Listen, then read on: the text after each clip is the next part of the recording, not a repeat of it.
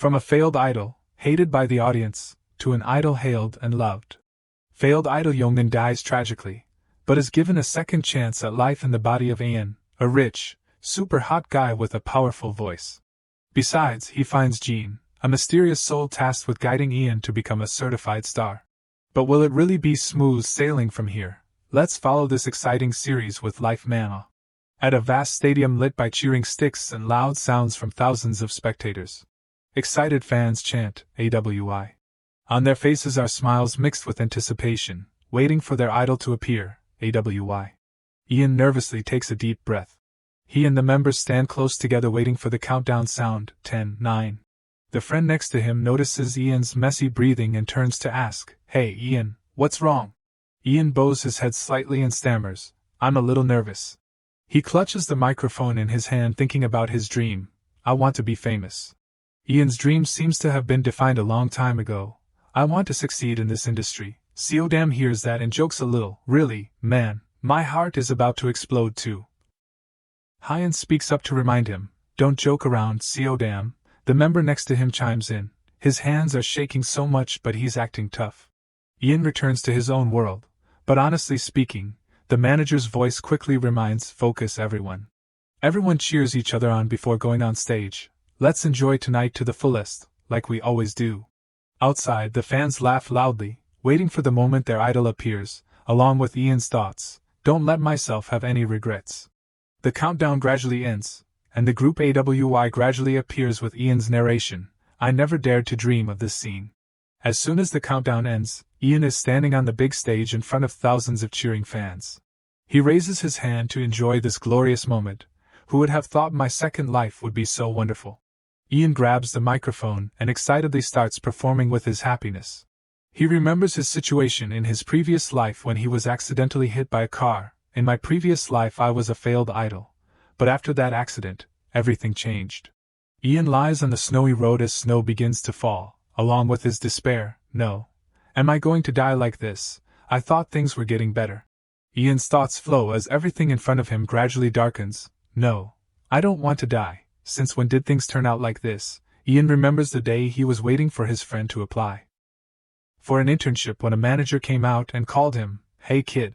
He enthusiastically encourages Ian, I know you're here to watch your friend's audition, but since you're here, why don't you give it a try? He remembers that time when I was 11 years old, when I went with my friend to the audition. Ian remembers standing in front of the big office questioning, why am I the one being eliminated? At the same time as his nostalgia, or when I was an idol trainee for 5 years. The manager can only apologize on his behalf without giving an explanation to Ian, I'm very sorry. But the company forced me to make this decision, I can't do anything more. Ian's regret and bitterness at that time comes back, only to be eliminated from the debut lineup, replaced by a bastard with connections. He thinks about the events that followed in his life, when I switched to another company and finally got to debut. At that time Ian was performing very enthusiastically on stage. Let me introduce you to the hottest debut today. Ian has some thoughts about his decision. At that time I tried to cling to the spotlight, and believed that my life would be different as long as I debuted. However, things were not easy, the newspapers reported but there was no mention of him. But after debuting I was still unknown. Ian confided his desire. I want to hear the crowd call my name. The sparkling stage lights are what Ian is always looking for. I want to enjoy the stage, I can't stand giving up my dream. A survival show is organized. Choose the idol you love the most, the idol group chosen by the public. Ian sits numb on the floor looking at the announcement of the show with a vague feeling, could it be me? Then he decides to apply. I applied to participate in a survival show. My last chance to break out. Ian's hand slightly adjusts the tie on his neck, nervously listening to the results. The results of the third round of Project Idol are in. The voice rings out, surprising Ian with a hint of embarrassment. 9th place Kim Young-min. He gives a bright smile, bows his head in thanks, his eyes glistening with tears of happiness. It's like a dream is answering me. I thought the last chance was finally smiling at me. Just when it seemed like he could continue on the path of pursuing his dream, an unexpected incident happened. But since entering the top 11, my past has started to spread all over social media. The echoing announcement of the results continues to ring out. The last contestant to debut with I1 is. Ian nervously clenches his hands and prays, please, please. The last name is announced, and Ian completely collapses, Kim Youngjun of MJ Entertainment. He raises his face, his expression revealing regret and sadness. Looking at the three winners standing in front of him, Ian feels even more desperate. In the end, I can't go back to being an idol. Ian continues his path in art, then I switched to acting, which wasn't any easier. He is constantly scolded by the director but can only silently bow his head and listen, but I am good at enduring, hiding everything inside, and used to the suffering of life. Ian stands in contemplation. I want to grasp any opportunity one get, but under a snowy night, he happily calls to brag, Mom, I got the role, I'm going to be in Director Choi's movie, Mom. Ian talks to his mother while crossing the street. Yes, I just finished my last delivery, I'm going home now, probably this week I'll. Suddenly a bright light appears causing him to glance over to observe. A car comes towards him at a dizzying speed, causing Ian to just stand still. Lying under the increasingly heavy snowfall, Ian silently gives up everything. Am I really going to die like this? On the other end of the line, his mother doesn't hear anything and calls his name, Min Youngmin. Ian, covered in blood, lies exhausted on the cold ground, thinking, if I die like this, why give me a chance at all, maybe? He bitterly thinks about his fate. My life was already destined to fail. Ian is immersed in his own powerlessness. My life has never. Suddenly a voice cuts through his thoughts. Your luck is terrible. You should have died a long time ago. How are you still alive? The Grim Reaper gradually walks to Ian's side and examines him. Let's see. He flicks his finger lightly. Ian, who seemed to have died, suddenly opens his eyes wide. He sits up abruptly, breathing heavily in surprise. The Grim Reaper says, looks like we need to talk a bit. He stands proudly in front of Ian, who is unclear about the situation. The Grim Reaper observes Ian and gives a slight smile, thinking, looking closer, it seems. Finally, he says, you are the luckiest soul in the world. Ian, who is now a soul that has escaped from his body, asks blankly, what did you just say, what am I? The Grim Reaper gives a probing look, staring at Ian, judging, I said you have the luckiest fortune I've ever seen. Ian's face vaguely listens to the Grim Reaper's words. I am very honored, it's not every day that I get to meet such a special soul. The Grim Reaper slowly puts out his hand. He kneels in front of Ian and introduces himself. I will guide you to the afterlife. I am your Grim Reaper. Along the quiet road with no people, only the sound of the wind blowing and the snowstorm continues to fall. Ian rests his chin on his hand, sorting out each of the Grim Reaper's words, so. He looks at his lifeless body lying next to him and says, in short. Ian begins to speak his thoughts. First, I was initially blessed with a good fortune to the point that I was destined to be a breeze in life, but I was born in the wrong body. Images of his hard days without a home or anyone to rely on appear in his mind. Ian continues to relate to the strange words of the Grim Reaper just now. Second, therefore, I have to die early and be reincarnated, but my soul is too lucky to the point that I have somehow survived. Until now. He gradually comes to the realization, and all the things that have happened. Ian quickly speculates about the case he reads, because of some computer error in the other world. The Grim Reaper stands up suddenly, praising him. Very good, so you understand. Ian frowns, a little annoyed, denying, no, I don't understand anything. Then suddenly Ian slumps down, his voice a little indifferent, but what's the difference? He stands up slowly and says, I'm already dead.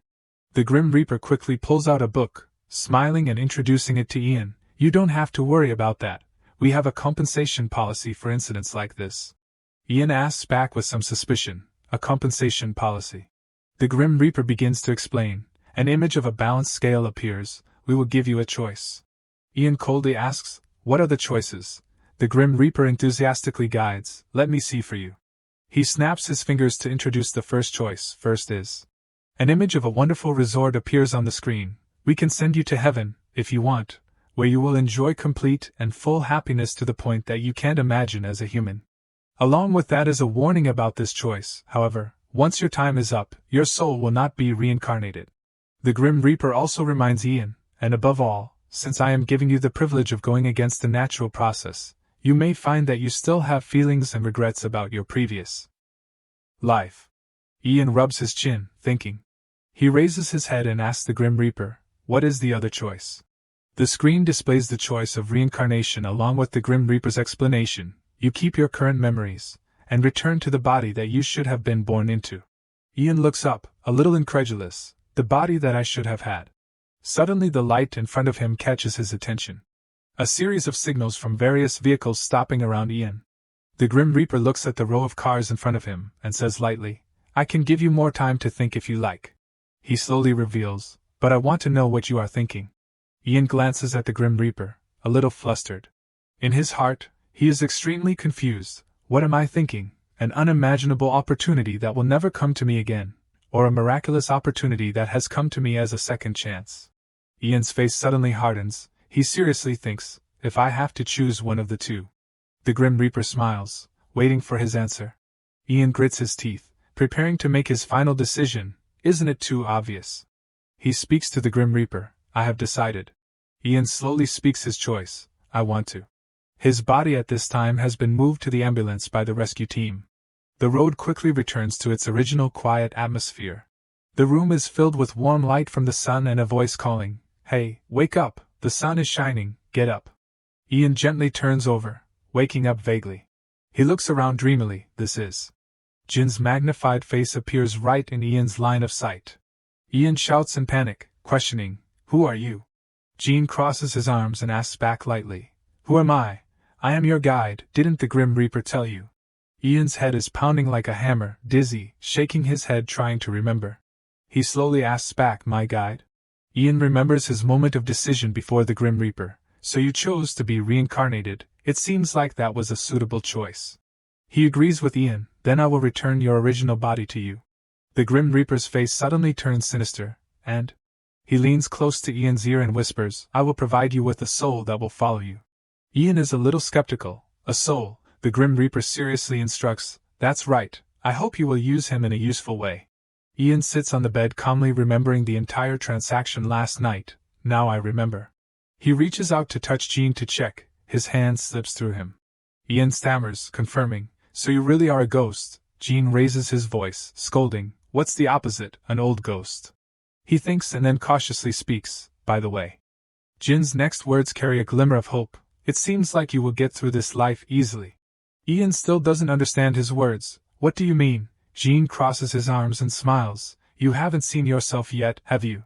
Ian quickly goes to the mirror, rubbing his head, observing. His scream immediately escapes. What the hell? Ian looks at his new face in the mirror, full of disbelief. He didn't mention anything about this. He gently gropes his face. Jin behind him says excitedly, "Admit it, you're very excited." Ian turns around, awkwardly talking, "No, I mean, that's not what I'm saying." His face is a little worried. "This is just, how can this be?" Under the luxurious hotel lobby, customers are chatting together. Ian sits in a corner, pondering. He flips through each photo of this body's profile, observing, Ian Choi. Jin quickly appears from somewhere, right in the middle of the table. He looks at the profile book about Ian, sighing, "Oh my god, it's like you were born to be famous." Jin raises his head, pointing at Ian, slowly saying, "So from now on, I guess I should call you." He hesitates a little, Ian Choi. This new name makes Ian a little embarrassed. He looks around, muttering, "You can call me anything, so." The eyes of the two ladies at the next table and their whispering discussions make Ian uncomfortable. "Can we please go back to my hotel room?" The two ladies look at Ian with bright, unbelievable eyes. "Do you see him? He must be some kind of model." Seeing Ian looking towards them, the two girls scream happily. "He's looking in my direction." Jin realizes that and thinks to himself. But then he innocently objects, "No." Jin leans close to Ian to explain, "This is the perfect opportunity for you to get used to it." Zooming out, it seems that the entire hall is looking at Ian, causing him to gasp for air from embarrassment, because from now on, you will be the center of attention wherever you go. Black shoes slowly step on the brick floor. Ian appears like a Prince Charming with a garden of red roses. Name, Ian Choi. He happily plays baseball with a man. Over here, Dad, great throw. On Christmas Day, Ian happily waits for his gift. I have the biggest gift, 17 years old, American citizen. Images of him laughing with his friends and compliments, a model student, an athlete and popular at school. Ian smiles friendly with the friends around him, good social skills and has many friends. He is sitting reading a book on a flight to Korea, currently visiting Korea during school vacation. A congratulatory firecracker explodes immediately after, in other words, this kid. That is also Kin's introduction to Ian's background. the ultimate and rich man. Finally, the banner prepared by himself is hung up. Congratulations on your new perfect life. Supporting you in this second life. Ian scratches himself a little embarrassed. That's right, I mean, it feels like I just won the lottery. Jean angrily yells at Ian's face. Lottery, even money can't buy this. His next words make Ian a little surprised. Your nickname is no longer Youngmin from your previous life, remember? Jean raises his hand. An image of Ian in his previous life appears, along with Jin's enthusiastic narration. You used to be a member of the disastrously failed idol group, Diamond. The more Jean tells, the more emotional he gets, and after you switched to acting, you could only get small roles where you could only eat in the back. Ian still remembers how your eyes looked at that girl back then. How could you break up with her just because of this soup? Ian is surprised to hear Jean recount his previous life. You were a supporting actor in every play, hence that stupid nickname. Am I wrong? He stammers, answering Jean. No, you're right. Jin's tone suddenly drops. The image of the car hitting Ian yesterday appears again. Ian sighs, remembering the past memories, just when I thought I could finally take a break. He is a little doubtful about his own abilities. Somehow I won another chance in life, but will I be able to do it this time? Jean next to him yells in Ian's face, affirming, of course you will. Ian suddenly falls back into the chair, listening to Jin's angry words. How can you not be able to do it with that face? Ian points at himself in surprise, communicating with Jean through thoughts. What the hell, can you read my thoughts too? Jean replies calmly, yes, it's like it's mine. Ian seems to understand this ability in a different direction. I guess it helps me avoid looking like I'm talking to myself, by the way. He asks Jean curiously, what happened to the soul that used to be in this body? Ian uses thoughts and body language to express his question. Did he go back to Youngmin Kim's body? Like how I returned to my legal body here. Are we exchanging souls?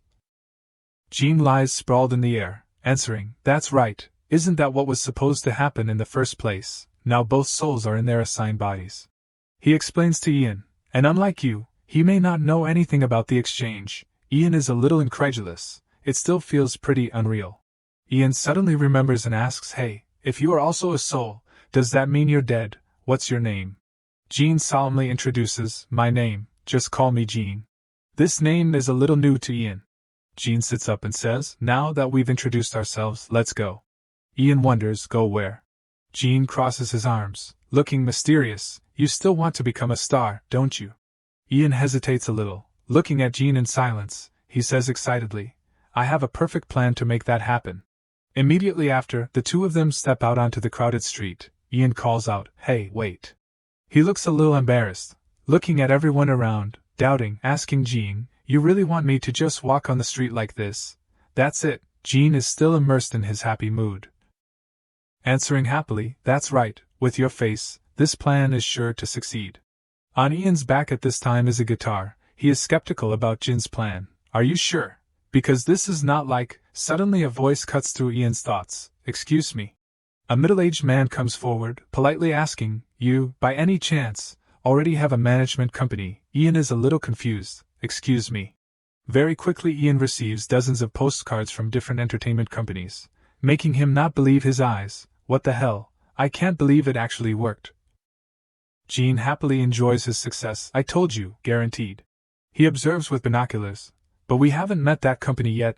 They are usually here at this time of day. Ian is a little curious. That company. Jean suddenly smiles happily. Here he is. He points Ian to, right behind you. Immediately after, a voice calls out, wait, excuse me. Juman stands in front of Ian, gasping, having difficulty saying, please, can I have a little time? Ian admires him. He must have run with all his might to get here. He smiles brightly, politely asking, sure, what can I do for you? The aura shining around Ian makes Juman smile brightly. He covers his eyes from this splendor and then takes out his postcard, introducing, this is not a scam, I assure you. Have you ever heard of Idol Black Rush Company? I work for their management company. Juman quickly gets to the main topic. Are you interested in becoming an idol? This is exactly what Jean wants, making him happy. Transition to what Ian likes about his second life. First, my youth. I feel so quick and healthy. Look at these muscles. Ian's face appears, along with the second reason, my appearance. I have to admit, I would regret it for the rest of my life if I didn't become an idol with this face. He excitedly lists the third reason: my money, all my clothes are custom designed. Ian lies on the bed, full of complacency. I love my life. I feel like I can die right here, right now, but I can't die. Jean can only silently listen. The giant speaker in the practice room continues to operate at its full capacity. The whole group works hard to practice together, 1 and 2, and then stretch out their hands like this. Suddenly a loud noise comes from outside. The whole group stops. Taewon listens. What's going on? A young man runs in, looking flustered, saying, "Everyone, there's hot news." His next announcement makes the whole practice room silent. You guys are finally debuting. Meanwhile, in a nearby meeting room, the staff stand outside the door, observing, "What? Oh my god, I can't believe my eyes." They flock to stand in front of the door, peeking. Jumin has caught a whale. Jumin inside has a smug look on his face. Byungyeon and Suryeon are shocked, speechless. Ian brightly and confidently introduces himself. My name is Ian Choi and I'm 17 years old. He smiles brightly, saying, "Nice to meet you both."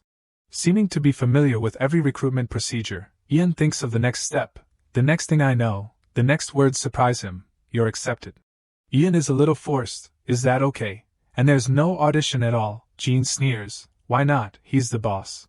Holding the bright contract in his hand, Ian feels a little proud. Jean next to him cheers and claps non-stop. 2 weeks later, Ian's luggage is neatly packed. He sits down on the soft mattress to rest, after spending time with my family in New York. Ian leans back comfortably on the mattress, observing the room. I guess this is my bed. He remembers the time he just spent. I return to Seoul with a contract signed by my parents. Ian's parents are moved to support their son. We support you, kid. Come home if you have any difficulties. He is also a little moved by this encouragement. Okay, that was a touching farewell. Suddenly Ian remembers his parents in his previous life. Which reminds me, I wonder how Yomin's parents are doing. They raised me in my previous life. Their kind faces appear in his mind. They told me to come home whenever I wanted. I guess all parents are like that. The last time I met them, they seemed fine, so I'm very happy. Suddenly the whispering outside makes Ian alert. Turning around, a group of people outside makes him freeze. Ian awkwardly greets. Looking at the faces curiously looking at him like a strange creature, he gradually understands. So these people. They quickly sit neatly in the room in front of Ian, are the members I will debut with. The atmosphere in the room is quiet, making everyone feel embarrassed. Jean urgently speaks, "Don't just sit there, do something." I could die of embarrassment. Ian is also at an impasse, thinking, I'm trying to think of something, so be quiet. Suddenly a clap sounds. Jaehyuk's face shines, smiling and suggesting, "Everyone, why don't we all introduce ourselves?" The members immediately respond, "Good idea. Why don't you read your rap? That's our leader." Jaehyuk confidently introduces himself first. I am Lee Joo-hyuk. I am 19 years old and I am the oldest in the group. He takes on the position of leader and rapper. Everyone immediately praises him. Someone is so handsome. We have a charming guy here. Seodam continues the introduction. Hello, I am the youngest in the group. Seodam Park. I am 16 years old. He takes on the position of main vocalist and maknae. Taewon introduces himself friendly. I am Taewon. I heard we are the same age. He takes on the position of main vocalist. Jaehyuk sits next to him, smiling and saying softly, "Taewon, don't slouch." Jooyoung introduces himself romantically. I am Jooyoung Kim. We are the same age. Nice to meet you. He takes on the position of main dancer. Compliments immediately appear. Our own dance king. We love you, Jooyoung. Jin-hyuk introduces himself briefly. I am Park Jin-hyuk. I am 18 years old. He takes on the position of rapper. Hyun introduces himself calmly. Hyun Kim. I am 18 years old. He takes on the position of main dancer. Everyone quickly chimes in. He is a little shy. Think of him as a kitten with fur. Ian listens and observes each member. It seems they have gathered a good group of members. Suddenly he realizes they have all introduced themselves. It's my turn. He gives a friendly smile. Greeting. I am Ian Choi. It seems like you all know my age. Nice to meet you all. The aura radiating around Ian makes everyone dazzled, exclaiming, "Oh my god, unbelievable, what a beautiful name, welcome to the group, Ian." They stare at him with sparkling eyes, making Ian even more embarrassed. He quickly finds a solution. It seems like I will need to bring out my secret weapon. Ian acts mysterious, slowly saying, "Hey, if everyone is ready." He pulls out his black card, generously saying, "Want to go eat something? barbecue for example, I'll pay. The whole group's eyes light up at the mention of food. They quickly arrive at the barbecue restaurant. The members comfortably chat with Ian. I wanted to know who this mysterious trainee was, me too, but everyone didn't expect you to be so handsome. Joo-hyuk honestly shares, we were very disappointed after the debut was cancelled. We thought it would never happen. Hyun even cried literally. Ian looks at the members smiling. Eating comfortably, feeling more relaxed, bringing them here was a good idea, but he looks at the members' appetite with a little admiration. Oh my god, these guys can really eat. More comfortably ordering, excuse me, 3 more servings of beef ribs for this table. And more lettuce, this place has the best beef ever.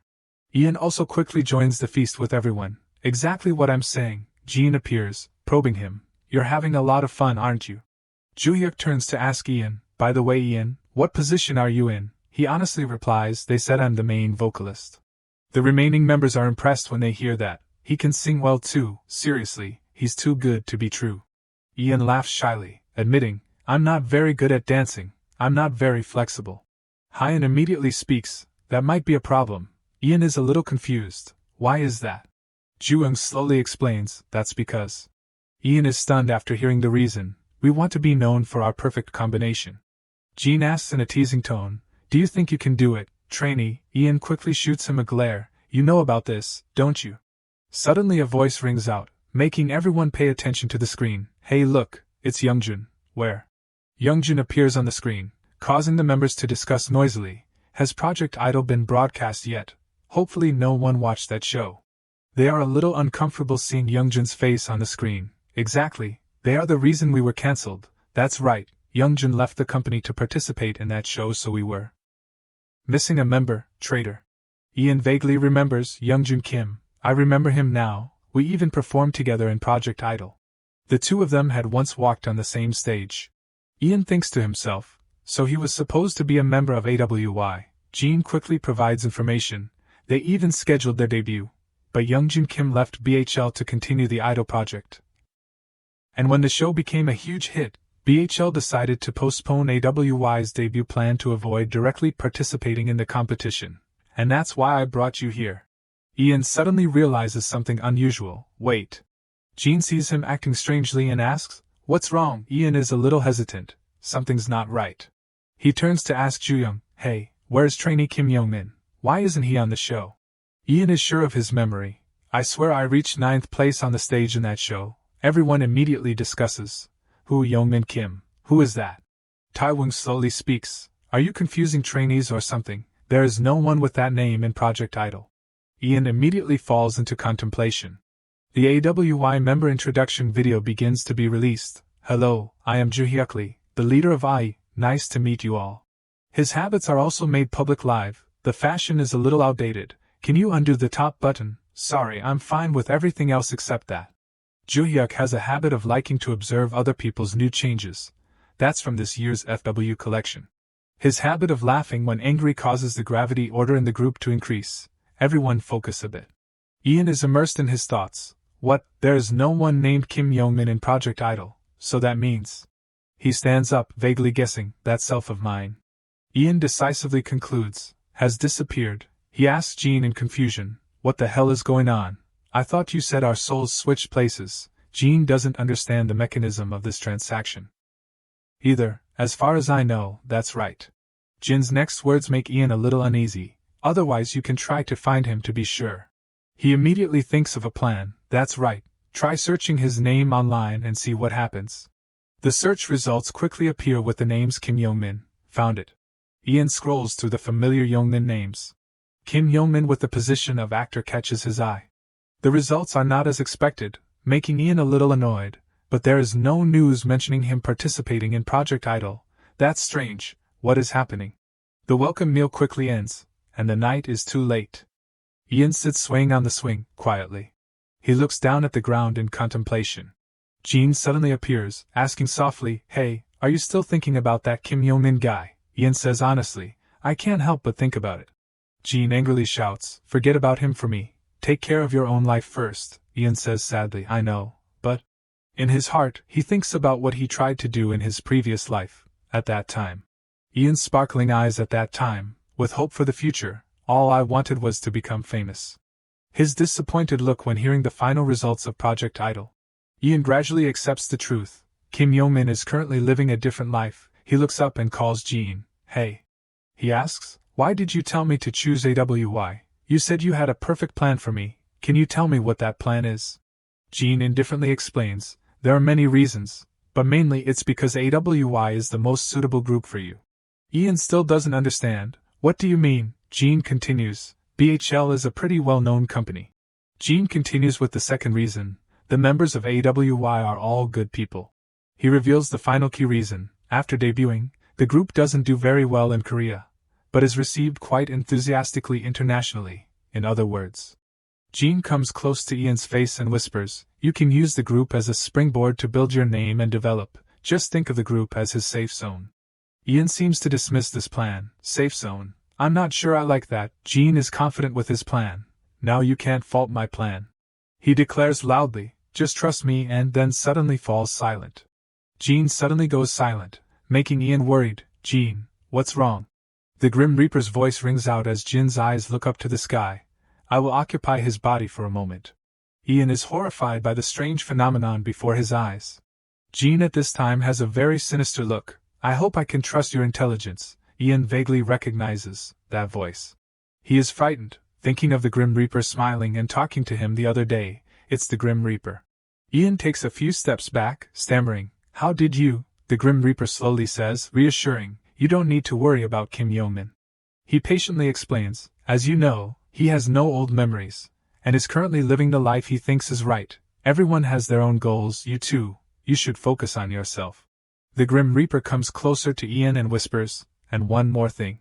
He puts on a sinister face, threatening, I warn you, don't let him influence you.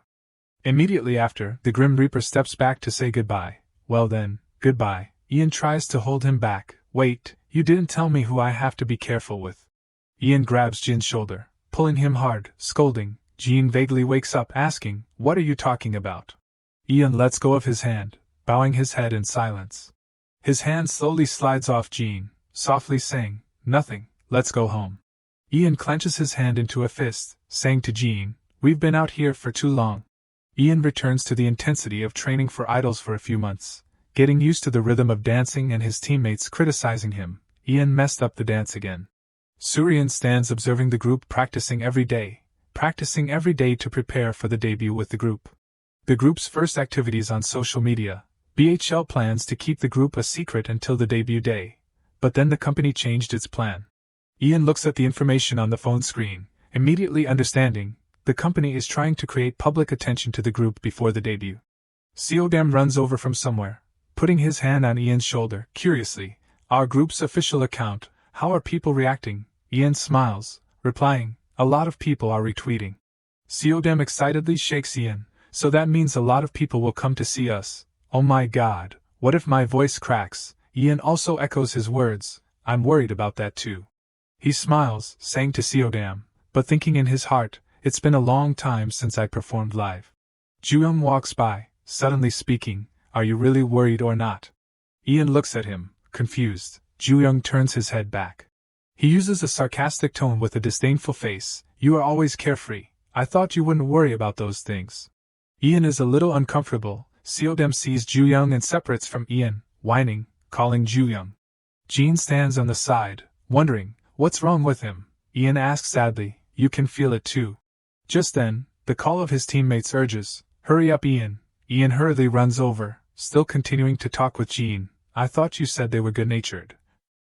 Jin hastily explains, well, that's what I know.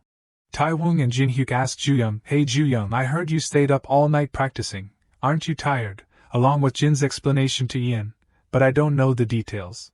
The two of them look at Jooyoung laughing happily with the other members, guessing, maybe there's a worm in the pot. The AWY member introduction video begins to be posted. The first person is Jinhyuk. Hello, I am Park Jinhyuk, nice to meet you all. The footage behind shows the characteristics of the guy. Rapper with a great body. The comments are mostly about his body. Is he really a high school student? Look at those abs. Next is Jinhyuk's hobby meditation. The body is the temple, keep the mind pure, the soul peaceful. An image of him playing with his close dog, raising a dog, Rabbi sit down, good job. On the empty subway, speeding along. Seodam looks out, a little nervous and worried. It's almost here, oh my god. He frantically runs to tell the members, what if no one comes to see us? Seodam frantically clings to everyone. Should we ask the staff to stay in the room in case anything goes wrong? He is like a child who is being exposed to the outside world for the first time, with too much worry. What if the fans hate us and leave? Jooyoung has to speak up to reassure Seodam, don't worry so much, this time it will be different. He turns his face to Ian, his tone a little sarcastic. Now we have Ian, over here. Jooyoung's eyes mockingly say, our golden boy. His words make Ian feel uncomfortable, handsome, good at acting, and also, Ian frowns, staring at Jooyoung. Jooyoung is really annoying me, Jean softly advises him. Just ignore him, he will gradually change. Immediately after, the group moves off the train. Ian closes his eyes, trying to suppress his anger, thinking, will he really change? Joohyuk walks behind the group, quietly observing Ian and Jooyoung. He is a little silent, pondering. At the scene of the event, the staff are urgently completing. Sound check done, this side is also done. The people nearby discuss noisily, what's going on, is someone performing? I think I saw this on Twitter just now. Seodam stands in the middle of the stage, confidently saying, hello everyone, we are. Immediately after, the whole group says in unison, loudly introducing the group name, always with you. On everyone's faces appears the appearance of youthful enthusiasm and burning passion. The abbreviation of the group is also announced. The crowd below immediately discusses, oh my god, the guy in the middle is really handsome, the group name is AWY. Seodam excitedly introduces the group, nice to meet you all, we haven't officially debuted yet, but we want to let you know a little about the group in advance. Because our group is extremely excited to show our talent to everyone. Ian smiles, looking at Seodam with admiration. He is leading well, Jean guesses. It seems the company is planning to have him be the MC for the group. Seodam smiles, interacting with everyone. Please enjoy our performance until the end. Immediately after, the performance is carried out. Let's begin. The music rises, everyone sways to the music. I know this song, it's Black Russia's music, right? They sing live really well, look at that guy. Ian shows off his dancing talent enthusiastically, causing the guests below to praise. The level is completely different. The audience below watches their performance, only knowing how to admire. The performance quickly ends. Joohyuk represents the group, thanking the audience. Thank you all very much. The members also immediately follow. Please remember our group name. Finally, the whole group bows again. We are AWY from BHL Entertainment. Ian wipes the sweat on his face, happily thinking, I did it, I did it. His face is flushed because of the heat, but also because of pride. Then the group starts to interact with the audience. Thank you for coming. Would you like to take a picture together? Jean notices Ian's happy mood. Someone is very happy. Ian happily replies, happy is not enough. He honestly reveals, it's been a long time since I performed, so it's too hot. Just then a voice calls out, Appa. Ian immediately gives a standard idol smile, asking the girl, hello, nice to meet you. The girl shyly asks, when will our group debut? Ian smiles enthusiastically, our group will debut in December. The girl is a little disappointed. That's still a long time, it's only April now. She doesn't forget to wish the group, good luck. Ian laughs loudly, replying, thank you. A man quickly walks over to take the girl away. Let's go. Ian in the back is a little vague, strange. Jean curiously appears. What's up? Ian looks at the girl's back, pondering. That girl just now looks very familiar. He tries to search in his memory. I think I've met her somewhere. The girl just now smiles, leaving with the handsome young man. The whole group quickly returns to the shared house to celebrate. Everyone did a good job. This party is a pure chicken party with no alcohol, so they eat fried chicken with soft drinks, making Ian a little regretful. Oh my god, it would be great to have beer now. Eating beer and fried chicken is the best. Taewon leans his head on Ian, happily expressing, Ian, you were too famous today. Don't think about switching companies. Okay, you can't go anywhere even if people invite you. I won't let you go. Ian is a little helpless. What, are you drunk on soft drinks? I won't go anywhere. Seodam, holding a chicken wing, happily says I think our group will get a lot of attention. Thanks to Ian, you are the best. I heard your acting class results are good too. The members quickly give a thumbs up, praising Ian. Number 2, no one is number 1. Great job Ian. Ian helplessly endures. That's because I acted a lot in my previous life. Suddenly at this time, Ji-young's voice makes everyone freeze completely, so that's too convenient, right Ian? Ian turns to listen. Ji-young says casually, if the group's debut gets pushed back, you still have something to rely on. Ian's face starts to darken, his voice stern, saying, listen Ji-young. He reveals his emotions, trying to suppress the discomfort he has been feeling these past few days, speaking out. That's enough, what's wrong with you? Ji-young laughs, raising his mocking face, saying, what's wrong? I'm just admiring your acting skills. Ian gets even more annoyed hearing that. Admiring? Stop talking nonsense, Seodam worriedly speaks up, stopping them. Stop it guys, Ian continues, this isn't the first time you've said sarcastic things to me. Ji-young still uses that mocking attitude, talking, really, I don't understand what you're talking about, and I'm not implying anything. Ian sighs, trying to suppress his anger, uncomfortably saying, come on, just admit it, lately you've been acting up with me. He stares at Ji-young, taunting, you're making me very angry. Ji-young at this time seriously responds, you're making me sick. He frankly expresses, you don't even care what happens to AWY, you have tons of other choices. Ian gets angry, standing up abruptly, what, you bastard. The other members have to come to stop him. Ian, calm down, stop it, enough. Ji-young lowers his voice, saying, I didn't want to talk about this either, but that's right. His next words make Ian a little surprised, if I can't be an idol, I'll probably go back to being an actor. Ji-young says loudly, angrily, you said that yourself, didn't you? He tauntingly looks at Ian, affirming, I heard you say that with my own ears. The next member introduction of AWY is Hyan. Hello, I am Hyan. He seems to be extremely nervous in front of the camera. Hyan's characteristics are presented under the footage, Super VIP Pro Dancer. The comment is very positive. You must put him in silk clothes, dress him like a prince. The secrets are also gradually revealed. Takes a very long time to shower. Is Hyan showering? Let's come back later. However, Hyan has a very lovely attitude towards his passion, seriously being an idol. Ji-young lowers his head, saying in a low voice, I didn't want to bring this up either, but he starts to recount, that's right. Each of Ji-young's words makes Jean freeze, if I can't be an idol, I'll probably go back to being an actor. He yells angrily, you said that yourself, didn't you? Ji-young is very furious, accusing, I heard you say that with my own ears. Jin's face darkens, hesitating, that. Back to that night, when he was lying exhausted on the ground, oh my god, why can't I dance properly? Jean flies floating in the air, exclaiming, oh lord, why are you so stressed? Just do it casually, dance without being offbeat, that's good enough. Ian sighs, really. He shrugs, continuing, don't you remember what I said? Being an idol is just a stepping stone, is a safe zone. He hears that and sighs in relief, that's right. Right then, Ian blurted out, if I can't be an idol, I'll probably go back to being an actor. Returning to reality, Taewon bluntly scolds, you bastard. He grabs Ian's collar, questioning, did you really say that? Huh, answer me, making him very difficult. Luckily at this time, Joo-hyuk comes out to stop everything. Guys, what are you doing? He doesn't judge hastily, just looks straight at Ian. In his heart, a few lines of thoughts appear. At that moment, Ian realizes he had forgotten something extremely important. That is his burning ambition to become an idol. That is something Ian will never forget. Suddenly a dangerous voice rings out behind his ear, don't let him influence you. Ian turns around quickly, only to see Jean sitting casually in the air, laughing mockingly, looking like a bunch of clowns. He sarcastically says, why are you guys making such a fuss? Ian's expression becomes serious, now he understands what the Grim Reaper was talking about.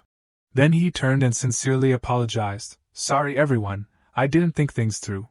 Ian continued to express, I think I underestimated how much this group means to everyone. Taewon was a little stunned and whispered Ian. Suddenly, he aggressively stepped forward and shouted, Joo-young, you can. Ian gently took the other's hand. Then he placed it on his shoulder, pleading, just hit me so I can wake up. Hearing this, Joo-young's eyelashes fluttered, and a heavy emotion appeared in his eyes. But he calmly squeezed Ian's shoulder. Joo-young smiled sadly and said, doing that would only make me feel worse. At this moment, Joo-hyuk was still silent and bewildered. He smiled and spoke up, can I say a few words? Joo-hyuk gently stated, first, I want to apologize to everyone. I noticed the group was having problems, and I should have intervened and resolved them sooner. This is my fault.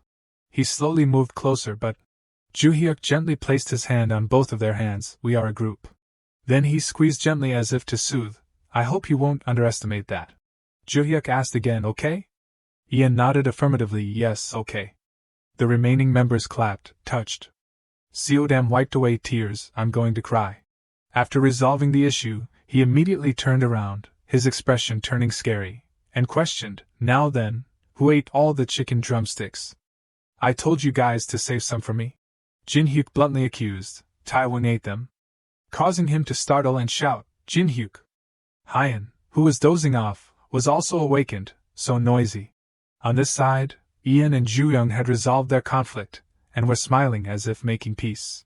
Suddenly, Jean flopped down and clapped, interrupting, a miraculous friendship, so touching, so touching. He didn't bother to care and put his arm around the person next to him, asking softly, were you crying, Joo-young? He immediately denied it. Who said that? My eyes are just sensitive. Making Jean furious. Hey, don't ignore me. Ian's expression turned serious as he thought, definitely, I have to be more careful. Based on what Jean told him about AWY, the company supported the group's album release as much as possible. But they couldn't break through due to the impact of the Idol project's success. Sometime later, their vlog of their trip to America became popular and attracted foreign fans, leading to significant album sales afterwards. In other words, Ian sat in a solemn room, pondering further. This is a normal group, generating just enough profit before fading into obscurity. That's it. He tapped his fingers on the table, lost in thought, unable to stop thinking about this. Ian silently looked at the management contract with BHL Entertainment with the content, management contract with BHL Entertainment, hereinafter referred to as the company, Choi Ian. Hereinafter referred to as the artist, the following terms clause. He said to himself, I promised myself I wouldn't care about Kim Young-min anymore, but now I can't stop worrying about AWI. He fell into contemplation, more accurately about their future failure. Suddenly, a hand placed a water bottle on the table. Ian shyly recognized Director Seo. Suryan smiled and opened her mouth. I heard that this is your favorite drink. You have a strange taste. She gradually became serious again, now, about the contract. I understand your parents know everything now, so do you have any more questions? Are you still hesitant about signing a contract with us? He rubbed his head and smiled awkwardly. No, it's not that. Ian had considered a lot, but every time it led to the same conclusion. A determined glint flashed in his eyes. Right now, I want to become a member of AWY. So Ian took out the pen in his hand. Of course, I still want to improve my acting skills, but, he declared to himself, I promised myself I would put AWY first. Jean, beside him, was shocked and questioned, Huh? What did you just say? He immediately rushed over, flustered. Are you serious? While Ian was smiling brightly, I just signed here, right? Jean was even more panicked when he saw him signing the form. Ian, are you listening to me? After completing the contract, he happily shook Suryan's hand. Please help me, Director. She smiled, of course. Only Jean was mentally collapsing and screaming, You idiot. Suryan happily opened her mouth. Ian, I think we can do something special together to celebrate your official joining of BHL. Hearing this, Ian was puzzled. Huh? What is it? A book with the words, Director Play Production in the corner, and Blackout Part 1 in large letters in the middle. She then asked, Do you want to act in a movie? Ian was very excited but still tried to ask again to be sure. Yes. Let's now switch to the introduction of AWY's Joo-young. He waved and opened his mouth. Hello, I'm Kim Joo-young, main dancer of AWY. Nice to meet you. He is someone who pays attention to his image. Does this glasses look more natural during streams? But this one suits my eye shape better. Joo-young is also a cowardly boy who can curl up when his friends say, What a lame movie, not scary at all, misleading review. But he thinks, are these guys crazy? It must be emphasized, Joo-young is extremely timid. After watching a horror movie, he climbs into Ian's bed that night to hide. What are you doing? He still lied. Your bed looks cold, I'm worried, so I came to warm you up. Returning to the main plot, Suryan wondered, What do you think about acting in a movie? She chuckled and said, Starting your acting career with it would be great. The movie is called Blackout. A crime film about a criminal psychologist with amnesia and a veteran detective. Ian thought to himself, I remember it was very popular when it aired, and my part is He was stunned and shocked to realize the role of the fried chicken delivery guy. Gene poked his head out and said, a small role, but they said it was important, and even left obvious evidence. I remember this movie has a good cast and production team. They both looked towards the group of people chatting enthusiastically in front. Ian wondered softly, looking at Junho in the distance. Really? Gene helplessly questioned, now you care about what I say. Ian laughed. You're here to guide me in life, right? I have to make the most of it. He took a breath and explained. Sometimes he's a bit indecisive, but he's a talented director, and decent too. Cha Junho is the director of Blackout. Gene then sat cross-legged in the air and instructed, the only thing you need to know is that the director, the writer, and even the main character here are all obsessed with deviating from the script, a festival of improvisation. Ian sprayed glue. Are you kidding me? He walked and pondered and speculated about everything. That must be why they told me I didn't need to bring a script, and there's only one thing I need to do. Ian immediately approached Junho and said loudly, Hello Mr. Cha, it's a pleasure to meet you. In his mind at this moment appeared a really confident smile, so his face immediately lit up. My name is Choi Ian, playing the delivery guy. It's an honor to be here. He turned around warmly. Ah, Choi Ian, I've heard a lot about you. Come here, come here. Junho patted Ian's hand. So handsome. You're from BHL Entertainment, right? Hearing this, he smiled and continued, Yes, thank you for this opportunity. Suddenly another voice rang out, even from a distance, I can still see you shine.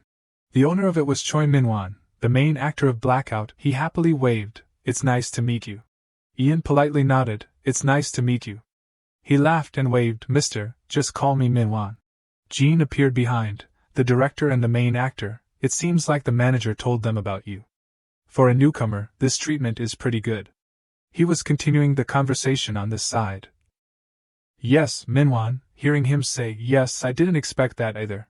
Min-won spoke up, by the way, what about those reporters over there, what's going on? Junho replied, Oh, I just invited them to report. He added, You know, advertising and getting some behind-the-scenes shots. He nodded, Yeah, those things are important. Gene behind him reminded Ian, You have to perform well today. He nodded slightly. I know. In his heart he thought, if everything goes smoothly, I can both prove my acting ability and promote AWY. Ian's eyes became extremely serious. The best way to do that right now is... He turned and opened his mouth. Min-won, can I ask you something? Hearing this, he wondered, What? He replied, Can I ask you for a favor? Junho shouted, Everyone prepare and act. Min-won stood with his arms crossed and said sternly, Hey, delivery guy. Ian immediately got into character and replied, Yes? He continued the line, Don't you have anything to say to me? He turned around, his expression becoming defiant. No, nothing at all. He decided to give this supporting character his own backstory. Min-won growled an order, Open your mouth and say it while you still have a chance. Ian frowned uncomfortably. He played the role of Kim Tae-min, a troublesome character who was in and out of juvie. Like it was nothing. Delivering food was only enough to make a living and provide for his family.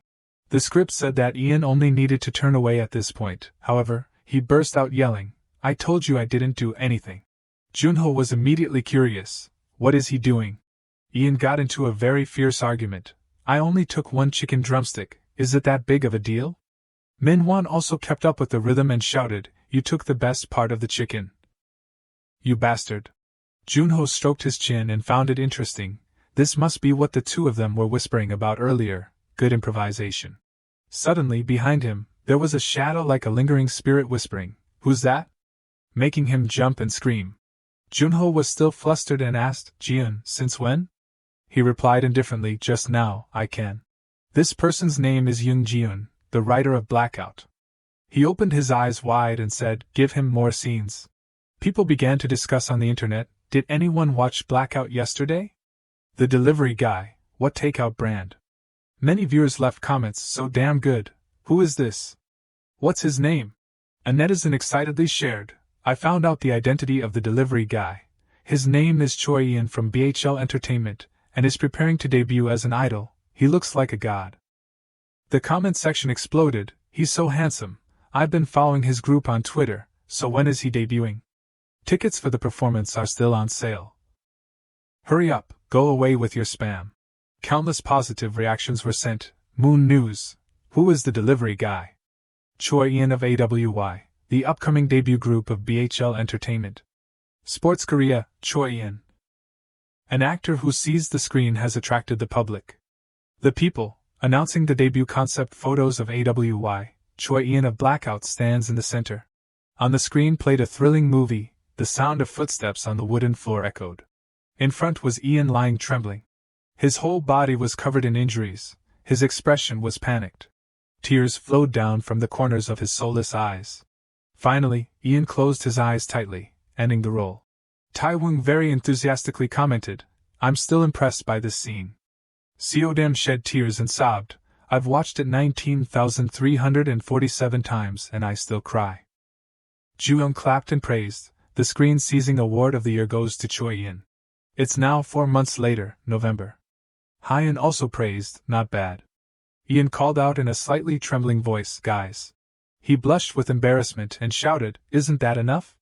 You guys have been watching that clip for a month." Seodam turned and replied innocently, "Come on, Ian, you have to watch it regularly every month." Jinhyuk said, "I watch it every week." Everyone is very praising, "Great job." Juhyuk sat down and gave Ian water, "Thanks to your movie, we have many new followers." He shyly accepted it, "Well, I mean, it's true that it's partly because of that. But everyone has also been working hard." Ian recounted what the group had done in the past time. "We did street performance events, and both Juhyuk and Jinhyuk started writing music," he muttered, "the pain of the artist." He continued, "Hyun and Juyoung also upload dance videos regularly." Ian said very sincerely, "Seodam is learning Japanese, and Taewon has been invited to audition." Hearing this, Seodam closed his eyes with emotion. "That's right, we've been working very hard, haven't we?" Taewon beside him felt it too, "But we still haven't debuted." Juhyuk chuckled, "Only 1 month left, guys." At this time, Jinhyuk announced with a serious face, "He's coming." The whole group panicked, "The manager is here. Hide the tablet. Everyone get back to your positions, because according to company rules, trainees are not allowed to have tablets and private phones." Park Dong-soo, the manager of AWY, aggressively opened the door and rushed in. He saw the scene of the whole group practicing very hard. Taewon was sweating profusely but still tried to remain calm. Dong-soo, seeing him putting on a super suspicious expression, the whole group tried to ease the situation. "What's wrong?" "We were practicing and forgot the time. It's really hot in here." Dong-soo clapped and shouted loudly, "Listen to this, I have good news." Taewon wondered, "What is it?" He announced decisively, "Your performance, it's sold out." This sudden news stunned everyone for a few seconds. The whole group cheered happily. "Really? That's great, really?" Only Ian stood still and thought to himself, "Wait, but in my past life, this didn't happen." Jean poked his head over and said, "Well, only about 300 people were present." He turned pale and said softly, "But this time they sold 1,000 tickets. And I heard they even added seats." A bright and hopeful vision appeared in Ian's mind. "That means..." He was shocked to think of the moment when the whole group stood on stage, receiving the applause of the audience below in glory. A thought flickered, is AWY's future changing? Switching again to the introduction of AWY's Taewon, he winked and smiled brightly. "Finally, the person everyone has been waiting for. I am Taewon, nice to meet you all." He is the official tech enthusiast of AWY. Taewon loves modern technology. It's thrilling, fascinating and the peak of the top. Taewon is also the king of fan service. An infatuated fan shouted, "Marry me, Taewon." He replied romantically, "My love, we're already married." Taewon also likes to groom himself. He often enjoys the makeup artist's cosmetics. "I also have this kind of blush. It completely matches my skin tone." Ian was bewildered behind him. Blush skin tone? Time passed to December 12th, AWY's debut performance. All the staff were diligently preparing the stage and lights. Juhyuk came forward and requested, "Focus everyone." He bowed with the group, "I'll keep it short, just do it like we practiced, understand?"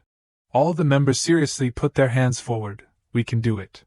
A unity from the hands stacked on top of each other, the words were also full of determination. "We've debuted, congratulations everyone." Juhyuk asked again, "Are you guys ready?" Immediately after, everyone said in unison, "Be ourselves." Then the group AWY took to the stage and began their important performance. Ian's sweet voice rang out, his heart feeling relieved and peaceful. "We're finally debuting. The audience below listened to the point of being mesmerized and standing silently. In the excited screams of the fans below, Ian gently sang, "We will forever." He posed, showing his best angle, "Be in this moment with you." Jean immediately appeared and shouted, "Quick, I'll tell you where the fan sites are." He looked down at the audience and explained, "The red cross means they're taking pictures. The yellow triangle is recording video. Taking pictures and filming are supposed to be prohibited at performances. However, management companies have chosen to ignore this." Ian stood in the center and performed his part, but the question still echoed in his head, "Why is that?" He slicked his hair back, his smile becoming even more captivating to the audience. Ian explained himself, "Because these scenes attract more fans, what else?" Below the stage, a girl was struck by lightning with him. Her cheeks were red, her hands covering her mouth. Ian was extremely refreshed, this atmosphere, this crowd. He burst into spirit and performed passionately, "There's no denying it anymore." Ian affirmed, "This is everything I wanted." After that day, countless news sites posted articles, AWY the future of K-pop, AWY the rookie group with vocals, moves, and looks, Choi Ian's photos attract fans, live vibe enigma photos from AWY's Choi Ian. Many accounts excitedly posted, "I wish there was a new group that was burning to stan," 6,192 views, 1,648 likes. And here they are, "Welcome AWY, roll out the red carpet." Account Anon continuously messaged, "We stand the visual kings, is it a new group from BHL, new group, anyway the idol project will take everything, BHL make more for Black Rush, I'll sue BHL." Another post was written, "I'm at the cafe in front of KBN, who are these guys?" The comments flooded in, "Second from the right in the top row and the outermost right in the bottom row are handsome. I think I've seen them somewhere before, I think they know all their fans are, what do you mean, the handsome guy on the right is waving at the girl next to me. I think he knows that she's his fan, she's so happy." That account continued to message, "Moreover, all the people who got waved at by that handsome guy seem to be people who went to the pre-recording, so cool, he must have eagle eyes." AWI's song Fever was ranked 92. The three of them were monitoring the situation further. Seodam excitedly shouted, "Oh my god, we're rising in the rankings again." He asked again, "I'm not dreaming, am I?" Hyun was also excited, "Awesome." At that moment, Dong-soo opened the door and entered. He spoke, "Guys, it's time to prepare, put down the tablet." Seodam replied happily, "Okay." Taiwan was so moved that he burst into tears, "I still can't believe we can climb to 92 on the chart." Cut to the practice stage. The whole group was watching another group's rehearsal. Each of their music and lyrics echoed in the small TV screen. Ian was sweating and thought to himself, "They're so off-key, I can hear it through the in-ear monitors."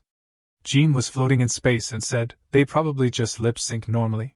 He pondered further, "These guys got involved in a scandal in my past life, some kind of drugs or something." He also didn't shy away from saying it directly, "Yeah. That's right, it's December now, so in about 6 months they'll be arrested." Jean recounted, "The case was huge back then, because not just one but 3 members were arrested." He suddenly rushed over and pointed his finger directly at Ian, "So I'm warning you now." Jean tapped his hand on the board that read, 1 A celebrity wins or loses everything, 2 Be proud of your sins. He loudly reminded, "Artists live on reputation, that's the natural beauty they always have. If you happen to get caught doing drugs, then confess like a man and accept being arrested." He kept rambling on about everything in the world. "As long as you have that talent and confidence, no one cares if you're a drug addict, understand?" Ian sighed, "I won't let myself get into trouble." Jean said indifferently, "That's what you say now." Suddenly he turned into a fierce dog and bit his head, growling, "Do you think people plan to ruin their lives? Suddenly one day, they just..." Suddenly Ian stopped, waited a moment, and thought about it. He looked directly at Jean and wondered, "Why is he helping me? There's no benefit." A thought flashed through, "Sometimes he looks dangerous too." Jean was bewildered, What?" Ian smiled awkwardly, "No, it's nothing." He stood up abruptly, tilting his head back curiously, and asked, "But you seem to know this world very well, were you a manager or something?" He was a little stunned, Then Jean turned away, pulling his mask up, "Me, a little embarrassing but..." He released a confession, "I used to be a fan site of AWY, that sentence made Ian freeze. He dissatisfiedly shouted, "Why are you only saying that now?" Behind, someone announced AWY, you're next for rehearsal. Jean shrugged, brushing it off. Hey, you should go, I'll wait here. Taiwan came to pull Ian back. Ian, let's go. He only knew to follow. Okay. In his heart he still had doubts, he's very suspicious. On the stage echoed the count 1, 2. The greeting was shouted in unison by the whole group. Forever by your side. Hello, we are AWY. Then everyone bowed, expressing, thank you for your consideration. A request rang out, and prepare the intro music. Below the stage a few people were talking. This is their debut performance. Isn't he the delivery guy in the crime movie? Is this his group? They couldn't help but praise as they watched the group's performance. It seems like he sings well too. On this side, there were also a few people who paid attention. A girl spoke up. Oh, them. BHL has been supporting them a lot recently. It seems like they've been practicing hard too. The man next to her said their name is AWY.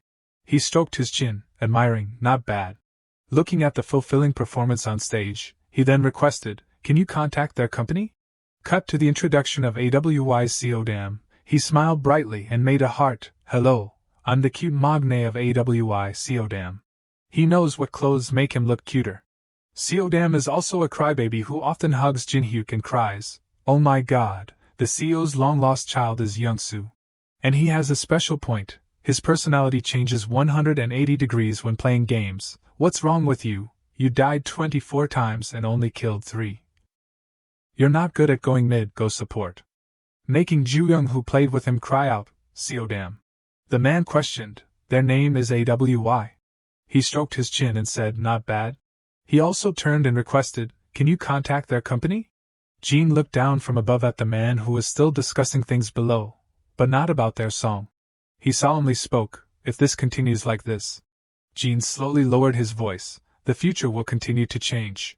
Time passed to the day of AWY's first fan sign. A loud voice rang out, huh? Taiwan awkwardly asked repeatedly, we're going to perform at the year-end K-pop festival? Stardom was shocked and continued, but we just debuted, we don't have any fame. Ju-hyuk and Ian sat below, stunned and said in unison, unbelievable. Hyun was very serious. I know what it is. He looked around, searching. A prank, right? To post on our social media. Okay, where's the camera hidden? Taiwan immediately understood. Oh my god, you're right. Stardom nodded and admired. It can't be more reasonable. Dongsu breathed a sigh of relief and explained, I'm telling the truth. It's not a prank. You're already on the list. And I'll also issue a press release. Hyun was still bewildered. Really? Ju-young next to him covered his mouth with his hand. Oh my god, Dongsu continued. However, unfortunately, he announced the heartbreaking truth. You won't be performing your own songs, but will be covering a first-generation idol. They wondered, first-generation idol? Who? Dongsu said briefly, Myen.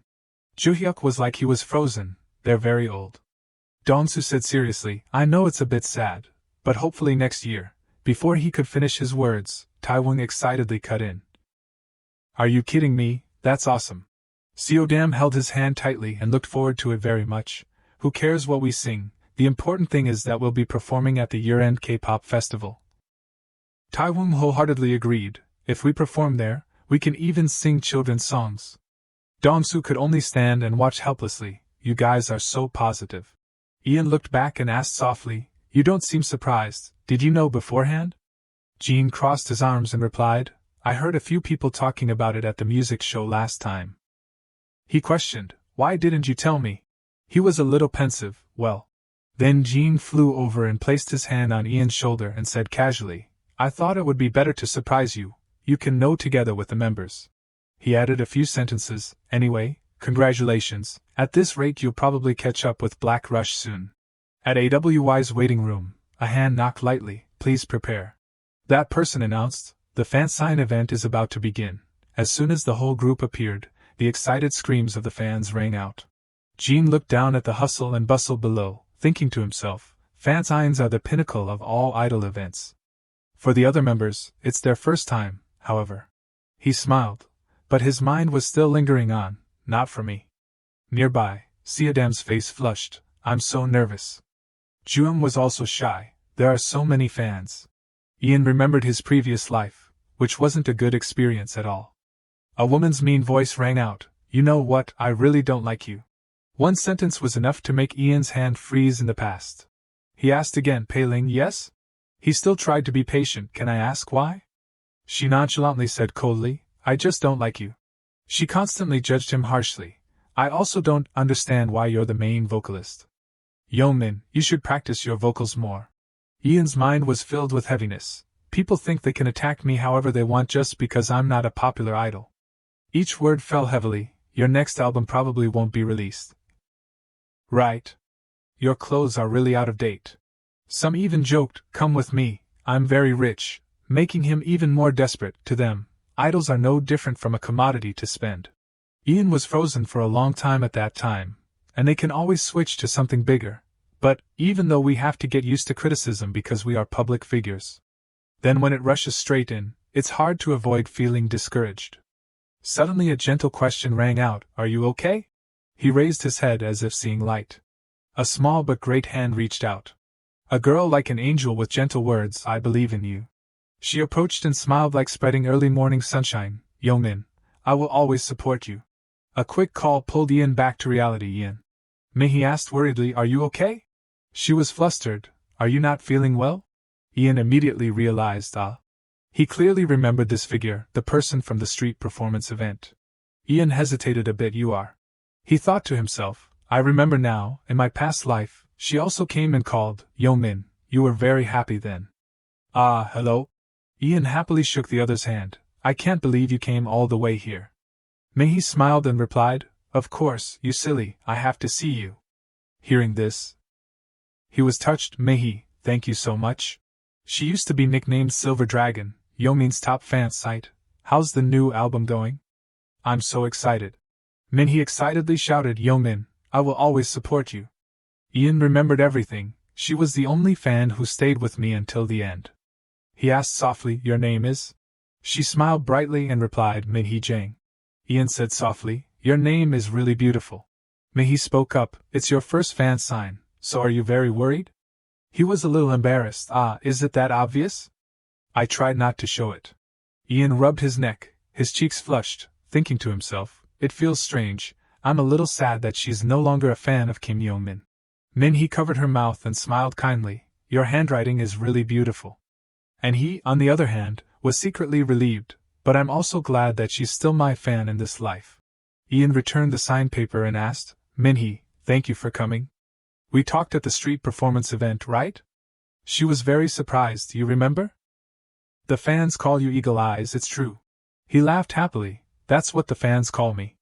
His heart also lightened, I'm grateful for all the happiness she gave me before. At the KBN Year-End K-Pop Festival. Taiwan was a little overwhelmed, it's definitely the year-end festival. Everyone looks, Ian continued next to him, so very. They admired and shouted, so high class. The whole group was like a tiny ball. Jooyoung reassured, don't be discouraged, guys. A voice rang out calling, guys this way. The sign said Annual K-Pop Festival Waiting Room, Mikit AWY. Ian read and thought to himself, oh yeah, they said we'd be sharing a room with another group.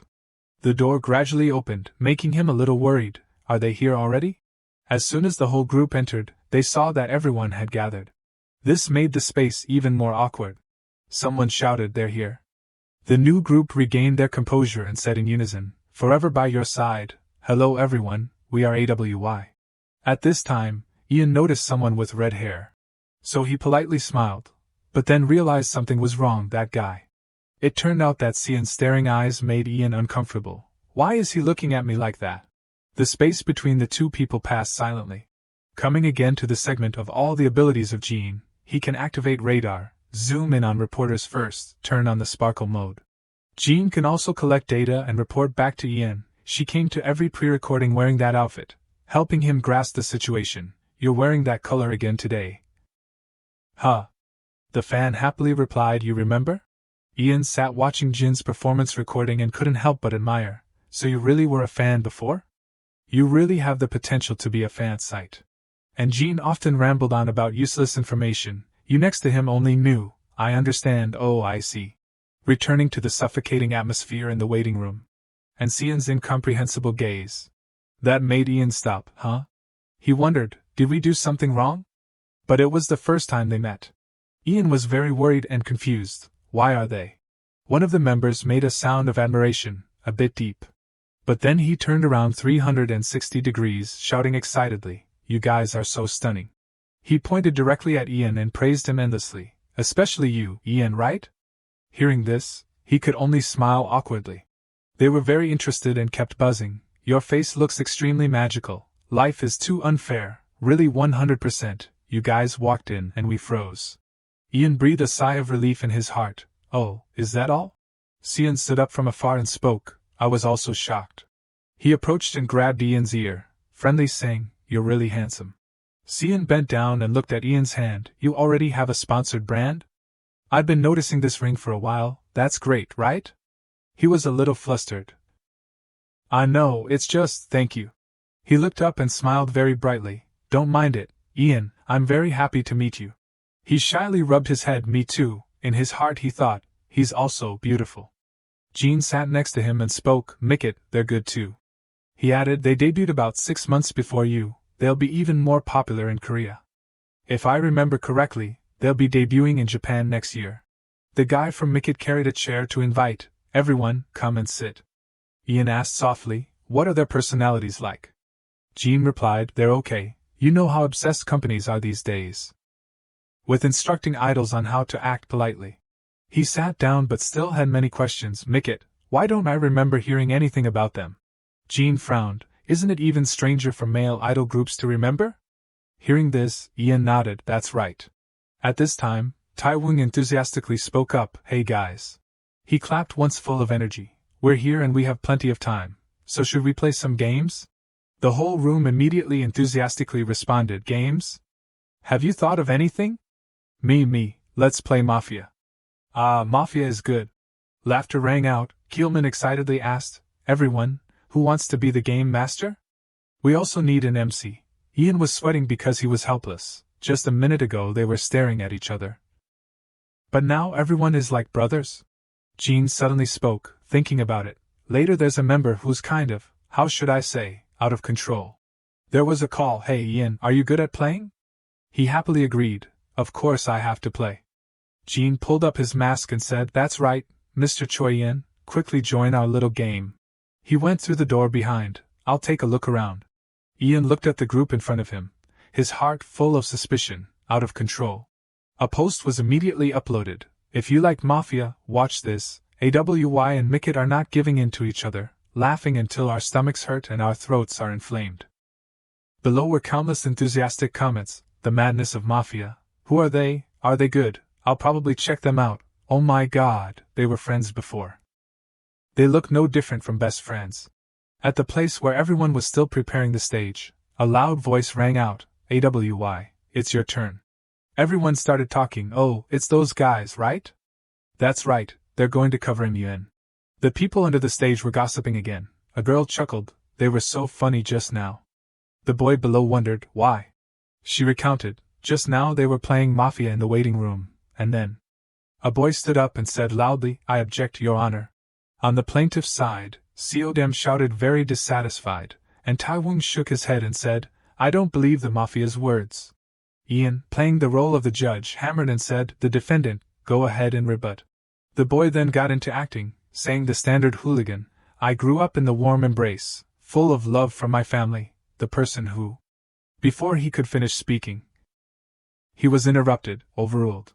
He was shocked and questioned, "Why?" And Ian still proudly hammered. The other idols watched with interest. "Should we ask to join?" That girl continued. Other groups even came to watch and broadcast it live. It was very funny. The reaction on social media was also positive. The crowd continued to talk enthusiastically on one side. "It's quite new, but who knows if they'll perform while on stage, they're just covering, and young people these days." As soon as the music rang out, the new group had a different look. The group AWY was in position and prepared to perform very professionally. Taewon's singing rang out, "Even in the next life, you'll still be mine," followed by a very even and beautiful dance. The whole group acted very well, not missing a beat. Their expressions added even more brightness to the stage. "So decide, I know you think I'm good too." The girl below admired. "It seems like they did a pretty good remix. The ending is also impressive." A boy asked, "Who sang that last high note?" Someone answered, it's the famous delivery guy from that show, Choi-in, I think. Hyunsik on this side was still focused on watching. He suddenly grabbed the mic. Then, Hyunsik opened his mouth to praise, "You guys did well, thank you for your hard work." The whole group was happy and flustered at the same time, bowing in unison, thank you very much." Jean floated next to him and said, "It seems like you've caught the producer's eye, impressive." Ian was a little surprised. "Why, who is he?" He then explained, "Kim Hyunsik is known as everyone's pain. A backward and extremely boring person." Jean continued, "I also heard that he rarely gives praise, only acknowledging talented people." On this side, Hyunsik scratched his ear. "Who's mentioning me?" Ian was very satisfied to hear that, so glad that all the sleepless nights were finally rewarded. They practiced until they were exhausted but still told each other, "Don't sleep."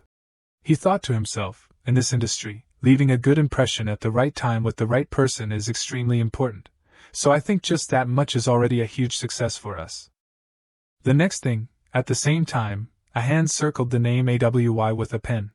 A girl said loudly into the handheld speaker, "Artists, please go to the stage above, to prepare for Mr. Kim Hee-sang's closing performance." The members of the group AWY didn't understand why they were standing in the center of the stage. They looked so flustered that they were sweating. Joo-hyuk bent down and asked a staff member softly, "Excuse me, are we standing here correctly?" She said, "Yes, Mr. Kim Hee-sang will be moving around the stage while singing." She handed the mic to Ian and instructed, "Just sing along until he comes to your place, then you can start singing a duet." He accepted it but was still a little hesitant. "Me?" The staff member replied, "Yes, you're the main singer of the group, right? It's an order from the producer." Ian was secretly surprised. An order from the producer? A moment later, Kim Hee-sang, a ballad singer icon with weight in the industry, came out with a soft voice, thinking about that day. He walked over and started a duet with an idol. "I've heard how you're living, but all I can do is comfort you." As the footsteps got closer, Ian became even more nervous. "He's coming here," he told himself. "I just need to sing well, but not overdo it." Hee-sang came and held out his hand in front of Ian. "This moment with you." He also raised the mic and sang along, "Is all that I've been waiting for." At that moment he stopped, his face full of surprise. But then his eyes lit up as if he had found a rare star. Ian was also confused because of this. His mind was in turmoil. I thought he would continue after 2 sentences. Then Hee-sang continued to sing, but he on this side was still bewildered. Why is he standing there like a tree? Inside Kim Hee-sang's head, one Kim Hee-sang has spent 20 years in the industry, but has never heard a voice as clear as that. And he stopped because he felt, he reminds me of when I was young. And Ian was stunned, asking himself, do I have to sing this all the way through? The reality is, of course, and he has to sing it all. Suddenly there was a scream. Jean screamed in pain. The death god's eyes were very scary. "Do you think I'm stupid? I warned you, didn't I?" He pounced and grabbed Jin's neck. "If you go too far," the death god continued fiercely, "then you have to pay a big price." He asked irritably, "Are you jealous of Yongmin's new life?" The death god looked at Jean with sharp eyes. "Don't you really think about the dark energy of your soul can shake human emotions?" Jean stammered in pain. "I don't know what you're talking about." The death god let go of his hand and asked, "It seems you still haven't found your body?" Then, he calmly said, "Don't forget, we agreed that you have to obey, and more." Jean looked up in fear as the death god continued to threaten, "I won't interfere with Ian's emotions if it's you, that is if you still want to live." His face turned dark with fear. Early the next morning at the practice room, Jin-hyuk was diligently practicing. Ju-young was also diligently doing chin-ups. But not long after, all of them collapsed. Taewon groaned, "Please, I can't continue anymore, someone save me." Joo-hyuk lay on the ground and stammered wearily, "But guys, we have to stay in shape for the photo shoot." A voice replied, "I'm melting." Ian happily said, "But you know what, it's great to see us getting more and more famous." Hyan replied, "That's right." Seodam sat next to him, smiling brightly, "You're right, especially you, Ian." Seodam praised, "The video of your performance with Kim Hee-sang is still being talked about, it's even on the thumbnail." Taewon agreed, "That's also how we got our position at the year-end festival at MBS." Then he thought, even if it's just as a replacement for the cancelled spot. Ju-young spoke up, "That outdoor performance." Ian sighed, "It's nice to be able to perform, but it's freezing." Someone pointed at the screen and said, "Speaking of that performance."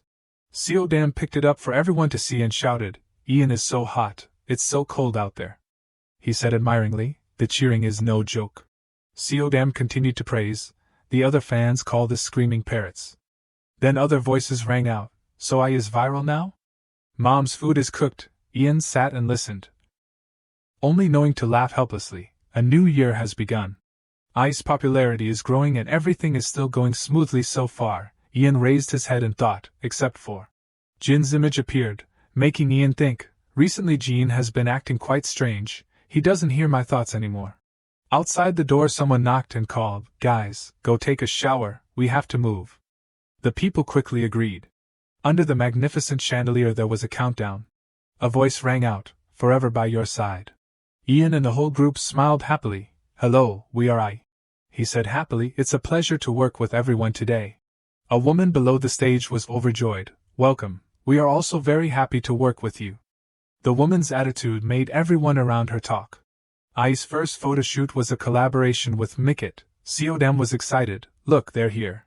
3 young people walked in and greeted happily. "Guys, long time no see." It was inspired by our Mafia game. The cameras and lights were all ready. Someone spoke, "Ready to shoot." Ian appeared very handsome. Outside there was praise, "Great." Immediately after was Ian's appearance. Outside also shouted, "Beautiful." Ian seriously posed, looking very handsome. Ian and Cian posed together. Cian turned and said, "I saw the screaming parrot video, you look good, I heard." Hearing that, Ian blushed shyly. He politely thanked and thought to himself, "It's really embarrassing, wait." Suddenly Jin's image appeared, saying in Ian's mind, thinking about it, "I remember there's a member who's kind of out of control later." Remembering that sentence, he thought, "I forgot about that." Ian's eyes sharpened with curiosity. "Who is he talking about?" The photographer smiled and said, "Okay, that's it everyone, thank you for your hard work." There was a reply immediately after, "Thank you." 2 friends stood outside waiting, happily cheering. "Cian did well, it's an 8." Ian observed worriedly, "Now it's making me worry. Everyone looks like a good person. If I knew who it was, I could have reminded them in advance." Jean appeared below, making Ian think, "But first, I have to do something about this guy first." Suddenly a question rang out, startling him. "Have you guys heard about Sunghoon's scandal?" Behind was a group of people talking, then with Heejin of Lovely Day, right? "I heard the paparazzi got a picture of the 2 of them in his car." The other person said. "Ah, Des Fax secretly followed him at his house for a month to get that picture." Someone else was curious, "Really, that's scary." Ian suddenly thought, "Wait, maybe I can use this to trick Jean into saying what he's hiding." He walked and said, "But if it wasn't for this incident, sooner or later he would have had another scandal." The platinum-haired person asked back, "What do you mean?" Ian replied, "His fan service is really good, but he doesn't care at all. He even gives fans gifts to his girlfriend." Jean turned his head from afar. Ian glanced back. "Looks like there's a lot to say." The people standing next to him spoke one after another. "That's too bad, I didn't even know." Then he turned and whispered, "In this industry, what is Kim Sunghoon with those things? Right, Jean?" he stammered. Suddenly Jean panicked. The platinum-haired person continued, "I think that's all. Besides being a real jerk, he also participated in gambling later." Hearing that, Ian looked towards them. Then he continued to walk, but the voices were still echoing behind him. "All right, do you know about the most recent scandal?" He walked out, making Stardom surprised. "Where are you going?" Ian smiled and gestured to the bathroom. At this time Jean said hurriedly, "Everyone thinks the paparazzi leaked the news. But in fact it was a fan site who sold it to the media." Then he continued to explain, "She sold it for about 50,000 for that picture." Jean wondered and answered himself, "You know what's even better? She tried to sell the picture to his company first." Ian didn't seem to care much, but Jean still rambled on. "But they only paid about 3,000, so she—" Seeing the silence, Jean turned and saw that Ian didn't care about what he had been saying all this time. Jean jumped up and asked, "What's wrong?" Ian finally spoke up and replied, "I knew it. Tell me the truth, Jean." Hearing that, Jean stood still in shock. Ian turned and asked irritably, "Were you a reporter when you were alive?" Backstage after the photo shoot of Ian and Cian, 3 minutes before the photo shoot, Ian and Cian were lying together on the couch. Suddenly Cian turned and asked, "What perfume are you wearing?"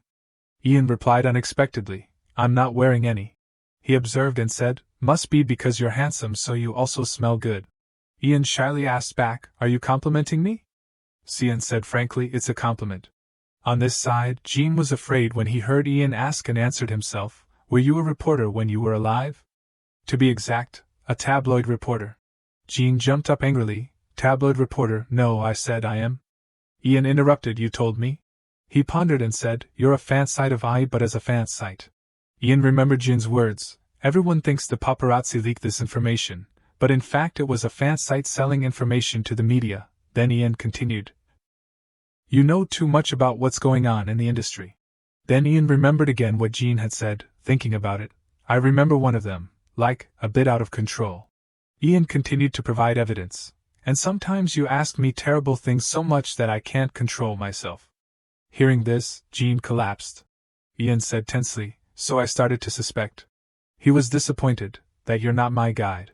Early the next morning, flower petals floated. Below the trees, flower petals lightly fell. Ian gently picked up a leaf, then there was a loud shout. He gently turned to reply. The camera flashed, a snap. Taewon looked at the photo and praised, I think this is the best one. Jin-hyuk also seemed to agree. Ian shyly said, come on, don't be like that, everyone pose, I'll take pictures for you. Immediately after, Taewon and Jin-hyuk posed together with super cute heart shapes. Ian praised the picture, but there was a call from behind. Seodam ran from afar and asked, have you finished taking the card pictures yet? Jean stood behind, observing everyone happily praising the pictures. He asked curiously, do they really want to make money? Ian thought, time passed since that day, nothing changed between me and Jean, I started keeping my distance from him, he worried, because at the end of the day I still needed him to navigate my new life. Jin-hyuk stood silently behind, watching everyone happily praising the pictures. Suddenly he spoke, surprising everyone, I have something to say. Everyone wondered, what's wrong? Jin-hyuk stammered, it's just. Then he said softly, I plan to become an idol rapper. Everyone along with Ian were stunned, and said in turn, what, an idol rapper you? Jin-hyuk replied shyly, yes. He said, Jo-hyuk started writing music, Taewon and Ian are both acting. Jin-hyuk felt sad, Hyun and Joo-young are both doing well in dancing. And Seodam is also preparing to be the host for a TV show. Seodam looked at Jin-hyuk with sparkling eyes and called his name. Jin-hyuk was determined, so I also want to do something for our group. Ian said worriedly, but before he could say it, he thought, that film company is famous for malicious editing activities. A new film made by Q-Wide, a film company famous for survival reality shows, the latest show will have idol rappers competing against each other. Ian hesitated. But the problem is that the public has never had a good view of idol rappers, just a small mistake can turn us into an internet joke. He was startled because someone said, hey, don't worry. Jean appeared behind Jin-hyuk, smiling, in the end, he did well in that show, I think he should rank high. Ian suddenly thought, so then. There was a question from behind, what's wrong Hyun? He replied sadly, he was a victim of the show by the station Q-Wide before, ever heard of the failure of Drive Police? The person sitting below said, big problem. Ian stood next to him and wondered, Drive Police? Someone spoke to answer the question, it's a survival audition program produced by Q-Wide and the entertainment company J. Going back before that, Hyun used to be a trainee for several years.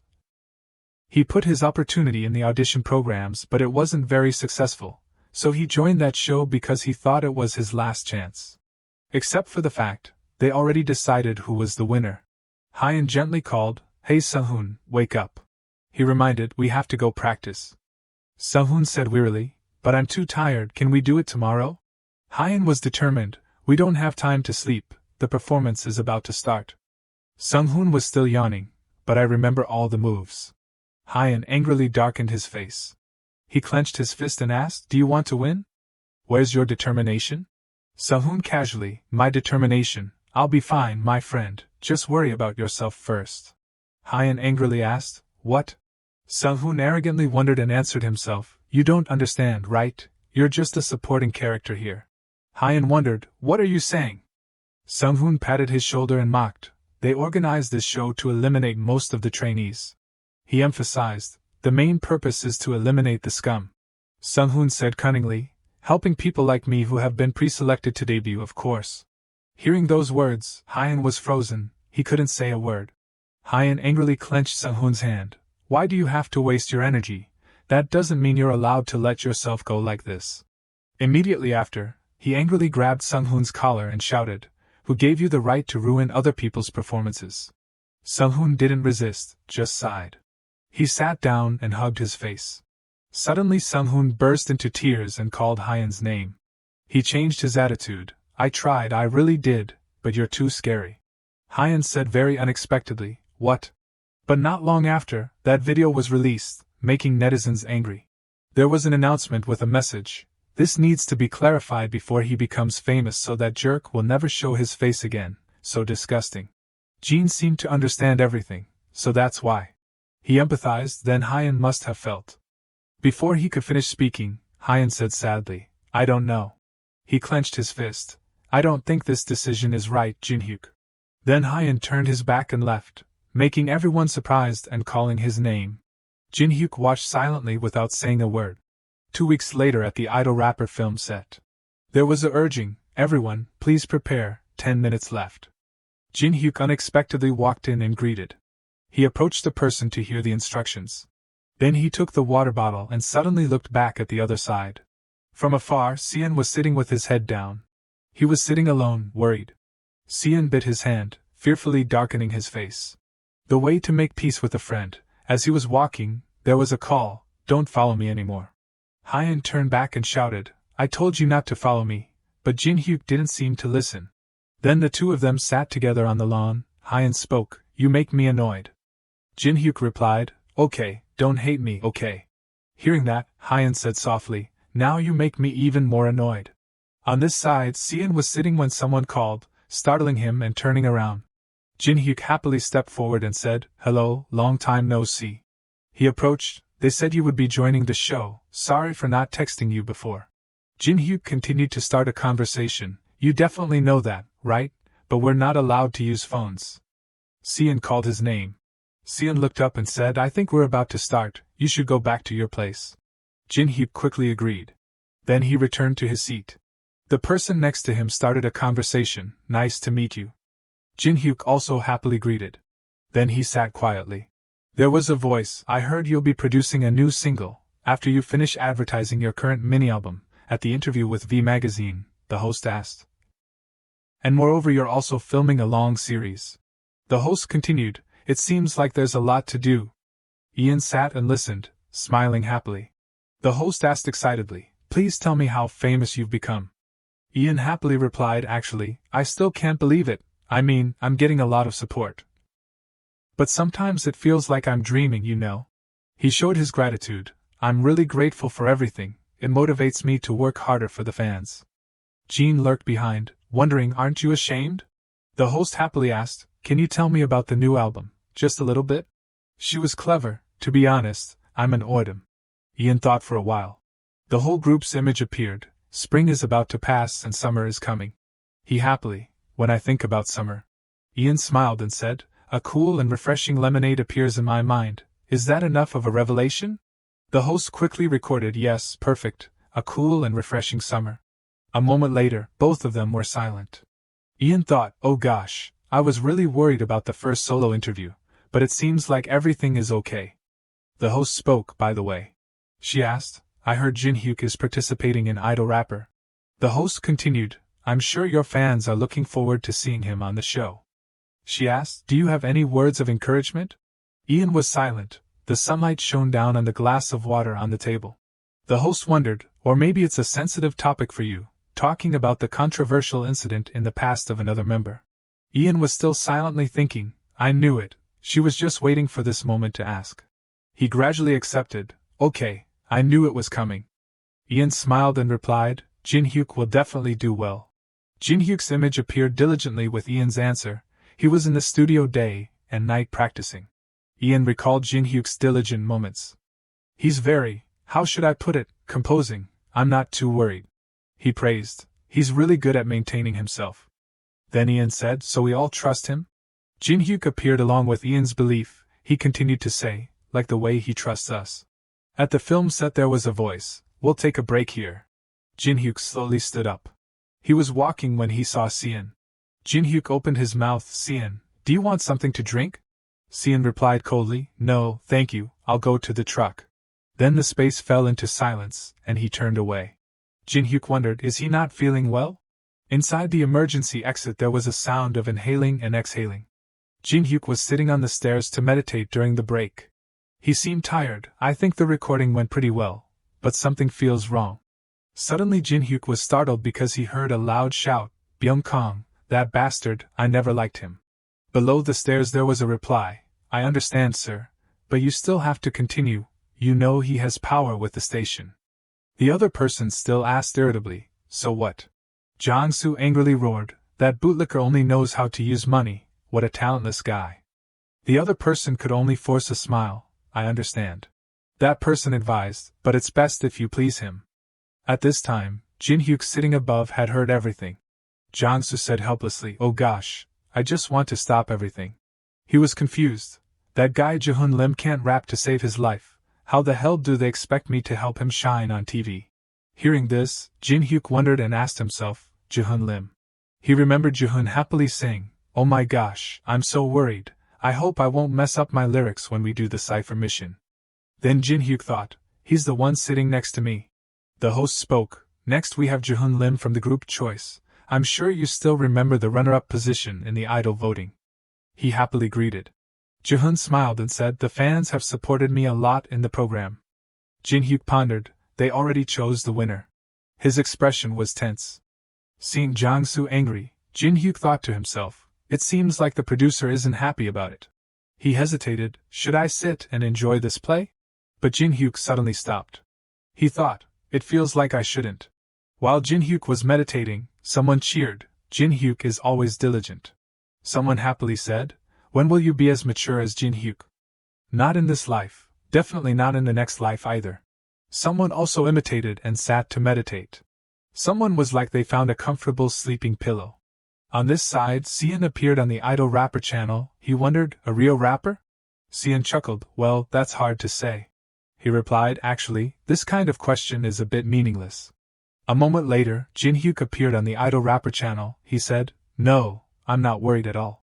Jin-hyuk smiled, even if I get eliminated, it's no big deal. Blumik repeated the question, who do I think will perform well? He pointed forward proudly and said, of course it's Rabbi J. Blumik asked, he changed his name to Park Jin-hyuk now, right? Then said, I came here just to see him. The members at this time were all looking intently at the Idol Rapper channel. Seodam panicked and asked Jin-hyuk, what the heck is this?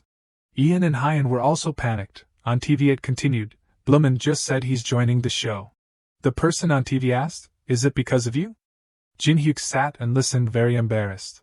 Jin-hyuk said, when I was in the underground hip-hop music scene, I used the stage name Rabbi J. Actually it was just a hobby back then, because I only uploaded mixtapes online. He continued, but then my sister, then Jin-hyuk remembered his sister's words, instead of staying in your room rapping alone, why don't you try becoming an idol? Jin-hyuk seriously recounted, proposed for me to be an idol. Taewon, Ian and Seodam heard it, and all three of them froze. Taewon asked, so that's why you joined BHL? Jin-hyuk nodded in agreement. Ian also wondered, why did you take the name Rabbi J? Jin-hyuk said shyly, Rabbi is my puppy's name, and J is from Jin-hyuk. Seodam was curious, oh my gosh, you just went with the flow like that. Have you ever heard anyone say that? Jin-hyuk was surprised, how do you know that so well? Jin-hyuk smiled and said, my sister always says that.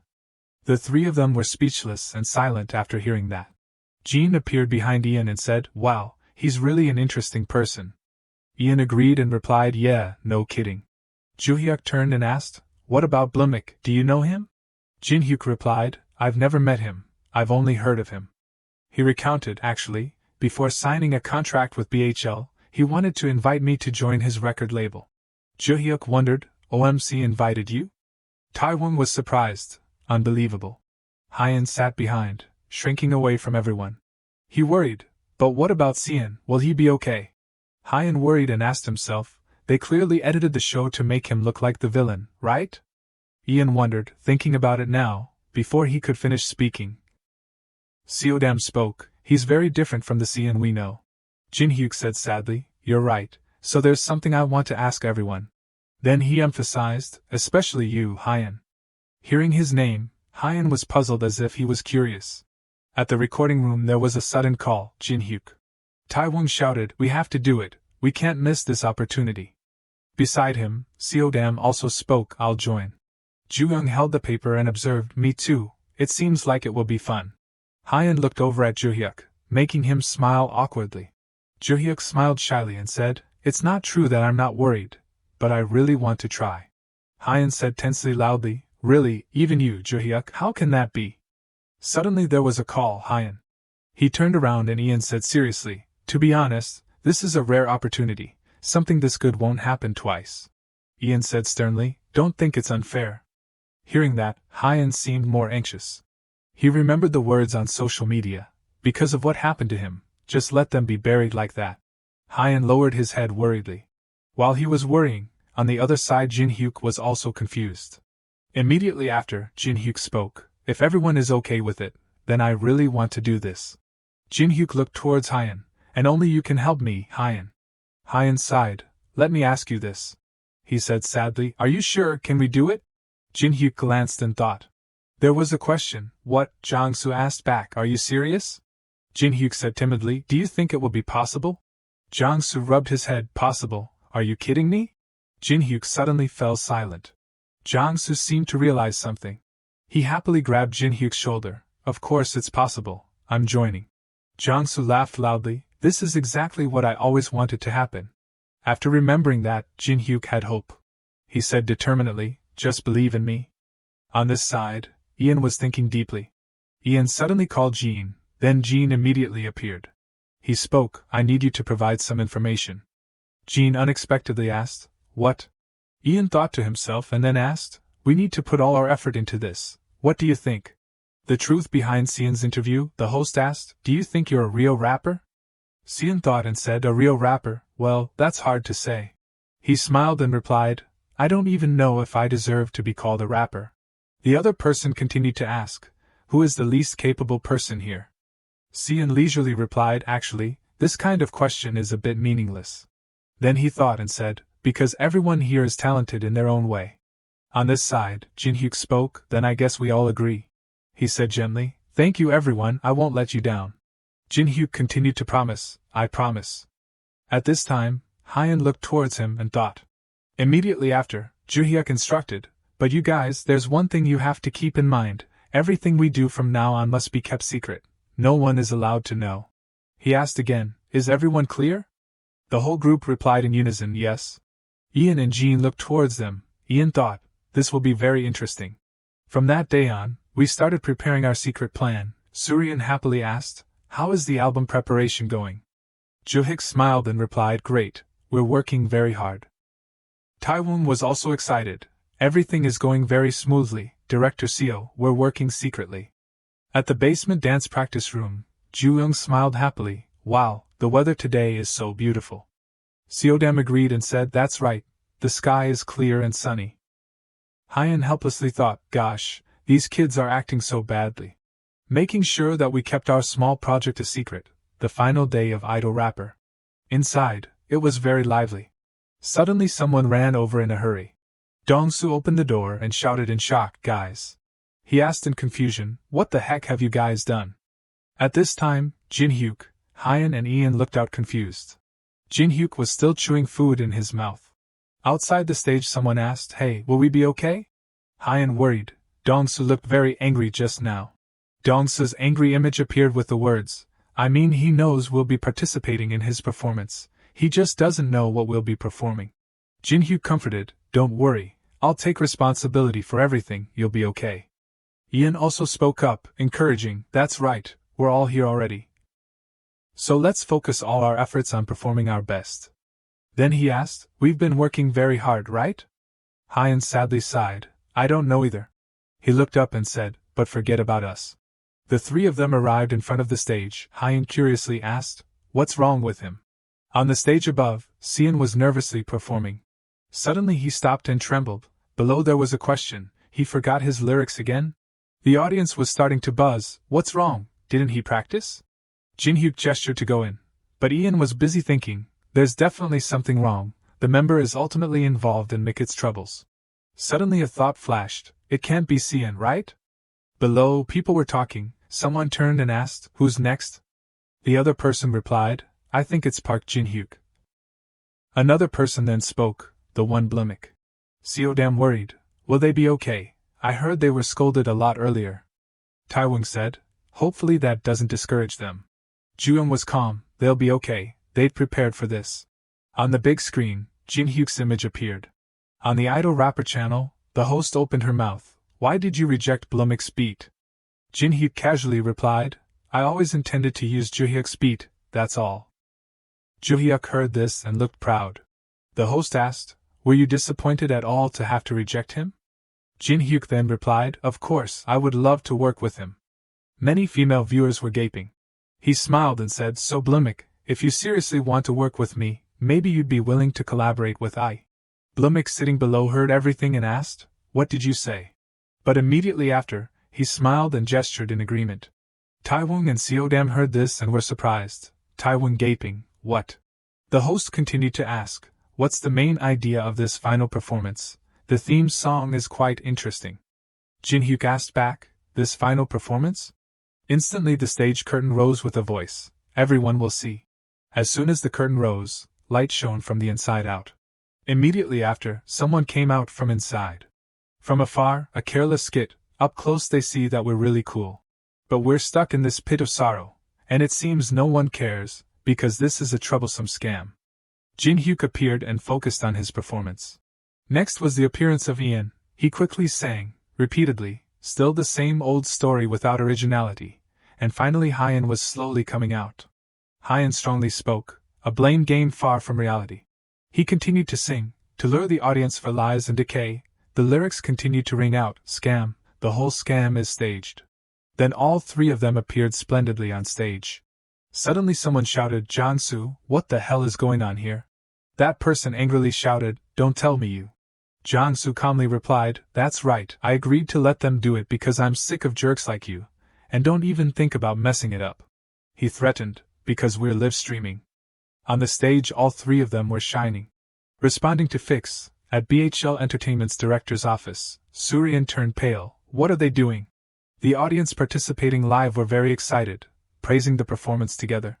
Inside the backstage, the remaining people all breathed a sigh of relief, they did it, they succeeded.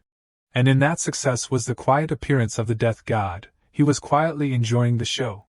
Each ding-ding notification rang like a punch to the ears, along with each comment harshly criticizing, such a bad attitude, not worthy of being an idol. The people behind the screen were typing frantically, the ding-ding sounds repeatedly connecting, bringing criticism, disgusting, why are those people protecting him? Hyan hugged his head in confusion amidst the seemingly endless ding-ding sounds, the insults still didn't stop, want to be noticed that much, such a jerk. The whole network seemed to not want to understand him, the notifications carrying curses still continued, he can't even dance well, always has a gloomy face. You're bringing a bad name to idols, some people were even more cynical. When is the celebration party for Hyan's end of his career? He hugged his head desperately, with difficulty, amidst the ding-ding sounds like needles piercing him. Hyan shouted painfully, stop it, stop it. But then from deep in his subconscious a voice rang out, reassuring him, Hyan, you didn't do anything wrong. Like a hand pulling him out of the abyss, the voice continued to comfort, all you did was try your best, like you always do. Hyan gradually calmed down, he lowered his head, wiped away the tears and faced it calmly. He looked up, his mouth moved as if responding to that voice, as well as saying to himself, you're right. I didn't do anything wrong. His face gradually calmed down, although sadness was still present in his eyes. Hyan reached out and grabbed the arm that was reaching out to him. That hand also grabbed his hand as if wanting to bring him out of this dark negativity. Cut to his performance. At this place on stage Hyan was burning with his passion, he let himself go with each lyric, you live like an ornament in a beautiful house. Listen to the crowd, I control the scene. Do you know what, you're still just a rookie, do you see what, I occupy this stage. Each of his lyrics rang out, making the people inside who were standing and watching also be amazed and be drawn in. The lyrics still continued to seep in. While you're a rookie, hanging by a thread, I'm here, always continuing to accelerate. Inside the auditorium, Mr. Jang-soo cheered happily. That's right, that's how it should be. In another corner, Seon worriedly bowed his face into the wall, silently listening to each lyric. But if there's no fire, how can there be smoke, no matter what the performance is like? The position will change. Public opinion criticizing, society condemning, causing chaos, taking fame as the purpose. Where is your integrity? Near the end of the performance, although tired, everyone's faces showed a fresh look. The final harmony of the whole group ended with the song, All We Want Is Sincerity. That was also like their heartfelt words sent to all listeners and themselves. After the show, everyone was summoned to participate in an internal meeting. A large back was standing with arms crossed, looking at the artists who were worried because they didn't know what was coming. The man's voice slowly rang out, breaking the silence in front of him. First of all, congratulations Jin-hyuk on winning. He gently bowed his head to thank him. But as soon as he said the word thank, he had to stop because a voice cut in, says that. What the heck were you guys thinking?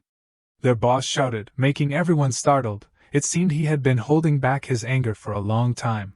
Then he angrily spewed a tirade of blame. You guys are in a sensitive period of your career. Every performance is very important, yet you guys went and cursed the entire broadcasting system. Do you realize how much work you've created for our company's employees? According to him, everyone in the company was struggling to work overtime. Everyone was competing to complain. Just execute me. When will this end? Oh God, I want to go home. He was worried that they would be boycotted as soon as they rose up, so he became even more angry and continued to scold. Now, what if QY decides to ban us because of this? What about Black Rush? It's not just your group that's in danger. Speechless, if I had a little bit of connection in the industry, I wouldn't have to sit here angry like this. Saying that, he hugged his head, grinding his teeth helplessly. Below, all the artists bowed their heads. Hyun seemed to want to say something but couldn't say it, only bowing his head silently. Suddenly a knock came from outside the door, along with a call, Boss Lee. From outside Suryan walked in. As soon as she came in she spoke, I think you should see this, boss. Byung-gyun looked at her in surprise and asked, What is it? She gave him the tablet that had a news page open. As soon as he looked at it, his face changed, becoming more tense. On it were news related to the performance just now, Q-wide and information about the bribery of the organizers. At this time Ian looked up, the corners of his mouth slightly curved up, smugly thinking, just in time. Byung-gyun gaped at the news, unable to say a word. Ian at this time smiled smugly. He secretly talked to Jean in his head. Your information is quite reliable. Huh, I was worried that the media would ignore it because it came from an anonymous account. Jean was even more smug and replied, Of course it's reliable, I have connections. At this time, in the meeting room, the man who came with Suryan also spoke. Sir, Jin-hyuk is on top of the trending searches, with I in 6th place. She also added, His rap is also rising in the charts. And we are receiving a lot of calls wanting I to perform. To be honest, the public reaction is very positive. Everyone in the room looked towards Suryan and listened very attentively. Seodam and Taewon sat next to each other, leaning their heads close, surprised and glancing at each other. While Seodam exclaimed in surprise, No way, then Taewon happily exclaimed, Well.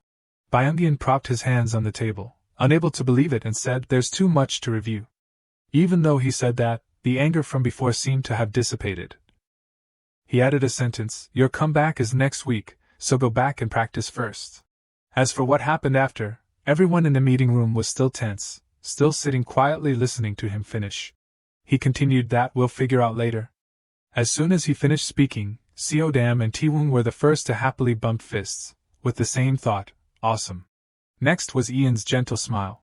He nodded slightly as if encouraging himself, and was very satisfied with what he had done. Ian thought to himself, I only had one goal in this, which was to help Hyun overcome the nonsense comments, and now looking at him being more cheerful, talking to Jin-hyuk next to him, I seem to have done it. Seeing the smile return on Hyun's handsome face, he thought to himself, I want him to let go of the past, so he can hold his head high in front of the public and soar high. That was all I expected. But then, on the internet there began to be comments that were out of control, talking about the organizers, but also supporting their song. Fast forward to the release date of I's digital single. Hyun, Ian and Jin-hyuk were sitting leaning against each other waiting when Ian exclaimed, What? On either side were the bewildered faces of Hyun and Jin-hyuk. In front of them, the MC of today's music show, Seodam, was holding the script and running over, exclaiming in surprise, "He said that you guys might be first place. They said that Fix might reach first place in the weekly charts. It's even written in my script." Hyun reacted immediately, "No way." At this time Jin appeared. He pointed towards the distance and said to Ian, "Hey, look over there, your manager is smiling like an idiot." He looked in the direction of Jin's hand and made a sound in his head. Ian looked through the shoulders of the two people standing in front of him. He saw the manager covering his mouth, smiling so much that he was shaking like an idiot in the market. Suddenly he turned his face towards everyone, then his eyes met Ian's gaze. Both of them looked at each other a bit awkwardly. Then he covered his mouth and smiled, turned his back and quickly went somewhere else, leaving Ian with a lot of thoughts in his head. No way, is this really happening? First place, us? Sitting below the stage, looking up at the glittering lights, the whole group was silently waiting nervously. The MC's voice rang out, "And now we come to the second week of June. First place is Park Jin-hyuk of I. Congratulations." Jin-hyuk stepped onto the stage, clutching the mic in his hand. He looked up with a very happy face. He accepted the cup with both hands with great honor. Below, Ju-young clapped and admired. "Really, this is really happening." After receiving the prestigious award, Jin-hyuk looked down emotionally, his voice loud and clear. "I want to express my gratitude to the entire team of employees at BHL for their relentless efforts and support. Thanks to our manager Dong-soo, and of course to the group I and Adam. I love you all." Below, the applause rang out in unison. Ian happily thought to himself, "This is crazy." After the ceremony, everyone competed to praise. "Congratulations, you guys did well, you looked great out there." Jin-hyuk also kept bowing. Thank you very much everyone." In addition to the acquaintances, suddenly over there two men waved. One of them spoke, "Let's all go to one place to do hair and makeup, right?" They were Medea. The top male group. Seeing that, they all called out, "It's the group Medea, such an honor."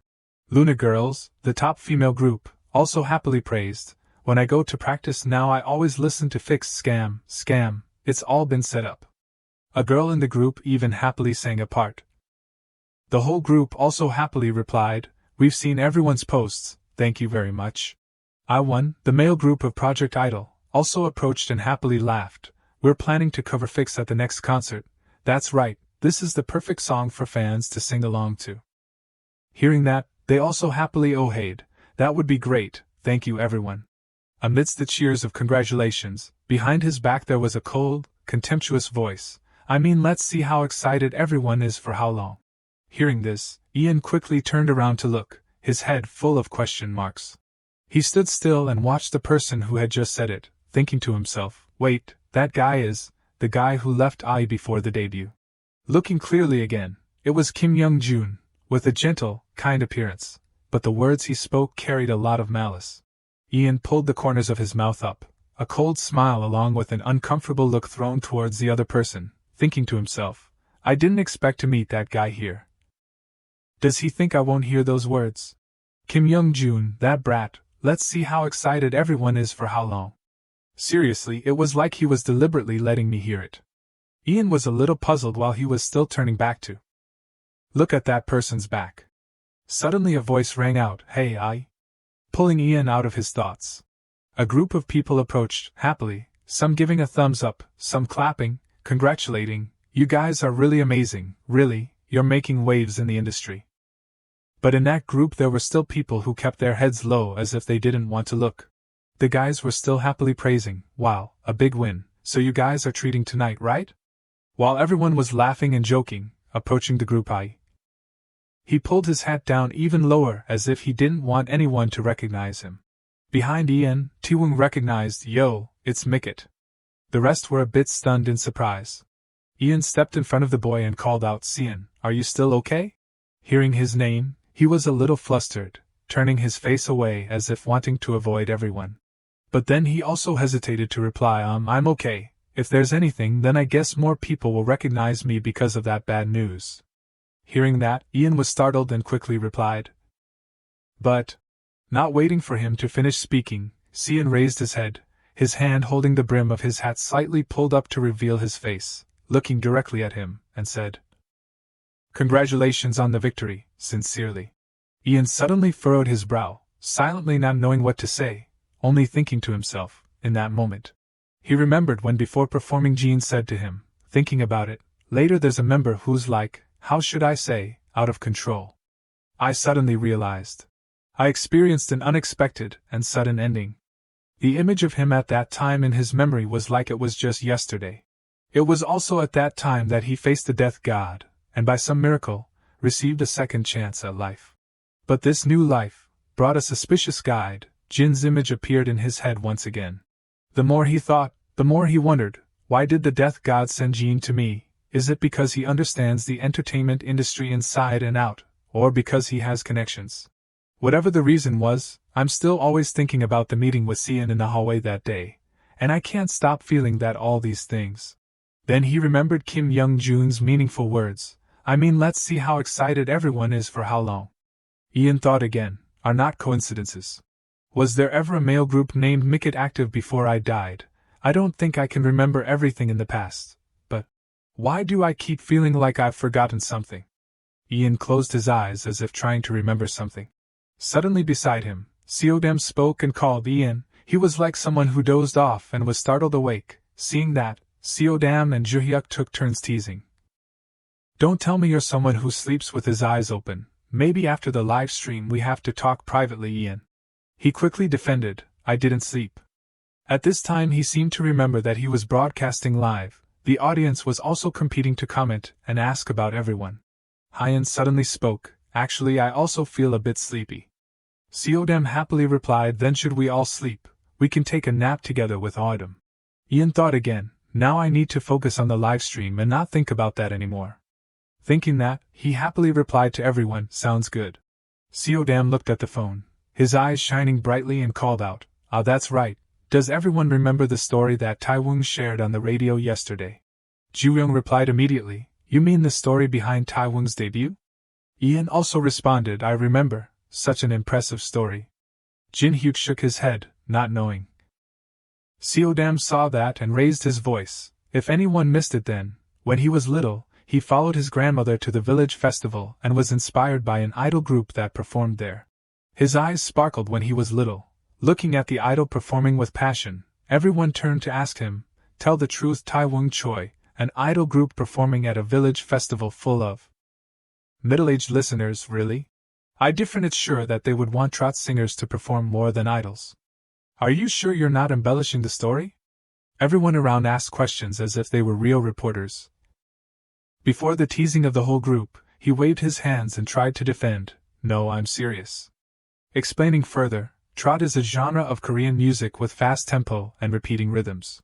Not explaining to everyone anymore, Taewon turned to the camera with a determined attitude and said, Autumn, I know you also think I'm lying, but it's true, I swear. Juhyuk hugged a pillow and turned his head to look at him and asked, then do you remember the name of that group? Taewon honestly replied, I wish I did, but I was too young at that time. But that song, it's like this. Saying that, he recalled the melody of the song he had heard. Taewon let himself hum the melody that seemed to be deeply imprinted in his mind, along with it nurturing his dream. The first person to react to hearing that melody was probably Ian. His expression suddenly changed as if he heard something familiar. A voice rang out, interrupting the song Taewon was singing, wait a minute. Then he sang a sentence, I want to tell you before it's too late, is that right? He heard that and was surprised, then happily caught gold and exclaimed, that's right, that's exactly the song. Like a little squirrel, Taewon immediately jumped closer to Ian and asked, that's awesome, how did you know? While he was so happy, Juhyuk below sighed and said, Taewon, be gentle with my back. And Hyan wondered and asked, whose song is that? Ian forced a smile, thinking to himself, how would I know? If I didn't know it would be weird, because that's my song.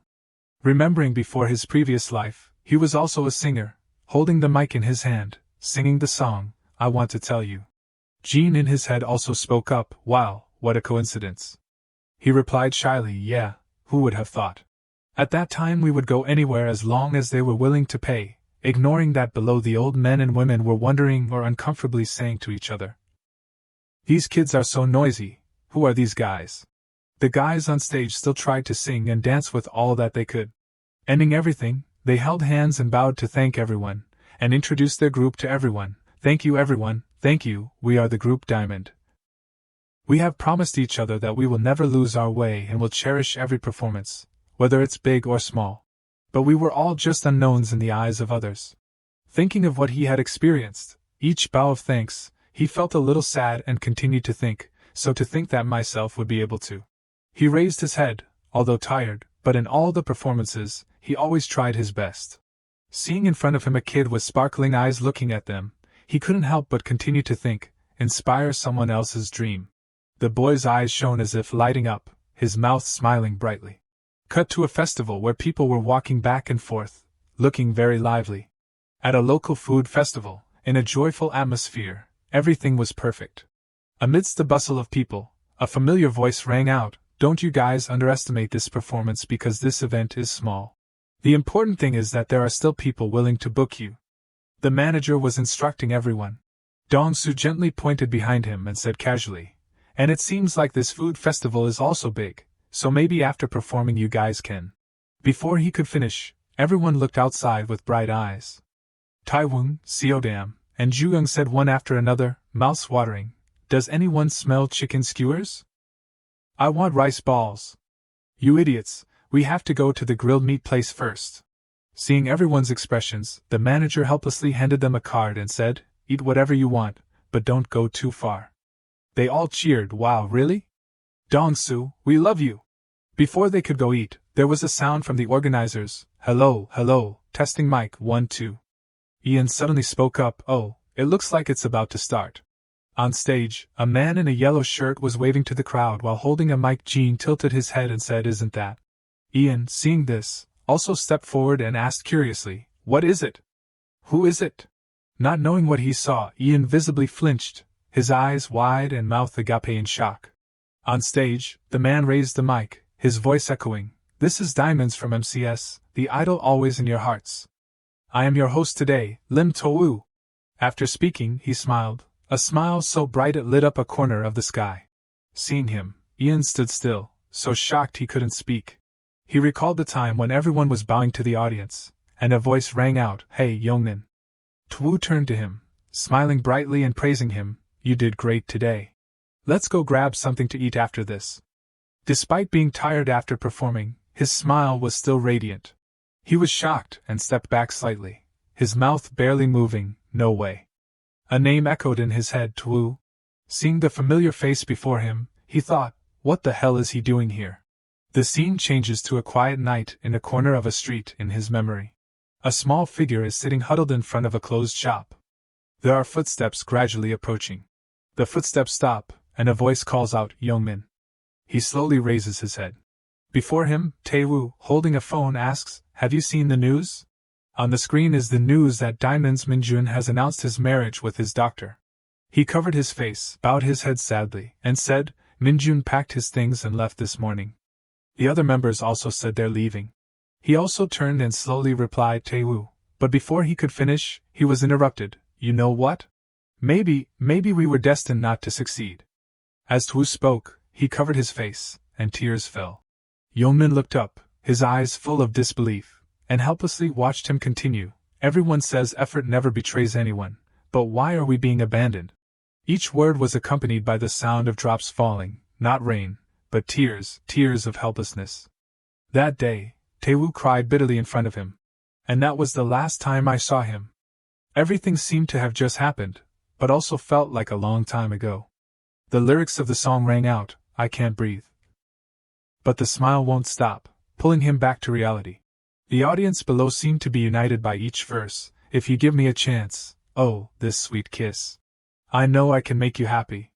Taewon sang while winking at the audience. Jean, while listening to the performance, said to Ian, "You guys are pretty good singers, huh? Your fans even followed you to this remote event.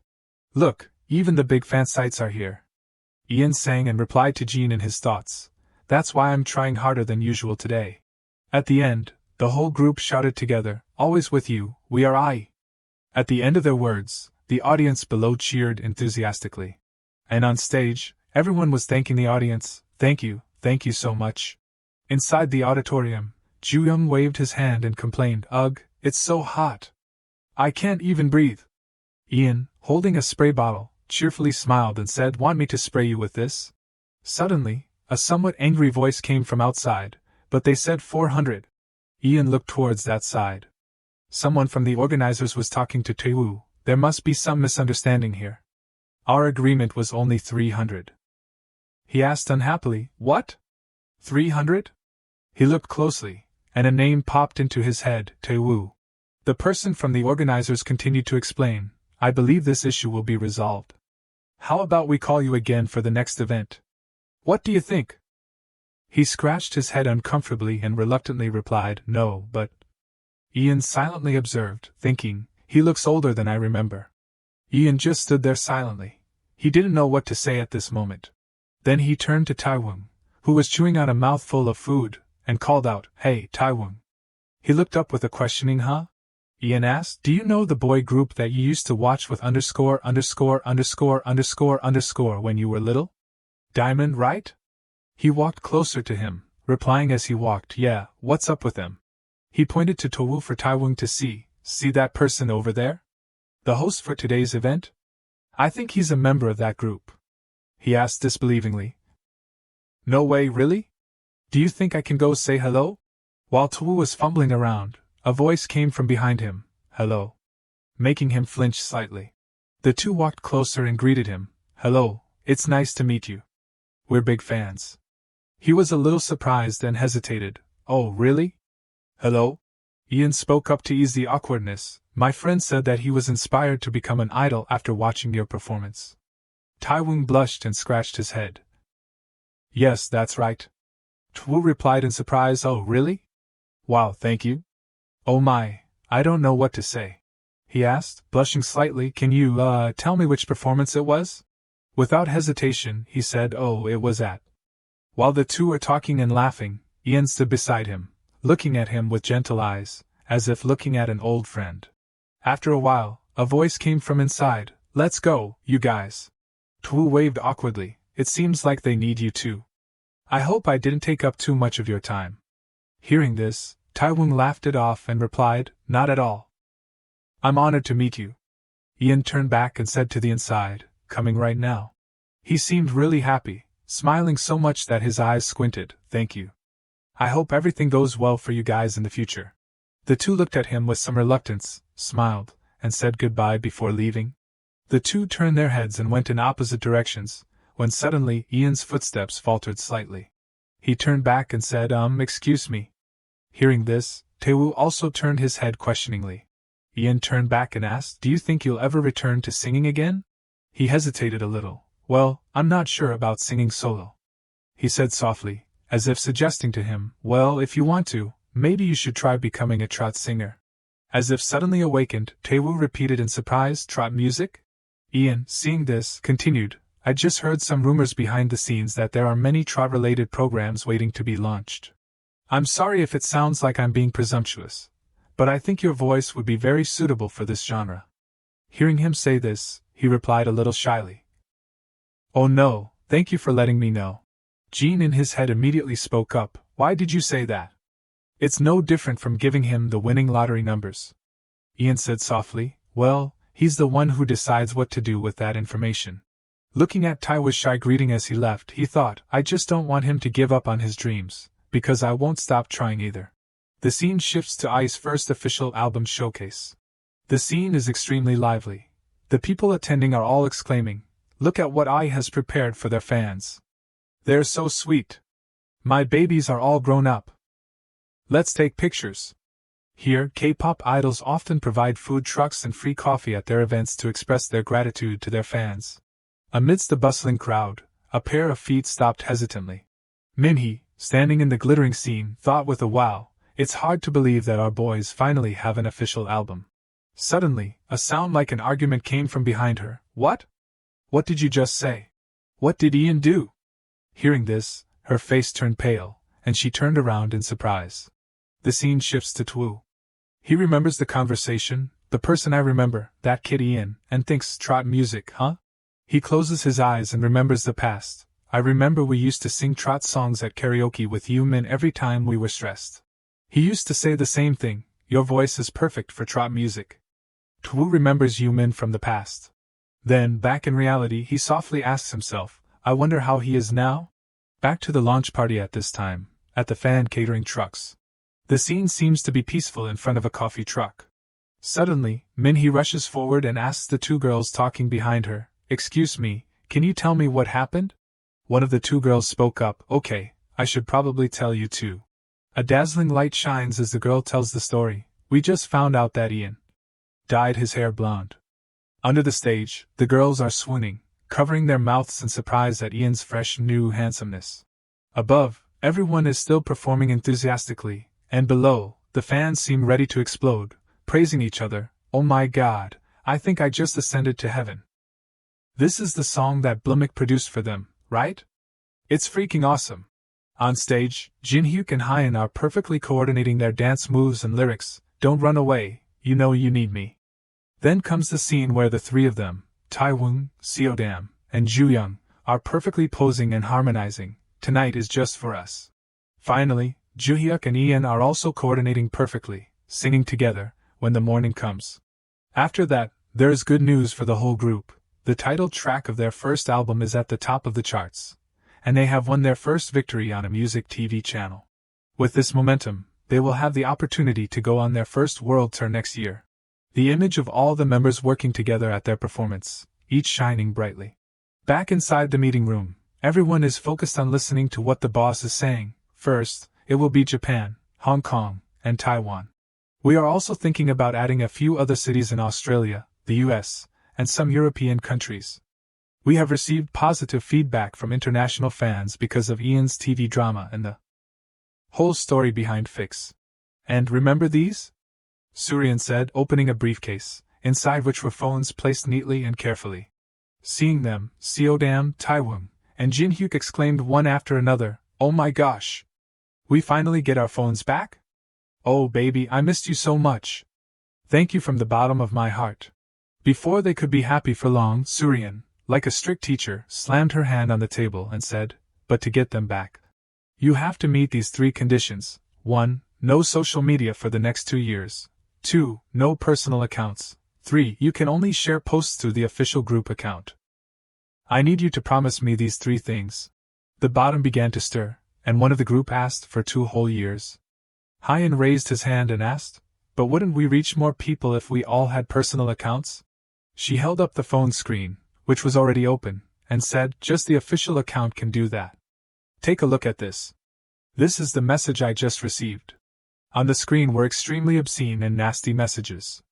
Someone asked, Did someone send this to you? Without replying, she continued, And this was sent to Black Rush. Someone said in disbelief, No way.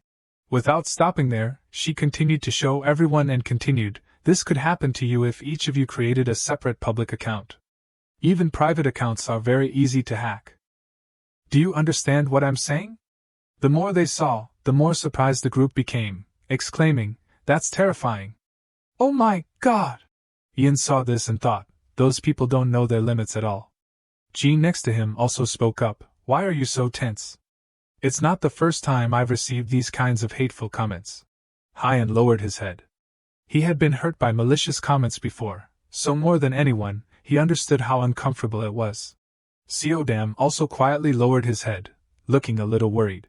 Suryan thought to herself, maybe that was a bit too much, but she spoke up to break the silence. Okay, let's stop the serious talk here. Then she took out a black card and smiled happily. You guys deserve to celebrate your victory, right? You can eat whatever you want for dinner. I'll pay. There's nothing like a good meal to lift your spirits. The group seemed to forget all their worries and cheered happily. Thank you. It's the company card. God bless you. Director Seo. Thank you so much. What should we eat? How about Chinese food? Something fancy. The best of the best. Scallops and lobster in spicy sauce. We're on our way. The group went out one after another, excitedly discussing. Suddenly, she called Ian. He subconsciously turned around. Suryan walked closer. I heard it's your birthday soon. Happy birthday in advance. He replied, Thank you, Director. She reminded again, You should call your parents and let them know you got your phone back. He replied like a machine, I will. From outside, another person ran in and said to him, Ian, can you stay and wait a bit? I'll take you to the restaurant later. There's a place we need to go first. Hearing this, he was a little puzzled, but didn't say anything. The scene shifts to a room in the company. His voice rang out, Dong Soo-hyung, what? What are all these? Ian gasped in surprise. Not only him, but even Jean next to him was speechless when he saw the pile of gifts in front of him. Dong-soo stood behind him, crossing his arms and calmly replying, what else could it be? Your birthday presents. He sighed and continued, they're temporarily here, but we'll move them somewhere else so you can take a few home with you every day. I called you here separately because I was afraid the other members would feel left out. At this point, he still seemed dazed, mouth agape, okay. Jean seemed even more excited than him. Look at all this high-end stuff. Being a celebrity must be so awesome. When you were Youngmin Kim, I bet you never even dreamed of getting things like this. Did you? And you didn't even receive presents back then, right? Ian reached out and touched the lovely gifts in front of him, thinking as if answering Jean, that's right. They weren't expensive or limited edition like these. But there were still things like clothes, sneakers, and sometimes even handicrafts. Suddenly, as if realizing something, he paused. Wait, this is... He picked up the box in front of him. Inside was a bracelet. He knew whose it was, and a name immediately popped into his head, Minhee's. I guess she's still making bracelets. After thinking, the corner of his mouth slightly turned up into a satisfied smile as he put on the bracelet. Jean asked suspiciously, why aren't you wearing the Cartier bracelet?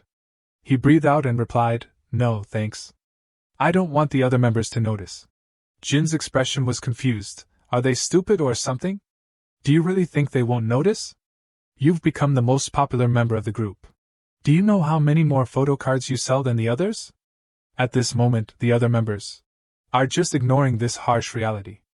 Jin's voice was like a reminding machine ringing in his ears. At the restaurant, everyone looked at the cake on the table and praised each other. Ian is really loved, huh? The cake looks so pretty. It's too pretty to eat. Do you guys think Dong Soo-hyung met with him separately because of his birthday? Joo-hyuk's voice rang out. Tae-woong and Seo-dam also replied in turn, obviously. Actually, I happened to see earlier. There was a pile of presents in the practice room and... Hearing this, everyone was silent for a moment, and the atmosphere was somewhat subdued. Suddenly, Joo-young asked, but do you guys feel okay? I mean, about the special treatment. Seo-dam and Tae-woong lowered their heads and didn't say anything. Joo-young continued, from now on, Ian's popularity will only go up. Are you guys really okay with that? Everyone was speechless, and seemed to have nothing to say. After a moment of silence, the group cheered up again. Seo-dam smiled brightly. It's as small as a rabbit. Tae-woong said innocently, it's nothing, right? Hyeon sighed. Well, it's not his fault that he was born so perfect. Jin-hyuk also happily said, I don't mind either. Suddenly, Tae-woong startled and shouted, but wait, Joo-young. Don't tell me you still have prejudices against Ian, do you? He lowered his head and softly replied, me? Come on, man. After that fried chicken war? Don't underestimate me. That was the day Ian and Joo-young had a big argument. Oh, by the way, after getting my phone back earlier, I saw Youngjin texted me, so I... Tae-woong snapped, huh? You talked to that traitor? Seo-dam also frowned. That's not cool, Joo-young. Not even a little.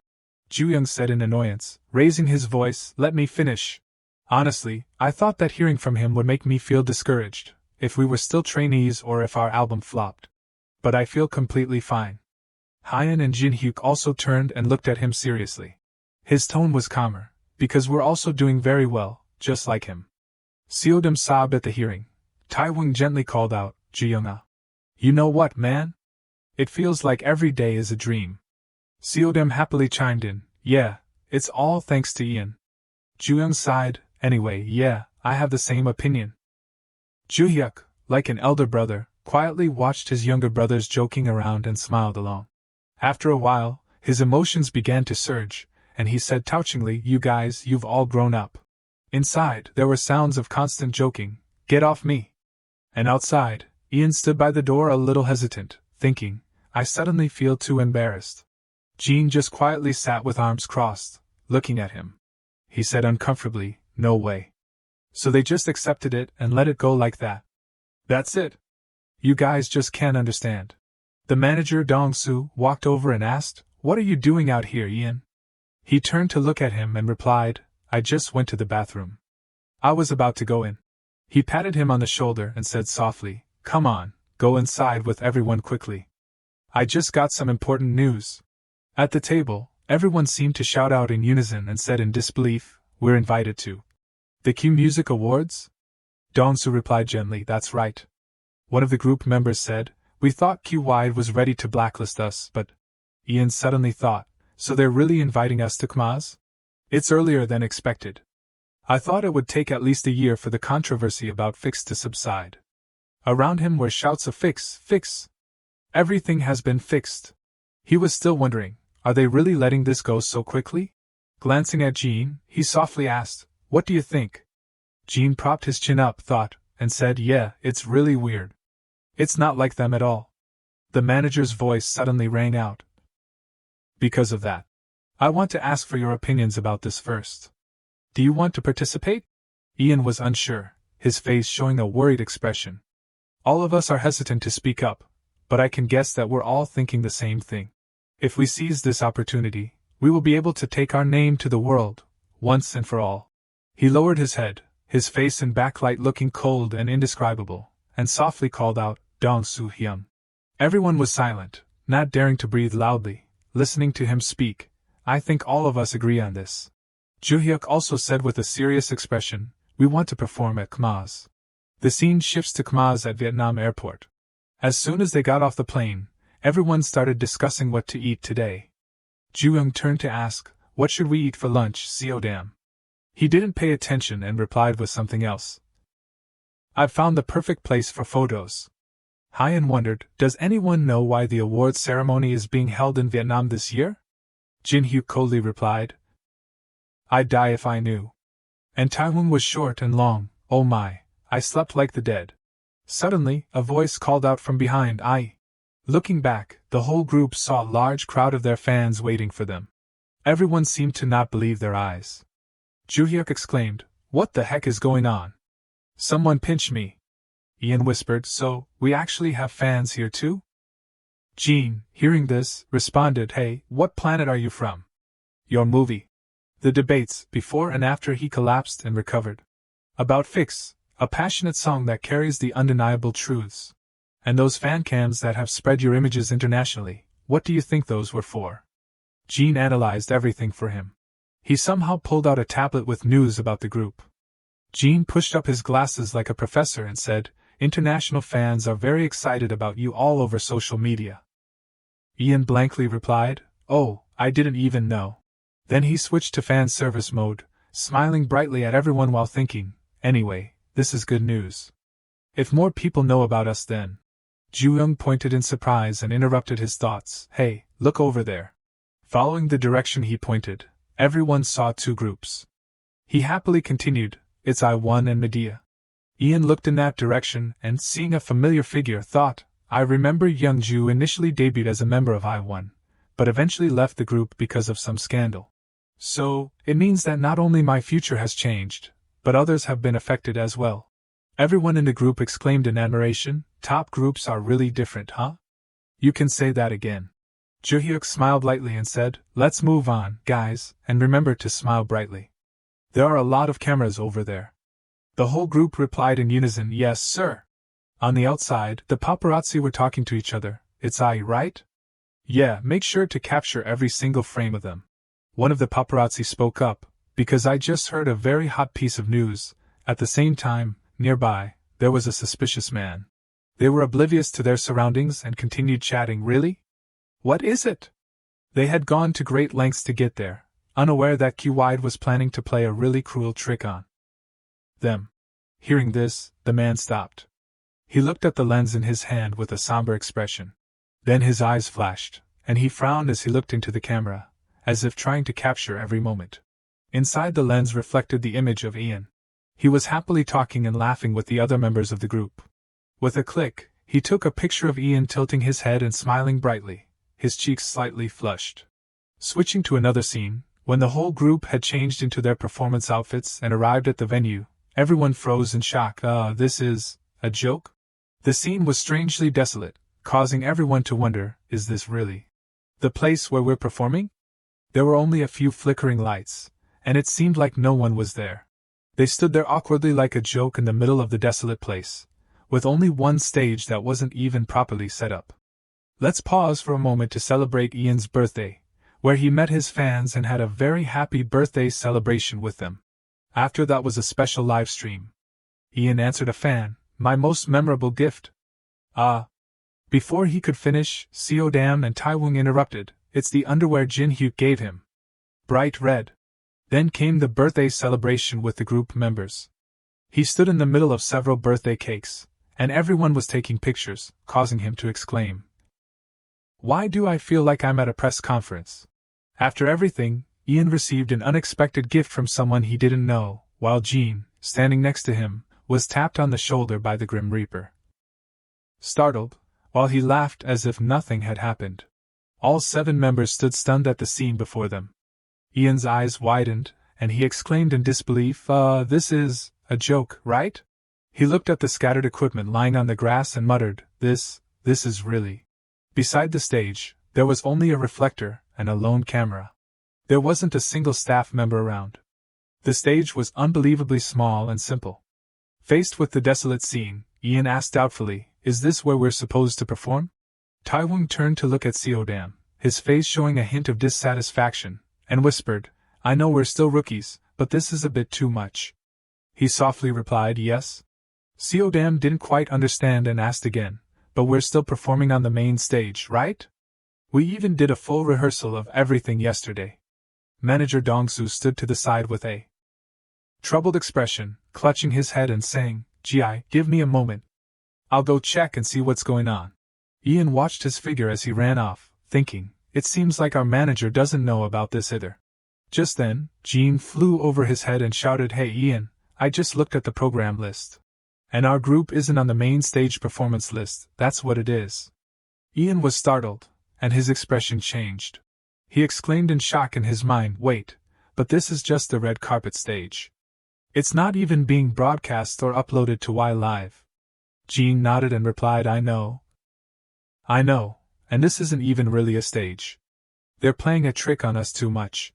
Ian asked him inwardly, "Then what was the point of us rehearsing on the main stage yesterday?" Jean shrugged and said uncertainly, "I don't know, but it seems like we were led by the nose by Q-Wide."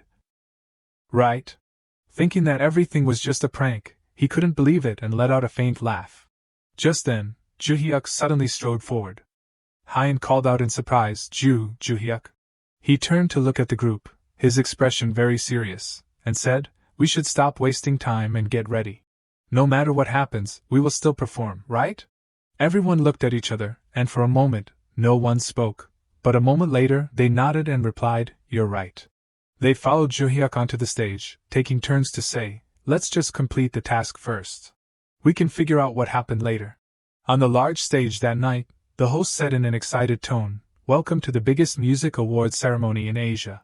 The beautiful female MC wore a bright red dress with black lace trim, and as she smiled gracefully, she continued, "Kumas in Vietnam, let the ceremony begin."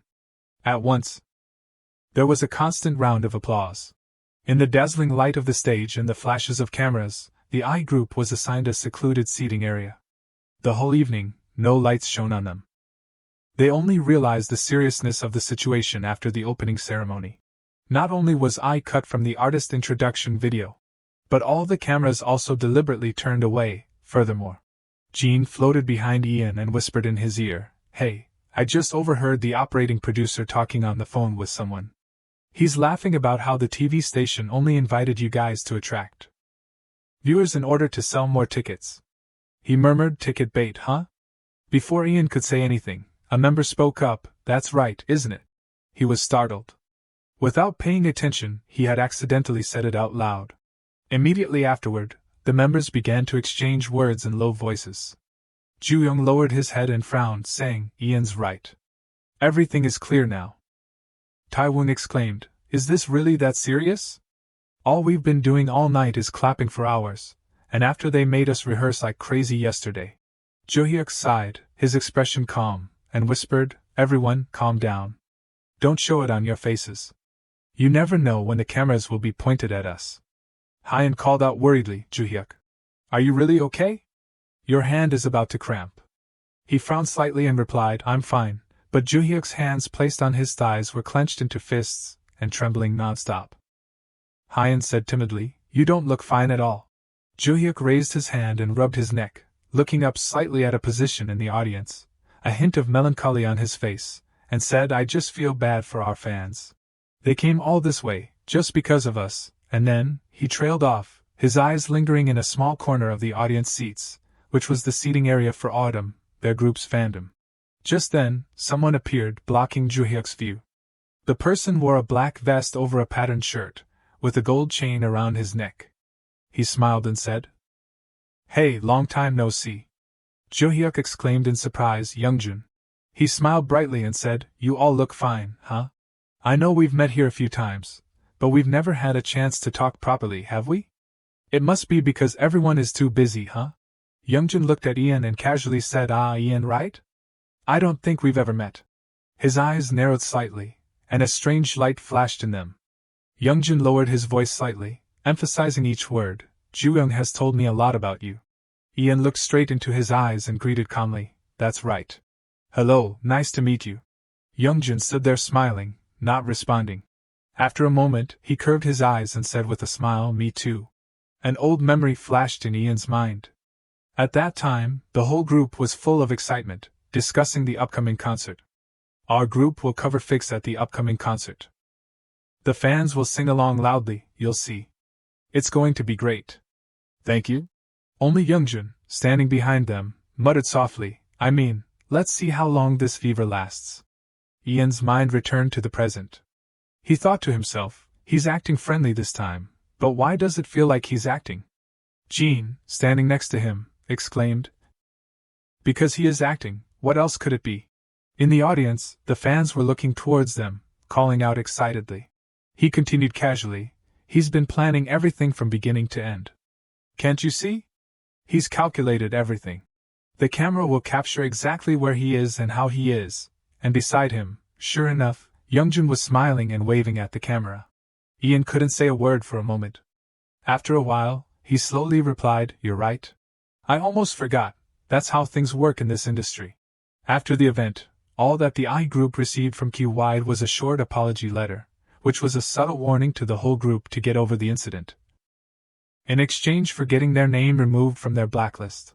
And the members of I couldn't do anything. All they got that night were photos taken by fans. And their determination to overcome, on social media, posts about how I was treated at QMA, questioning why the group was allowed to attend the main stage rehearsal the day before but not perform. All had only a few interactions. Among those comments, many were harsh words directed at the group. Few people cared about the unfair treatment by Q-Wide. Seodam slowly swiped his finger across the phone screen and said sadly, "Hey everyone, I've never said this out loud. But I really want us to be famous." His face looked like he was about to cry after reading all those cold comments. Seodam slowly continued, "Famous to the point where no one can look down on us or our fans like this anymore." Everyone in the room looked at him.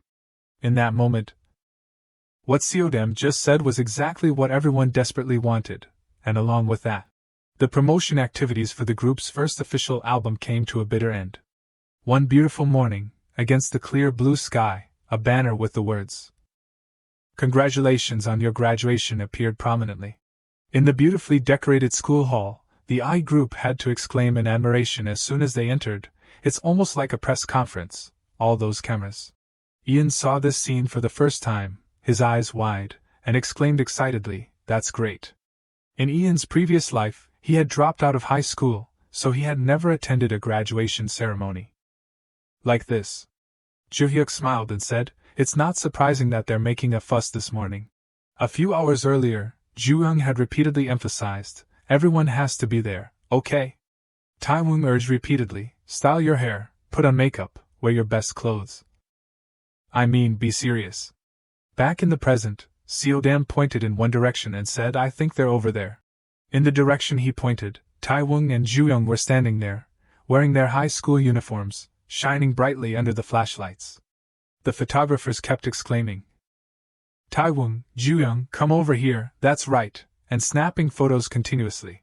While taking pictures, they heard a shout, "Everyone, over there too." Both of them looked in surprise at the direction of the voice. The remaining 5 members of I came forward one by one. They were all dressed in white, and everyone wore a large, eye-catching pink bow tie, with congratulatory messages written on the ribbon. The 5 people made a heart shape with their hands and shouted happily, "Taewon, Jooyoung, we love you, always love you." Taewon and Jooyoung's faces turned red with embarrassment. Taewon covered his face and exclaimed, "What are they doing?" Jooyoung lowered his head, shyly saying, "They're attention seekers." Outside the hall, Ian was on the phone with Minwon. He said happily, hello Minwon, yeah, I'm good, how about you? Acting? No, I'm not taking on any projects right now, yeah, of course, I'd love to see the script, no need, thank you for thinking of me. Okay, goodbye. As he hung up, Ian suddenly noticed someone. He took a few steps forward and softly called out, Seodam. Seodam was sitting curled up on the ground, right next to some trash cans. Hearing Ian's voice, he quickly wiped away the tears on his face. And heard him ask, "What are you doing out here?" Seodam turned his head, trying to force a smile, and replied, Ian, no, it's nothing. Ian looked at him in surprise, not understanding what was going on. He walked over to Seodam, not minding the dust, and sat down, saying, "Come on, you can tell me." Ian reached out and pinched his soft, chubby cheeks, smiling and threatening, "I won't let you go until you tell me." Seodam frowned and muttered, "I'm so useless." He hugged his cheek and said gloomily, I had so many thoughts in my head because I was jealous of them." Ian's expression showed surprise, and he asked back, "Them? You mean Taewon and Jooyoung?" Seodam nodded slightly and hesitantly replied, "Yes, it's all in the past now, but when I was little, I was raised by my grandmother. My younger brothers too, now they're 12 and 10 years old. Actually, I became a trainee because I was randomly selected. I didn't want to be a burden on my grandmother, so I made an impulsive decision to sign a contract. BHL provided housing and free food. And with a bit of luck, a chance to earn money earlier than my peers. But in return, I had to give up having a school life like everyone else." When Seodam saw people his age going to school with their books, a hint of desire flashed in his eyes. Seodam also wanted to be able to go to school, to be able to be carefree like them. But then he could only sigh, pushing those thoughts out of his head. Seodam slowly continued, "I don't regret dropping out of school, but today, when I saw the 2 of them graduating, I couldn't stop being jealous." He smiled and asked, "I'm too selfish, aren't I?" Ian was stunned, thinking to himself, I had no idea he had been through all those things. He smiled gently, comforting, "No, I can see the issue from your perspective and completely understand your thoughts. That's a moment that you can only really enjoy at a certain age in your life. You feel like that's a natural thing, however, try not to let it get you down." Ian patted Seodam's shoulder, saying gently, "There will come a day when you get rewarded for everything you've sacrificed. Because you're doing the best you can now." Hearing this, his eyes suddenly welled up with tears. Seodam looked at him, choked up and exclaimed, "Ian." He threw himself into Ian's arms, sobbing, "Thank you, that's exactly what I needed to hear." He chuckled, patting Seodam's back lightly as if comforting a child. Suddenly, he asked, "How are you so smart? Come to think of it, sometimes I feel like you've been through everything in your past life." Ian's mouth immediately stiffened, and he exclaimed guiltily, "What?" Seodam didn't pay any attention to Ian's strange attitude. He rubbed his head against his cheek and said happily, "That's why I like you." He was rubbed to the point of being dazed, and replied awkwardly, thank you." Just then, someone hurried towards them. Taewon saw Seodam and Ian sitting on the ground and stopped, exclaiming in shock, "Ian, Seodam, there you are." Both of them were startled and turned to look at him. Taewon asked urgently, "Have you guys heard the news?" Seodam asked blankly, "What news?" Taewon's face was filled with panic, and he said with difficulty, "Black Rush." At the same time, a look of horror appeared on Seodam and Ian's faces. BHL Entertainment's star idol group, Black Rush, they were the ones who brought BHL to the top of the male idol groups. And their album sales practically covered the cost of building the company's new building. Now, Everywhere is filled with news about Black Rush breaking up, the contract renewal agreement falling apart. Some members of Black Rush will not be renewing their contracts with BHL. Contract negotiations between Younghyun and Wookjun of Black Rush have stalled. BHL denies breakup rumors. Newspapers, social media sites are now discussing this breakup. So why now so suddenly? Ian rested his chin on his hand, completely immersed in his own thoughts. He kept speculating inwardly, or, has the right time come, like most groups when they reach a certain point in their careers? At this time, the members of IE were in the car from school back to the dorm. The atmosphere in the car was very quiet. Everyone had their own thoughts, and no one spoke. Dong-soo was driving, glancing at the group through the rearview mirror. After a moment he spoke up. Everyone, all eyes turned towards Dong-soo. He slowly said, "You must all know, this is a complex issue involving many different interests and benefits. On the internet right now, a handwritten statement from a Black Rush member, Younghyun, has been posted by him an hour ago, and it's currently causing a storm across social media." In the letter, Younghyun expressed his position that he would pursue his dream as a solo artist, and apologized to Black Rush's fans. Beneath Younghyun's post attracted a large number of comments, discussing the group's breakup and speculating that the company BHL Entertainment had been harsh.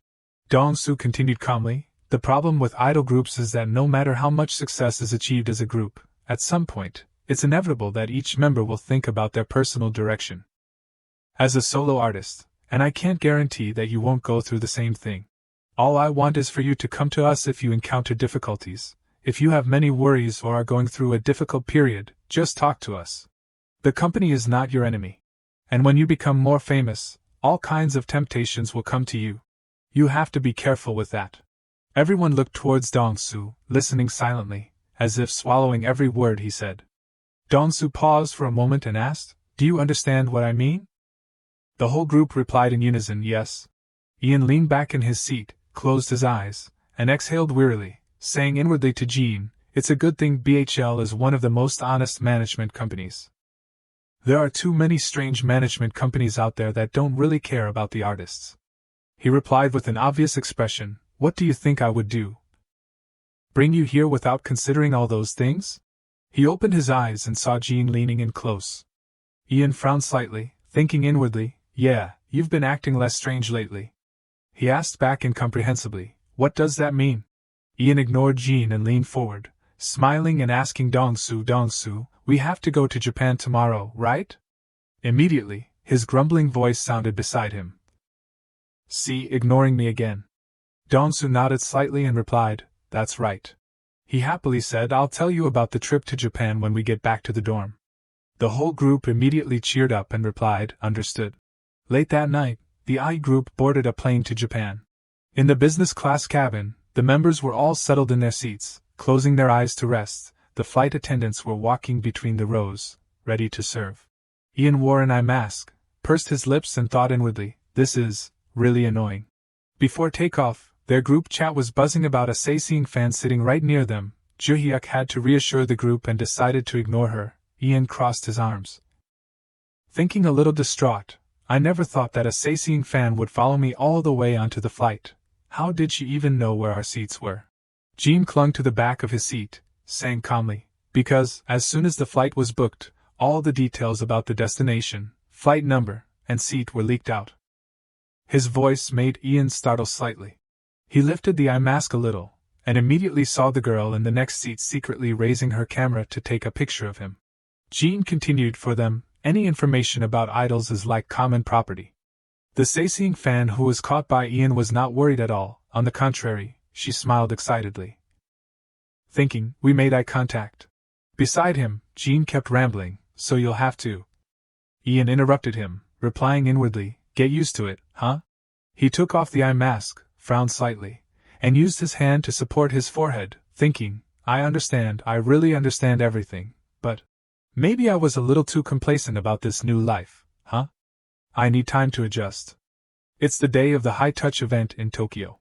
Taewon pushed the door of the dressing room open and exclaimed, "Guys, did you see the crowd? It's crazy outside." He was extremely excited and happily said, "At this rate, we're going to be superstars." Ian, Juyoung, and Hyeon, who were getting ready, all turned to look at Taewon. Ju-young clicked his tongue and teased him, if we become superstars, we're going to expose Taewon. Stardom immediately shouted, agreed. Hyun frowned and thought for a moment, then started imitating sensationalist news headlines. Exclusive. Eyes shy Taewon likes to dance sexy in the bathroom. Ian wasn't going to be outdone and immediately said, breaking news, Cho Taewon declares, no one can stop me. Taewon trembled and exclaimed, is this the direction things are going to take? Jin-hyuk walked up behind Joo-hyuk and asked, isn't Mikit also in Osaka right now? Joo-hyuk smiled, pointed at his phone, and replied, yeah, we're actually talking about meeting up. He happily showed off, I got permission from Dong-soo, you know. He said we can go in our free time, as long as we're careful not to be noticed by fans. Stardom. Hearing this, cheered, awesome.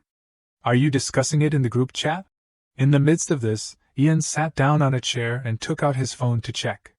He thought a little worriedly, Ian hasn't said anything in the group chat.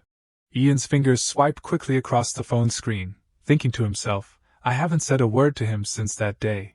Jean, behind him, leaned in and exclaimed, let's go. I'm sure he can take care of himself. Are you his dad or something? But Ian remained pensive, not replying. He was thinking, no, it's not just that. Something feels off. I really think I shouldn't ignore this. A small story about the members' MBTIs. Ian is ESFJ, suitable for the job of diplomat. Stardom is ENFP, an encourager. Taewon is an inspirer because he is an ENFJ. Jin-hyuk, ENTP, is a debater. At a sushi restaurant, the members were eating and chatting animatedly. Hey Ian, I heard you're preparing to film a historical drama, and it's even directed by Park Pae-yeon. Everyone, hearing this, immediately exclaimed, praising, really? Great job, Ian. Someone asked, when does filming start? Ian replied, after we go back to Korea. This was I's meeting with Mikit, and everyone was constantly gossiping. Someone asked Ian again, so you have to dye your hair again? He nodded and said, yeah, I'll dye it black again. The other person immediately objected, but I like you like this. Someone next to them shook their head, saying, no, black suits him better. Okay, who votes for black hair, raise your hand. Ian helplessly exclaimed, hey, it's my hair. A member of Mikit suddenly turned to Taewon and asked, how are you guys doing? I heard your schedule is very tight. He let out a soft ah. Then he gave a forced smile and replied, yeah, it's okay. Next to him, Jin-hyuk frowned upon hearing this, his hands gripping the chopsticks as if he wanted to break them. He exclaimed, okay? Are you kidding me? We not only have to attend handshake events, high-touch events, selfie events, back hugs, and even kabadin.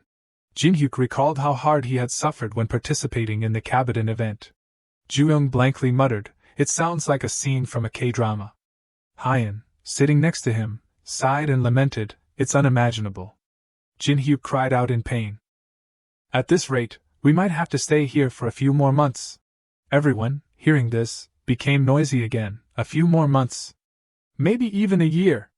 In the corner there was someone who didn't say anything, only quietly picked up a bottle of alcohol. Someone complained, our company, once they make money, they want to make more. Someone else chimed in, they're obsessed. Ian looked towards the corner of the room. There Ian silently poured himself a drink.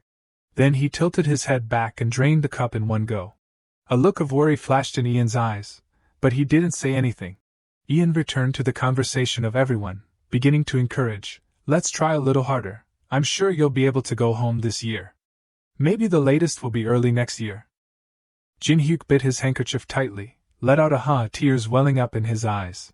Jean sat floating next to him, saying casually, that's right, that's when the pandemic broke out. He nodded, replying in his heart, yeah, they just need to get through this year. Jean envisioned a plan in his head saying, so you guys have planned a world tour at the right time. At the beginning of next year, you'll finish the tour and start making a new album. Ian replied inwardly, that's right. He immediately exclaimed, the timing is too perfect. Just as they were exchanging thoughts in their heads, someone suddenly said, I swear, sometimes Ian talks so strangely. Ian was startled. Jin-hyuk muttered, he often makes statements about the future, and they're extremely convincing. Ju-young agreed, exclaiming, really? What's strange is that he's always right. Hyun nodded and added, He even predicted all the debut members of I-1. Someone exclaimed in surprise, "No way! Really?" But the rankings were reversed at the last minute. Then maybe we still have hope of going home this year. Yes, I'm telling you, he's like a prophet. Sian suddenly looked up towards Ian. Someone had already exclaimed, "Prophet, Choi Ian." He quickly waved his hands, smiling and saying, "Come on, everyone." And noticed Sian's gaze. Ian quickly looked in his direction. But Sian had quickly turned away. Ian was stunned, thinking, just now, what was that? Sian just avoided me. When the party was over, outside the restaurant, Sian wore a hat, huddled in the corner of the wall, standing alone. He was about to light a cigarette when he heard a call, "There you are." Sian turned his head and saw Ian walking over. He smiled and said, "I was wondering where you ran off to. I thought you had run away." Sian coldly asked back, "Why would I run?" Ian went closer to him, nodded and said, "That's right. I'm sure it was just in my head, right?" Sian frowned, his face impatiently asking, "Do you have something you want to say to me?" Ian hesitated for a moment and said, "Well, just that. You're not yourself lately, you always look a bit, I don't know, seem indifferent. And you avoid me whenever I try to talk to you." Sian suddenly gave a sarcastic smile, saying, "Talk to me, huh? Why, do you want to predict how everything will turn out for me?" Ian looked at him in surprise. He couldn't believe it and asked back, "What?" Sian lowered his head, took a step forward, and said, "You know what, I'm actually very curious." He leaned close to Ian's face and softly asked, "How can you know everything? Do you have someone backing you up? Someone who taught you, perhaps?" Jean was secretly astonished to the side. Sian continued to speak in a sarcastic tone, like a sugar daddy. Jean muttered softly, "What's wrong with this guy?" Sian laughed again, saying, Sorry, I must be going too far, right? Never mind, I'm just too drunk." He looked up, as if nothing had happened, and continued, "Anyway, you don't have to worry about me, Ian, but I appreciate your concern." Sian patted Ian's shoulder lightly, then said as he walked past him, "See you in Seoul later, good luck with your new movie." After that, he just left, leaving Ian standing there alone. He thought to himself, something's not right. It's as if he knows something. A week later, on the film set of Queen Jang-hui Bin, Jean suddenly called out loudly, "Ian, hey Ian." Ian, who was spacing out, was startled by his loud call. He looked up, asking inwardly, "What's wrong? Did something happen?" Jean grumbled irritably, "What's wrong?" "That's what I want to ask you. You've been like you're on cloud 9 lately. Don't tell me you're still thinking about Park Sian." Ian, caught off guard by his words, looked away and chuckled dryly. Seeing that expression on his face, Jean sighed and said, "It's true that ever since that day you've been," but what else did he say after that? Ian didn't hear anything he said. After a while, he slowly replied, "You know, Jean, I've been trying to figure out the exact reason why I feel so strange about this. Is it possible that there are people like me too?" Small story about MBTI's Part 2. Hyun is ISTP, has the qualities of an artisan. Juyoung is a mediator, INFP. Juhyuk is ISFJ, a nurturer. Additional section, Jean is ISDJ, a responsible person. Jean was a little stunned when he heard Ian's question, repeating, "People like you?" He replied inwardly, "Yeah, did the Grim Reaper mention anything about other reincarnated people? If not, at least tell me how to get more out of him." Jean immediately went into a pensive state. And after thinking for a while, he replied, "I don't know." A flash of anger appeared in Jin's eyes, and he muttered angrily, "That damn Grim Reaper." Jean gnashed his teeth and roared, "He shows up whenever he wants, and says things that no one can understand." Ian looked at him in surprise. Jean continued to vent all his dissatisfaction. "Last time, he almost suffocated me, and gnashed his teeth as if he was about to execute me." Seeing Ian's confused expression, he suddenly stopped, thinking, messed up. Jean immediately flew away, thinking awkwardly, "I didn't mean to spill everything." Ian raised an eyebrow and asked, "Could it be that you—" Just then, a call suddenly rang out from outside. "Ian." A staff member of the film crew poked his head in and said, "It's almost your turn, get ready." He looked at him and replied, Okay, I'm coming." Jean flew out the door, exclaiming, "Great, go for it. Don't worry about anything and get to work. I'm going to take a break." After saying that, he disappeared. Left alone, Ian frowned, thinking, something definitely strange is going on. Jean flew to the roof, not turning his head back. He speculated inwardly, did the Grim Reaper confront Jean because he wasn't supporting me properly? No, it's not that. What if Jean isn't my guide in this world? What if he was forced to help me, because he was being blackmailed by the Grim Reaper? That would make more sense, wouldn't it? News about the film Queen Jang is spreading everywhere. Writer Masukyun presents a new historical drama project with a cast of stars. Ice Ian joins Pyohyun Park's cast as Kim Chuntaek in Queen Jang. The film has attracted attention before it was even produced, thanks to the famous writer and director, as well as the star-studded cast. According to Ian's memory, in his previous life, this was also a blockbuster, both in Korea and abroad, but it had a major limitation: the actor who played Kim Chuntaek before showed off acting skills as stiff as wood. Perhaps that's why Ian was confident that he could play this role well. In a film scene, he leaned close to the female lead, giving a wicked smile, saying, "I'll give you a chance for revenge. After all, I'm your only hope, right?" Ian knew this role would be his. The director's voice rang out, and cut. Pyohyun, the director of the film Queen Jang, stood on one side, constantly exclaiming, "Wow, wow, wow. Not bad at all." The scene ended. Ian and the female lead bowed to each other, saying politely, "You did a great job today." Director Pyohyun said, "I like him more than I thought." When Ian heard that, he exclaimed with joy, "Great." Ian thought inwardly, "I'm glad you like it, Director Park. I've worked very hard to conquer this role."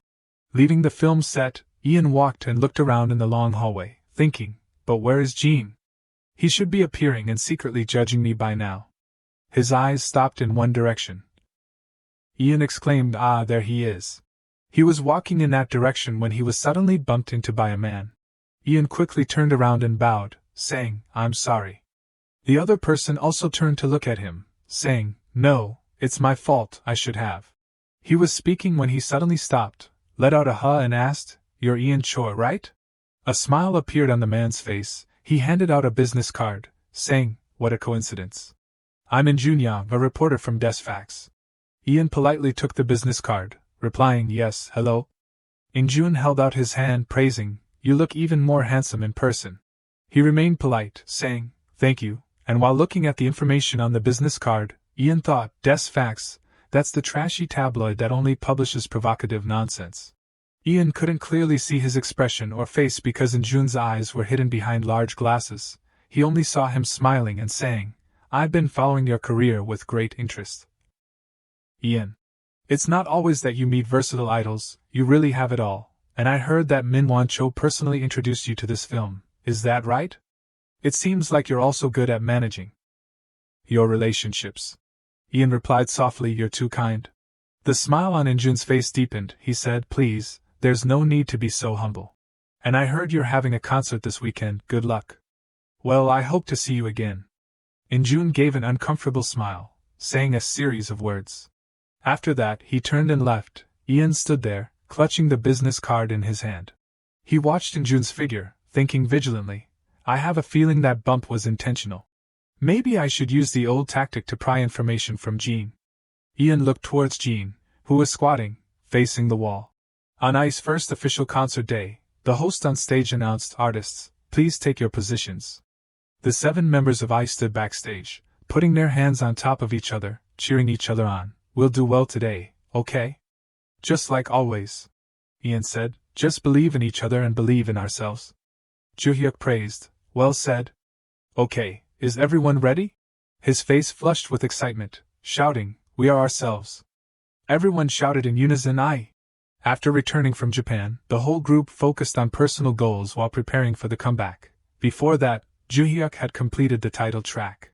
It wasn't as successful as the previous song, but it still had a pretty good position on the charts. If there was anything that really made Ian happy, it was that I was finally creating their own music. And thank goodness, everyone seemed to share that sentiment. There have been many turning points on this journey. But it seems that after all, the 7 of them are still united at the starting line. In a place where no one could see, Jean stood in front of the Grim Reaper, questioning, "Isn't it time for you to tell me? How much longer do I have to live like this? I'm not even asking for much, just tell me how much longer I have to endure." But the Grim Reaper just remained silent, not saying a word. Jean stepped back in surprise. A wry smile appeared on his face, exclaiming, "Not a single word at all." Jean turned away angrily, exclaiming before leaving, "Okay then. Cancel the contract, I'll go and tell Ian everything about." But before he could finish his sentence, his neck was tightened by a bright red cord. Jean groaned in pain, unable to make a sound. The cord also tightened his hands and feet, causing his whole body to tremble.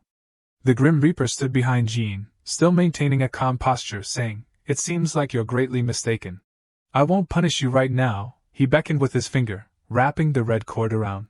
Jean was pulled close to the Grim Reaper's face. He said coldly, "Rather, I'm giving you the last chance you'll ever get, understand?" With that, the Grim Reaper gently raised his hand, the red cord disappeared, and his whole body flew straight back, slamming hard against the pillar behind him. Jean cried out in pain. He clutched his sore throat, struggling to say each word. "Listen here." Jean looked straight into the Grim Reaper's face, roaring, "I don't care if you punish me or give me another chance. I just want to know when this is going to end." "Is that so hard to answer?" He looked down at him, shaking his head slightly, replying, "No, not at all, but now is not the time." Jean was stunned. The Grim Reaper said as he slowly flew up, "Because you haven't realized it yourself yet. Stay by Ian Choi, and think carefully. Think back to why it has to be that child, understand? Think about why I sent you to help him." With that, he disappeared. Scene change. Jean sat blankly in a corner of the film set of Queen Jang. Ian's voice rang out in front of him, "Hey, Jean." Jean looked up, looking towards him. Ian stood in front of him, resting his hand, asking inwardly, "Have you thought about what I said? About Cian?" Jean let out a soft "oh." Then he asked, "You mean he's also reincarnated?" "Well, I'm not sure, but I can't be the only different one, right?" Ian thought again. "So have you ever seen any other guides?" Jean sighed and replied, "No, I've never seen a ghost flying around him, even if it's someone else." Ian rested his chin in thought, exclaiming inwardly, "Is that so? I still think we should keep an eye on him." "It's time for you to go," Ian said, pointing towards Jean. "Well, if you find anything, let me know." He nodded, "Sure thing." He hurried back to the scene. Jean sat motionless in place again. In his head, he was remembering the Grim Reaper's words, "Stay by Ian Choi, and think carefully. Understand? Think about why I sent you to help him." Jean lowered his head, muttering, "Why is it him? Ian Choi. A lucky child who got the golden ticket of life. He's experienced what it feels like to be a less popular idol, so there's no risk of becoming an arrogant person. Furthermore, Ian knows exactly what to do and how to behave to be loved by others. In a way that's too natural to make mistakes." Having been a long-time reporter in this industry, Jean knew there couldn't be any mistakes with that person. December, the day I returned to Korea, in front of the crowded airport. Ian frowned, looking at the space where Jean was standing, muttering to himself, "Why is he looking at me like that?" He gritted his teeth and blurted out, "You're annoying." The boy blankly responded with an "huh?" Jean, hovering beside him, asked, "How can you just stick to work and not do anything else? Are you crazy?" Ian was clueless, silently asking back, "What are you talking about?" He immediately flared up, shouting, "I'm saying you're incredibly boring. Isn't it about time you got into some kind of scandal? Like getting caught for drunk driving? Or being exposed for having attitude problems?" Ian looked up at Jean, thinking, "Hey, I have a question for you. How long do you have to assist me?" He curtly replied, "Who knows? I'd like to ask that too." Jean lowered his head, speaking softly, "Listen, I don't know anything at all. They say I have to figure it out myself." Ian was slightly surprised, thinking to himself, "Figure it out myself? Who told him that?" He suddenly looked up, thinking to himself, "Wait a minute, for the past few months, you've been looking at me with that horrified expression. Don't tell me you made a deal with the Grim Reaper beforehand?"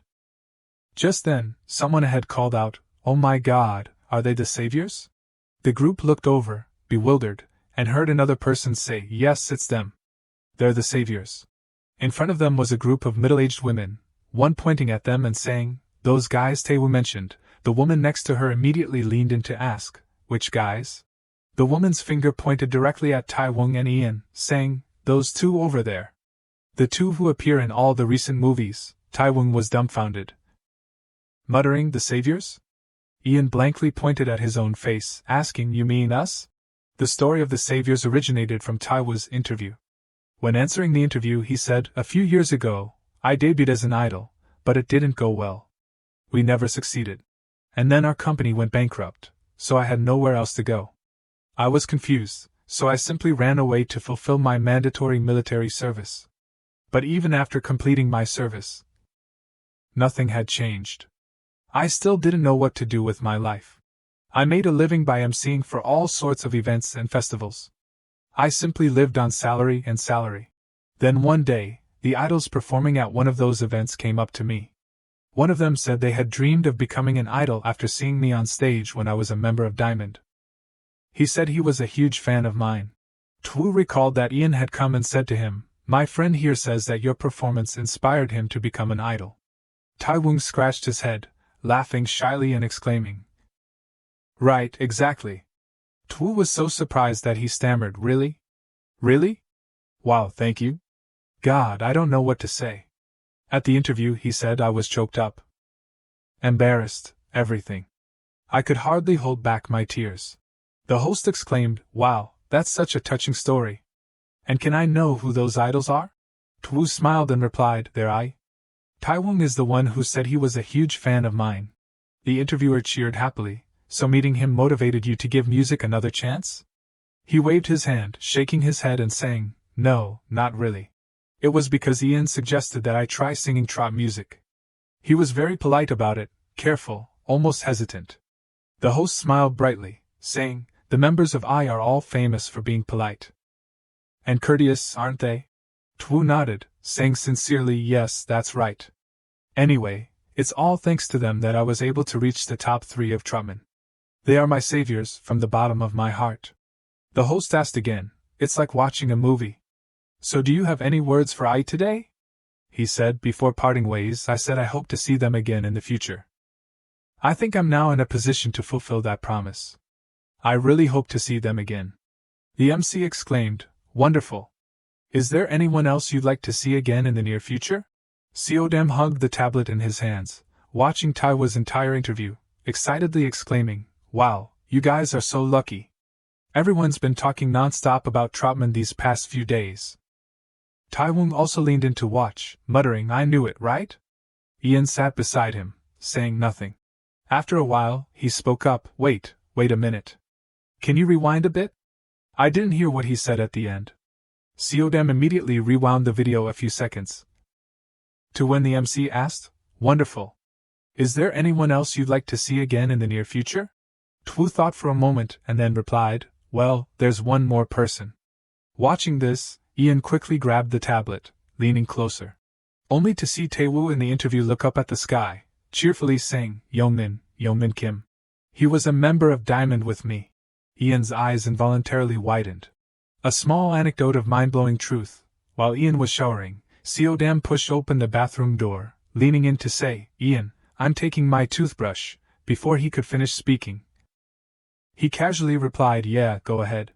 Seodam froze, his eyes widening as he looked Ian up and down. That night, Seodam had a strange dream. In the dream, Ian appeared continuously, sometimes wearing a chef's outfit, holding an eggplant, and saying with a smile, "Today's menu is eggplant." Other times, Ian wore a t-shirt with an eggplant print, gleefully showing off, "I'm wearing eggplant today." Or he gave a thumbs up and said, "Everyone looks eggplant and purple." Seodam startled awake, his face pale, still muttering, "Eggplant, eggplant." Taiwung happened to pass by, saw him, and asked, "Did you have a nightmare, Seodam?" It was late at night, the weather tonight was pleasantly cool. Everyone was fast asleep. The scene was peaceful. But Ian was still awake, intently staring at the screen. Ian muttered, "Why are you worried about this?" Jean, munching on popcorn, preparing for the show, said, "Hey, don't hesitate anymore, let's make a big splash." Ian replied, "You make it sound so easy, as if you're involved in this. And you still haven't answered me about the Grim Reaper." Jean helplessly said, "Come on, at this rate, we'll be up all night." Then, he accidentally stumbled upon a video that made him stop. Ian looked at Taewoo on the screen, thinking, "I thought I could leave everything behind. But who knew I could look back at my old self like this? I wonder how the soul that was once in Choi Ian's body returned to the original body of Kim Young-min. I'm both worried and intrigued." In the video, Taewoo suddenly saw him from a distance. He shouted, "Youngmin!" He startled and replied, "Taewoo." Youngmin happily waved at him, saying, "It's been a while, huh?" Taewoo ran over and hugged him tightly. Youngmin smiled and praised, "You're doing a great job as Trotman, you're still continuing, right?" He asked Taewoo, "Are you crying?" Taewoo sobbed, saying, "He's really sorry, Youngmin, really." He quickly reassured him, "Hey, it's okay, what are you apologizing for? He's just glad that everything you do is successful." Ian thought to himself, "Strange, not like I thought.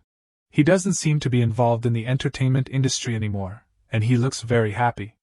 It feels unfamiliar, but it's also something to be glad about." He exclaimed, "It seems like he's doing very well." Ian thought, "Because now I realize that Kim Youngmin is completely different from me." He left the room and saw Joo-hyuk sitting in the outer room, beer cans scattered on the table. Ian asked, "Joo-hyuk Hyung, what are you doing up so late?" He turned to look at him, replying, "Ian, I just wanted a beer before bed. Nothing beats a cold beer after a long day." He wondered, how many has he drunk by himself? Joo-hyuk asked, "Want one?" Ian smiled and declined, "No, I have a schedule tomorrow morning." He replied, "Right, I guess you won't get much sleep." "Sounds tiring." Jean whispered, "He doesn't look too good today. Maybe he's having trouble creating the new album." After a moment of thought, he approached Joo-hyuk cheerfully, asking, "Hey, did you check our salaries?" "The guys in my room were grinning in their sleep after seeing them." He replied, "I saw it." "That's great."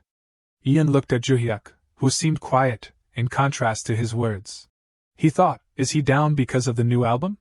It seems like he's having a pretty hard time writing the lyrics for the new song. Thinking this, Ian put his hand on Joo-hyuk's shoulder, comforting him. "You know you're doing a great job, so you don't need to put so much pressure on yourself. I'll be here if you need anything." He looked over in surprise. He smiled and said, "Two people are better than one, right?" Joo-hyuk pondered for a moment, and then smiled back. "Thanks, Ian." Recalling that day, he thought, I should have realized it then. Joo-hyuk Hyung, he was sitting there quietly, seemingly with a lot on his mind. Ian thought, he was trying to hide something. The next day at the company, everyone greeted each other. Director Seo, "Hello." Suryan said, "Hello everyone, where are Joo-hyuk and Hyun?" Seodam replied, "Hyun is in the bathroom, and Joo-hyuk is on the phone." He was curious, by the way, is it really true, the thing about Lim Taewoo signing with BHL? She replied, "Yes, Seodam, it's true. It's all thanks to Taewoo and Ian. Mr. Lee will come and say a few words to you too." Suryan checked her phone, saying, "You're still trending because of Trotman and the teaser for the new album, and leading is." Suddenly, she stopped talking. Suryan's face darkened as she stared at her phone. Someone saw this and asked, "Director, what's wrong?" Seodam also wondered, is there any new news? She panicked, "Wait a minute, Dong-soo, where's Joo-hyuk?" Ian thought to himself, Joo-hyuk. Someone asked, "Why are you looking for?" Just then, Joo-hyuk walked in, hesitating, "I'm really sorry." To everyone's surprise, Joo-hyuk said, "I should have said it sooner. I didn't expect all of this to happen, but I got involved in a financial scandal." The scene shifted. Youngmin these days, Youngmin is the heir to an agricultural business. Youngmin's store now sells products through live streams. It's a newly started business. He said with a smile, "Today's product is." He frequently appeared on Taewoo's social media. Someone wondered, "Do you regret leaving the entertainment industry?" Youngmin replied, "Not at all, it was a liberation. All I want to say is, it was nice to meet you. And I hope I don't meet you again." Everyone was stunned by Joo-hyuk's apology. Someone exclaimed, "What?" Joo-hyuk's financial scandal was related to his mother's debts. Many newspapers reported on his scandal. Joo-hyuk was not at fault, but for an idol in his prime, he would be significantly affected. Then, a newspaper reported that Joo-hyuk apologized to the victims of fraud, claiming to be estranged from his biological mother, immediately leading to comments supporting, sympathizing with, and cheering him on.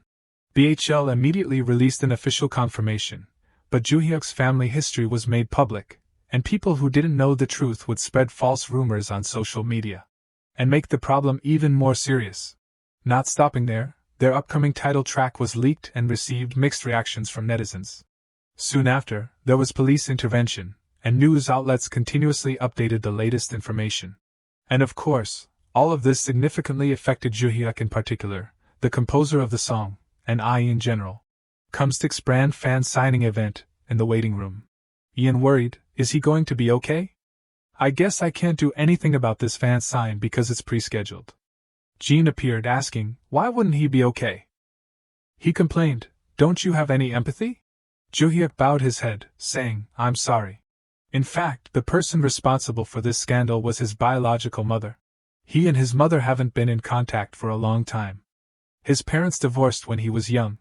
Ian recalled the couple he met last time, thinking, so that woman last time was his stepmother. Seodam asked Joo-hyuk, are you okay? He was silent for a moment. Joo-hyuk confided, not okay at all, to be honest, I'm a little sad. I can't do anything but be angry about what my parents did to me. Hearing this, he also felt sad, Joo-hyuk. But you also know you didn't do anything wrong, right? Ian agreed, right, and don't you dare pay off her debts. You can't, you're not allowed, Joo-young said.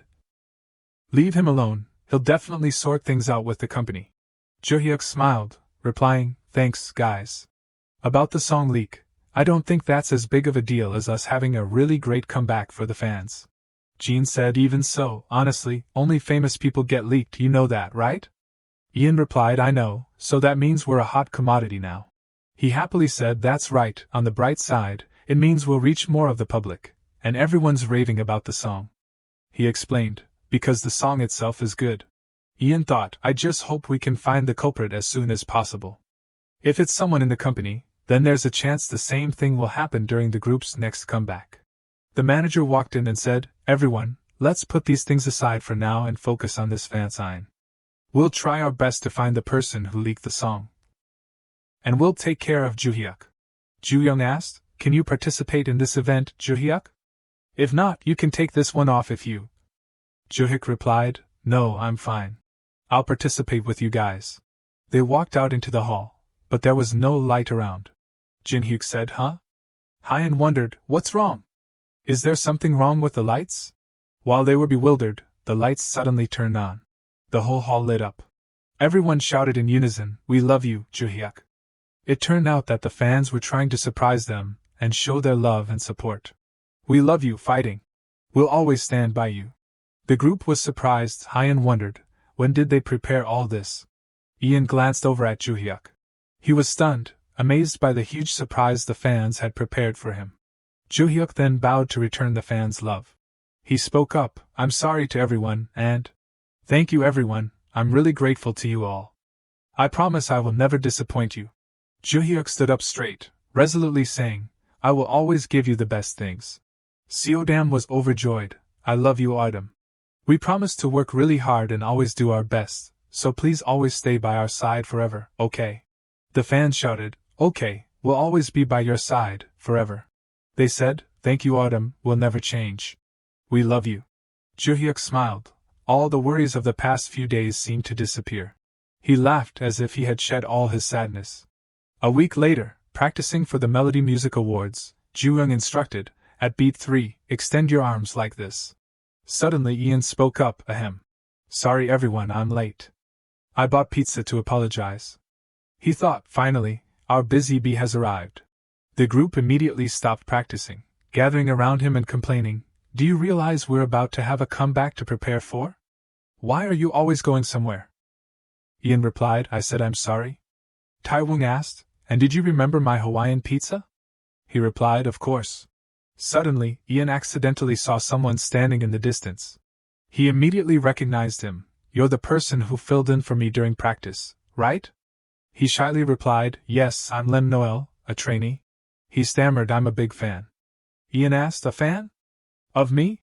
Taewong said, it seems like he became a fan after watching our street performance before. Seodam happily said, isn't that great? Ian asked, our street performance? Noel replied, yes, it was amazing. He expressed, you were so cool and captivating that I couldn't take my eyes off you. That's when I started dreaming of becoming an idol. I've been practicing very hard and getting better and better. Ian smiled, feeling very proud. Ian said, I'm very touched, thank you. I hope we can become good friends. Jean spoke up, someone's really happy, smiling from ear to ear. He asked, I heard you'll be a backup dancer for us at the Melody Awards, right? Noel replied, yes, that's right. Ian said, I'm really looking forward to it. He thought, wait a minute. Suddenly, a few scenes flashed through his mind. Jean wondered, Melody Awards? Isn't there a big problem happening there? Occasionally, Taiwan would say, I want us to have a big conflict. Ian wondered, huh? He elaborated, and then we'll check our $1 million bank balances and reluctantly make up. That's my dream.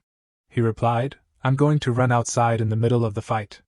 Taiwan asked why? Ian replied, because I want to shout in my car that no one in the world understands me. He exclaimed, that's great. The day of the Melody Music Awards arrived. The members were all rehearsing their moves and greetings. Ian smiled, saying, let's practice really hard.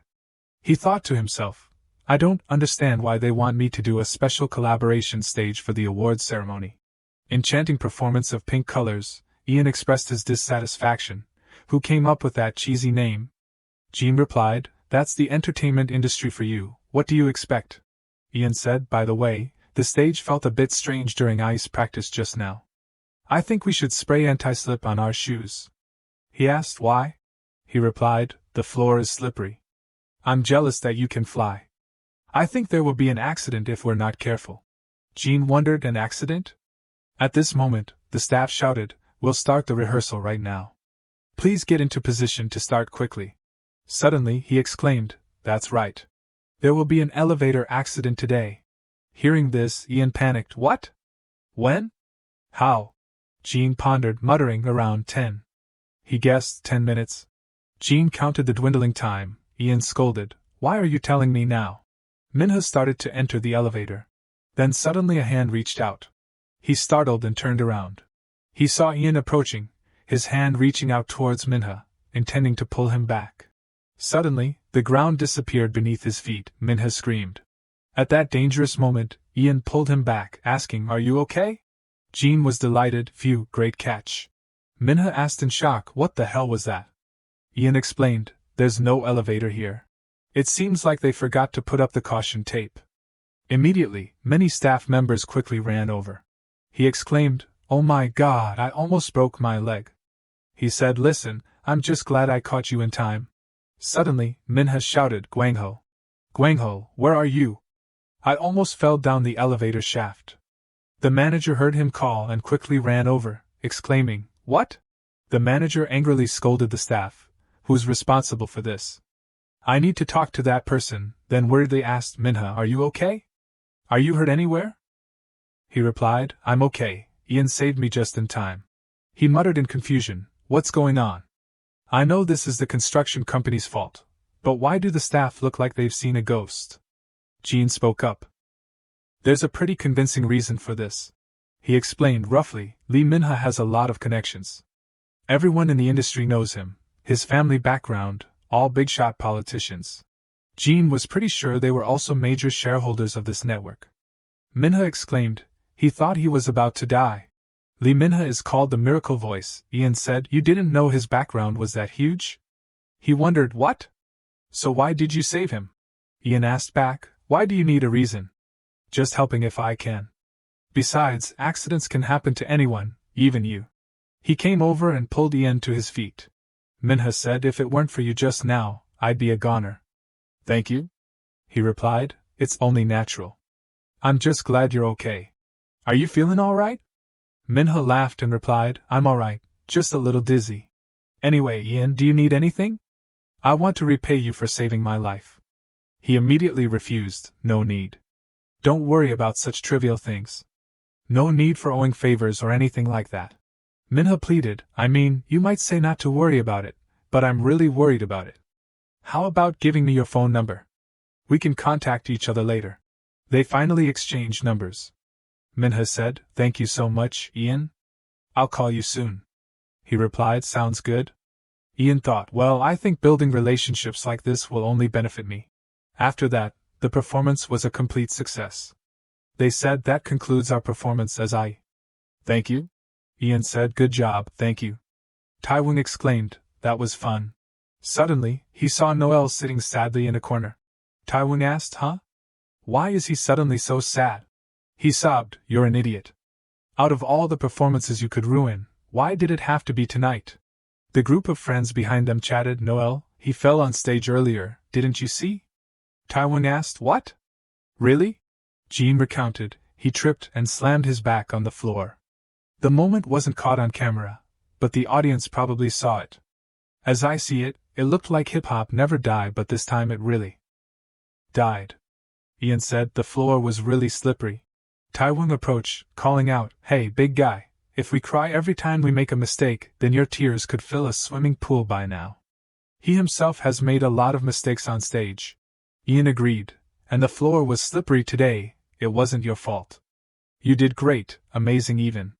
Taiwan handed him a bottle of water. Drink this. Noel wiped away his tears, saying, "But he knows everyone practiced so hard for today's performance. So when he thinks about it, he just feels like he's terrible." Noel apologized. He ruined everything. Taiwan helplessly said, "Hey? Come on, they're trying to make you feel better." Ian said with a smile, so pathetic. Suddenly, Jean called out, "Hey Ian, look over here." He turned to look in the direction of the door. Youngjun was approaching Ju-young to start a conversation. They said something to each other, and it seemed like he was refusing. But he still pulled Ju-young inside. Jean said, "That's Kim Youngjun?" Ian wondered, what the heck is he planning to do? The story of my male god friend who always buys me food. Day 1, Minha asked, "So, when are you free?" "I really want to treat you to dinner." Ian replied, "I'm always free." He asked again, "How about this weekend?" Ian agreed, "Okay, where should we meet?" A few months later, he felt that talking to Minha was much more natural. He always treated Ian to a feast at high-end restaurants. He asked, "But why do you always pick such expensive places?" "I don't mind eating at more casual places." Minha wondered, "This is expensive?" Ian thought, "That's rich for you." Youngjun pulled Ju-young into the bathroom. He stopped angrily. Ju-young asked, "What do you want?" Suddenly, Youngjun was silent for a moment, then said, "He just wanted to see how you've been. You don't even bother replying to his messages. It's a little hurtful, you know?" He meant that, in those years, they had lived together like blood brothers. Ju-young interrupted, "Hey Youngjun, listen to me. Have you forgotten why you left BHL?" Youngjun was the closest person to him in his trainee years. They got along very well and even made it to the position of dancer together, so it made sense. But right before their debut, he was the one who chose to leave. Anyway, Youngjun should be grateful that he hasn't been blocked, don't you think? Youngjun said, "Yeah, he knows. He felt really bad for what he did. That's why Youngjun wanted him to give him a chance to make amends. The truth is, he realized that meeting soulmates like you guys is really hard." By the time he realized it, it was too late. Ju-young helplessly replied, "Really, Youngjun?" Ian stood outside, eavesdropping on their conversation. He muttered uncomfortably, "That Youngjun, he really pisses me off. The new year is always full of hot news about the showbiz world." First, the public was abuzz because the members of Midas were fulfilling their military service. Followed by romantic entanglements, gambling scandals, and even allegations of drug use, but there was something even more shocking, promising to cause a storm this year. Ian covered his face and went outside. He followed the latest news feed. Ian thought, soon, a century-long pandemic will occur, the entire industry will fall into a serious crisis, which means I too. Their popularity was only just on the rise, so this stagnation was really bad. Also, a company in America contacted us, but now it's unclear whether we can cooperate with them. He said, "I think the thing to do now is to help others live with the pandemic and monitor Ju-young carefully to prevent him from doing something stupid." Suddenly someone called him, "Ian." He wondered, Hyan? He was on his way back from the gym when he saw Ian. Hyan approached, saying, "I knew it was you from afar. He heard this was your hiding place." Ian asked, "Who said that?" Hyan threw down his bag, replying, "The others. They said if you're not in your room, you'll definitely be out here talking to yourself." So they weren't lying. Ian thought, looking back, I don't think I've ever been alone with Hyan before. He asked, "How's it going? Everything okay?" He wondered, "What do you mean?" Ian said, related to the recent news about the virus and stuff. Hyan didn't seem to care much about it. He said, "Anyway, it's just a virus, it can't be worse than this." He replied, "Things will get even worse." Hyan was surprised, "Really?" Ian continued, "Maybe even on a global scale." Hearing this, he looked up at the sky thoughtfully. Hyan said, "Well, whatever you say, I'll listen." "Maybe it's true." Ian asked, "Huh? What do you mean?" Jean spoke up. Oh God, not this again. He said, anyway, I'm sure they'll get through it all safely, like always, right? Hyun said, normally, I would see this as a pointless conversation. It'll be okay, just wait, it'll pass. Hyun confided, that's just what you say to reassure others, but for some reason, whenever you say things like that, it comes true, the others agree too. So I've been thinking and wanting to say this for a long time. They looked at each other. Hyun said, you're very special. He reflected, the way you joined I? The way you sang that song Fix with me and Jinhyuk. He remembered Hyun looking at Ian hunched over his phone from afar earlier. He said, and even now you're still sitting there slumped over, like you have so many things on your mind, but you still ask me how I am first. Ian paused at those words from Hyun. He spoke up, seriously Hyun. The way you say thank you is also weirder than other people. He was silent, not saying anything more. Ian happily thought, sometimes he's really cute. Jean spoke up, objecting to this comment. The atmosphere was awkward when both of their phones vibrated with new messages. He said, I almost forgot, today is the big day. The day Stardom drinks alcohol for the first time. The message said he was urging Ian and Hyun to quickly return to open the feast. He stood up asking, should we? He also left the swing with Ian and returned. At this time, someone was taking pictures of them from a distance. He exclaimed, thank you Peter. The people following them lamented, missed it again, just when we thought we'd finally see him alone. He meant, go out with girls, go on dates, what the hell is wrong with this kid? Just take pictures whenever you see them, we might need them someday. We should only tell A1s tomorrow. In-jun looked thoughtfully at the camera. The story of I getting drunk. Stardom said sadly, are you guys already drunk? Seriously, you're such lightweights. Hyun, you can't sleep like this. Which side is his head? Juhik, put down the trash can, this goes in recycling, that goes in regular trash. The other members. Stardom looked helplessly at everyone, what the heck? Hyun suddenly asked, why did you want to become an idol? Ian wondered, me? Why are you suddenly asking that? He explained, I just thought you could have been very successful as a solo artist, or even an actor.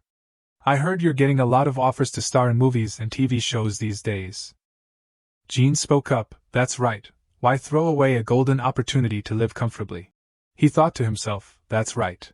If the members of I were like someone in his old group Diamond, then he might have taken that opportunity, but Ian spoke up, I always dreamed of becoming an idol. I like to sing and dance on stage. He happily expressed, besides, I want to reach the top with my friends. Hyun Hyung, do you want to know what my biggest goal is? He asked, what is it? Ian said, that's for I to become so famous that we perform at the Super Bowl. Hearing his ambitious wish, Hyun exclaimed, oh my God. Do you think you can say whatever you want? He joked, I thought you believed everything I said. Just believe me this one more time. He smiled, thinking, as long as the seven of us are always together, then definitely one day the dream will come true. The group worriedly discussed, have you guys seen the news? Another infection. Yeah, the situation seems more serious now. Mikit said they'd be going home because of this, maybe we should buy more masks too, right? Stardom said, no need, Ian has a whole box of masks in his room. Someone exclaimed, oh my God, now I regret calling him a drama queen. Hyun turned to look at him. He whispered, Mr. Spiritual? Suryan asked, is everyone here? The secretary replied, yes. She exclaimed, well, this is definitely not a smooth start to the new year. Knowing that you can all take care of yourselves, but try to avoid public places during this time. And if any of you start feeling unwell or stressed, don't hesitate to tell them, understood? Everyone answered in unison, yes, understood. Suryan said, okay, the reason I called you here today is to tell you some good news. You're invited to participate in M Station and will also perform at the American Music Festival. However, this will be an online concert. Everyone exclaimed in surprise, huh? M Station and AMF? Jean said incredulously, but only top artists are invited to participate in those events. No way, we're not there yet, right? Although you've only achieved some success, you're also lucky. Since Midas enlisted, the entire industry is looking for a new idol group to replace that position. Ioni is out of the question because their contract is about to expire. They'll break up soon. Ian thought, so that's why Youngjun was trying to mend his relationship with Juyoung? Like a safety net, huh? He looked at Juyoung, thinking, still feels uncomfortable remembering that. Suryan shouted, "Focus everyone, we've booked an abandoned factory outside the city to film your online performance for AMF." The secretary spoke up, "Feel free to suggest ideas for the stage design." The group eagerly started suggesting ideas. "An abandoned factory?" Seodam suggested, "Then should we wear clothes like mechanics?" Taiwan agreed, "That's great." "Add a fire effect in the back of the stage too." Juong asked, "What about driving a crane?" Hyen replied, "Isn't that a bit too dangerous?" Ian said, "But it sounds cool." Suryan spoke up, "In addition, your performance at M Station will also be pre-recorded. The filming location will be Ilsen's studio." They said, "Understood." He wondered, "Director, do you think we should hold a video fan signing after we start promoting the new album?" She thought, "Video fan signing?" Ian explained, "Yes, it'll be like an online fan signing. Fans will register to participate in the event with their personal information. The lucky ones who are selected will have the opportunity to video chat with the whole group. Although they can't meet in person, they can at least record the call and keep the video as a memory. And we can also send them signed albums by mail." Hyen pondered, "A video fan signing?" Juong agreed, "Sounds good. They can also prepare their own unique accessories to wear during the video calls. Accessories are what fans usually prepare cute.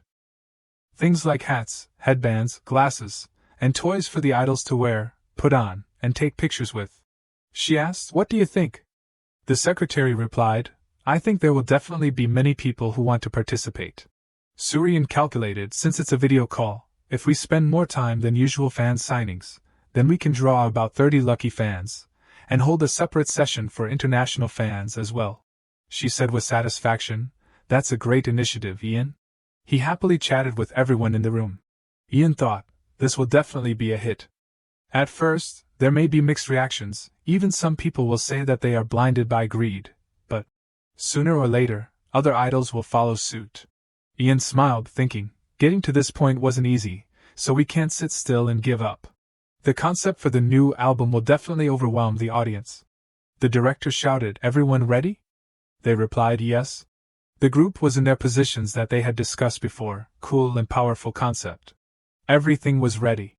"The story of I getting drunk part 2, Seodam shouted, "Jin Hyuk-young, put on some clothes." Ian challenged Jean, "Tell me the truth, what newspaper is he from?" Jean helplessly said, "You're crazy?" Juyoung was scared. "Who are you talking to? Don't tell me there's a..." Suddenly a hand touched his shoulder. Juyoung jumped, the group huddled together, everyone smiled. Seodam said, "I'm not drinking with these people anymore." AMF stage at the studio. A voice announced to everyone, "The rehearsal is over. We'll take a 10-minute break before the official filming." Ian Choi and Park Jin-hyuk seemed to have gone through an intense training session, so they were stretching a bit and preparing to enjoy the break. Suddenly, someone caught their attention and they turned to look. "You guys are really good, just like superheroes." It was Park Seodam. He naively asked, "How can you jump down from that height? Aren't you scared at all?" Ian proudly replied, "Well, Seodam, practice makes perfect. No matter the height, I'm very confident." Jin-hyuk next to him nodded in agreement. Seodam still wondered, "But isn't the floor here very hard?" He stomped on the floor to check. Ian Choi said, "What can we do? It's a concrete floor." Park Dong-soo came from behind, doubtful, "Are you sure it's not too high?" Seodam was still worried. "It sounds like it hurts a lot." He suggested, "Why don't you equip some ropes for safety?" But Ian raised his hand in praise and cheerfully assured, "We'll be fine." Jin-hyuk also enthusiastically signaled that it was definitely okay. "Exactly, ropes are not necessary." Dong-soo helplessly crossed his arms and sighed. He reminded, "Well, if you say so, remember to warm up thoroughly before the official filming." With Ian and Jin-hyuk's agreement in unison. "Understood." Jean sat up high, observing the people below laughing and talking happily. He seemed to have something on his mind. Jean scratched his head, seemingly sensing something was wrong and worried. "I have a bad feeling about this." But he wasn't clear what it was, so he just told himself, never mind, it'll probably be okay." A while after the break, everyone returned to their positions. The announcement rang out, "Okay, get ready," and filming. The stage appeared bright in the magnificent golden lights.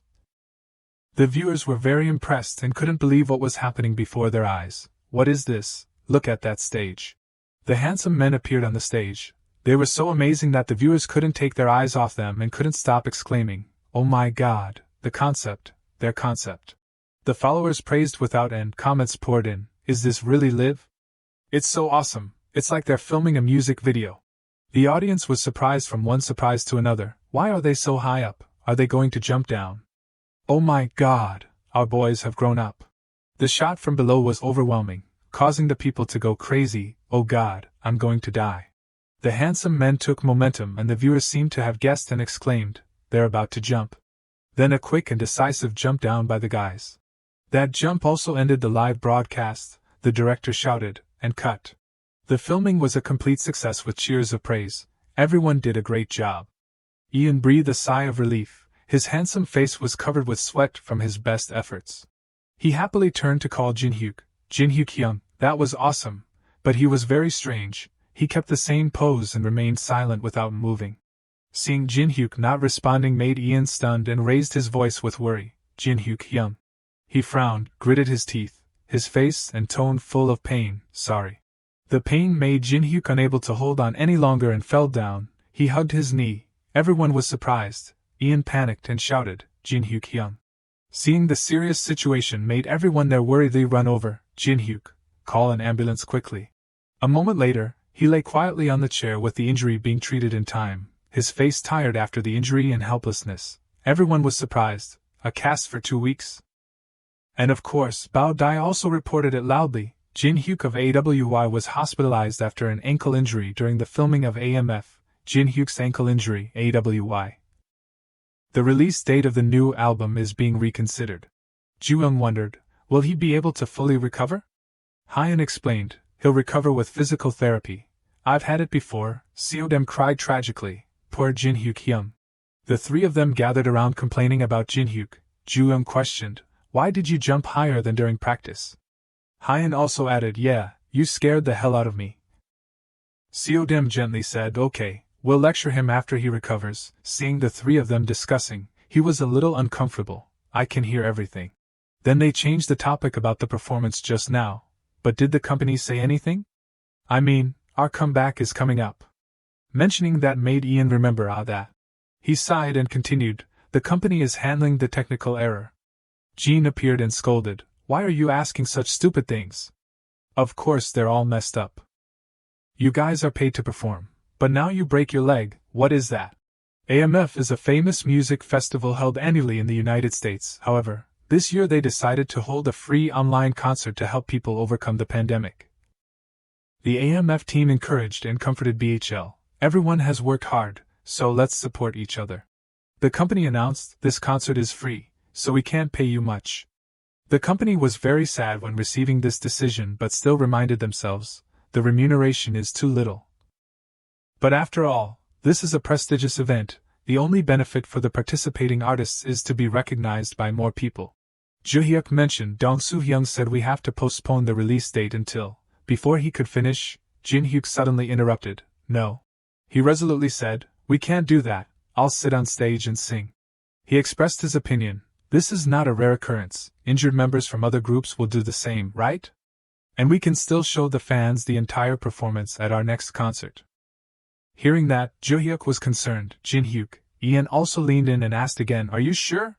Hyun, Joo-hyuk, and Ian imagined and smiled awkwardly, but you'll have to sit in a corner for the whole performance. Everyone was silent, surrounding Jin-hyuk and staring at him thoughtfully. Suddenly Joo-hyuk spoke up his thoughts, hey guys, what about doing this? A week later, bright and sparkling lights, magnificent decorations combined with melodious music rang out. The people there were also surprised and exclaimed, wow, it looks so virtual. Yeah, it's the first time I've seen this scene. Everyone was impressed with the lineup that was on stage. Oh my god, what the heck is that? A member of the guest band also had to reveal a surprised expression, his eyes shining with admiration. Are they really going to play hardball? How could they think of using his injury for something like that? Sean, who was looking at his phone, also had to look up. He seemed to have some calculations. The praises kept ringing out. It will definitely explode. Sparkling fans opened in the dim light combined with the resounding melody to create an enchanting performance. It was started by Jin-hyuk. He sat performing in an eye-catching outfit, holding a mic expressing fully emotionally in the middle of the magnificent stage. The praises still rang out. It's really getting better and better, they're so hot these days. Oh my god, now I'm so jealous. Youngjun, who was passing by, also had to pay attention. He looked at the stage without taking his eyes off. On the stage, Ian was radiant and enthusiastic, dancing and singing. Youngjun and Season quietly watched the performance. Both were silent. Perhaps in their hearts they were feeling shaken. They were both calculating something to try harder to defeat their opponent. Suddenly Season received a call that made him wake up, while Youngjun also turned and left. Only to see an unknown number send a message to Season, 17th, 9 p.m., Hotel H Room 1904. He looked at the message sent for a long time without any movement. His face shone with an expression of reluctance. We have a patient at home. Joo-hyuk curiously tapped on Jin-hyuk's cast. Do you feel anything? He helplessly said, no. Seodam happily and quickly suggested, we have to write something on the cast, it's a tradition. Ian also responded, I want to sign my name, and then everyone gathered around drawing and writing on Jin-hyuk's cast. Joo-young spoke up, I heard it'll smell bad when you take off the cast. Ian joked, but it probably won't be as bad as you. He was angry. What did you say? Jin-hyuk's leg not only became something for everyone to write on, but also a pillow for Hyun to sleep on. Cut to the day of the performance, Seon received a message and turned to leave. He typed something in reply to the other person's message. Jean hovered above, watching every move. He suddenly noticed Seon. He seemed to realize something and guessed, looks like this particular future won't change. Cut to BHL Entertainment. Surian reminded, the epidemic is getting worse, so I think you should wear masks from now on. Everyone obeyed her order, understood. Then she announced further, and after careful internal review, we have decided to proceed with the release of your repackaged album as planned. Everyone cheered happily. You're the best, Director Seo. Surian emphasized, but if any of you get injured again, I will stop all of this, understood? Jin-hyuk, hit by those words, suddenly lowered his head, feeling embarrassed. Joo-young agreed, understood. Ian was secretly pleased. It's good that we used Jin-hyuk-young's injury to our advantage. Everyone is talking about our new song thanks to his seated performance. Surian stood up powerfully, declaring, and with this repackaged album, she said clearly, we have decided to involve all of you in the production process. Joo-hyuk stood up happily and proudly saying, that was my idea. Everyone felt very excited. Wow, sounds fun. While they were talking, there was a knock on the door. Surian happily said, oh, he's right on time. Hyun had a puzzled expression. She mentioned, I also have some new news to share. The person also walked in. The person said, hello? Ian looked extremely shocked when he saw that person. It rang in his head, Tae-woo. He walked in shyly and carefully. Tae-woo turned to look at Ian, causing him to startle. Then he politely bowed his head with a smile, hello, Ian. Involuntarily Ian also stood up and replied, hello? He wondered, this is the first time I've seen him since he signed with BHL. Surian opened up to everyone, you've all met Tae-woo, right? He approached and put his hand on the table, saying, hello everyone. Tae-woong and Seodam, who were sitting right there, also enthusiastically said, hello, hello. She reiterated, as I said, Tae-woo has officially joined BHL Entertainment, thanks to Tae-woong and Ian. Surian continued, and we're planning to hold a surprise event. Everyone was very curious. What kind of event, Director? She asked Tae-woo, do you want to tell them yourself? Tae-woo nodded in agreement, thank you. Tae-woo started to explain, well, it's not much, but this has always been my dream. Surian and everyone watched and listened to him. Everyone was focused on what he was about to say. He was sincere, and I hope you can help me achieve it. Tae-woo bowed his head, confiding, you see, when I was still a member of Diamond, he revealed, one of the songs that we co-wrote was never released because we disbanded too suddenly. Hearing this made Ian startled and stunned. Tae-woo emphasized with full confidence, now. He proposed to the whole group, I want to hear AWY sing that song. Cut to the AWY waiting room. Ian was being carefully touched up by the makeup artist to prepare for a performance. Suddenly there was a noise that made him open his eyes. Taewoo's voice rang out, so, what do you think? Everyone discussed, seemingly agreeing and responding, I think it would be great. Joo-young also felt excited. We'll become glorious. But Ian was still thinking silently about something. Suddenly he seemed to think of something good. Seeing that everyone probably agreed, Taewoo planned to conclude, so maybe. But before he could finish speaking, Ian spoke up. You can sing it with us, he said, suddenly causing him to be surprised.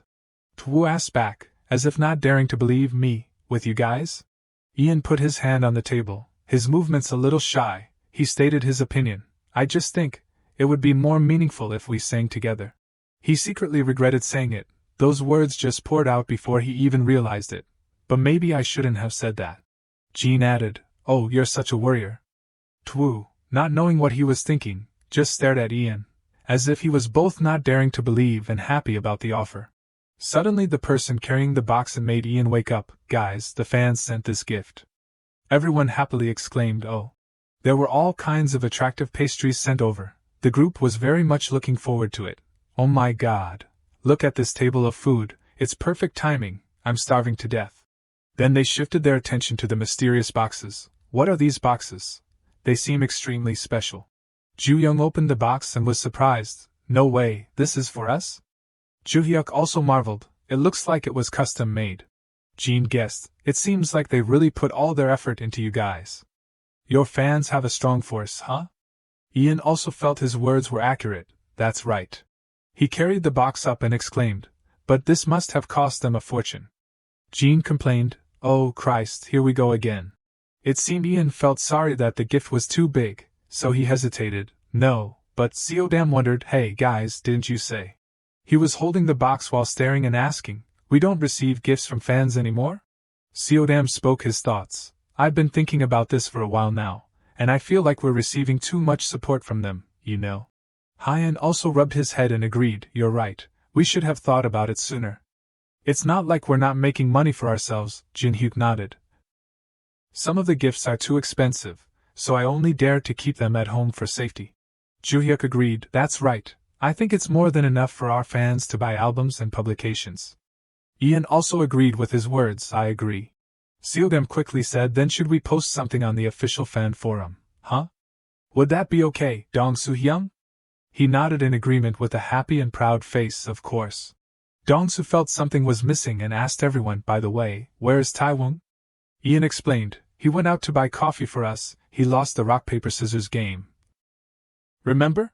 He cried instead of him, and also raised his hand to indicate Dong-soo was surprised by himself. Ian explained, no, he went with Myung-jin. At the same time, Taewoo and Myung were indeed buying coffee, as he said. He assured, I'm sure he'll be fine, he's just stopping by the nearest coffee shop. Taewoo was downstairs at the coffee shop and choosing the order for everyone. This, and this too, I'll swipe my card. He took out his card from his wallet and handed the card to the staff. Suddenly on social media at this time, it was also noisy about him. What the heck is going on with Taewoo Cho?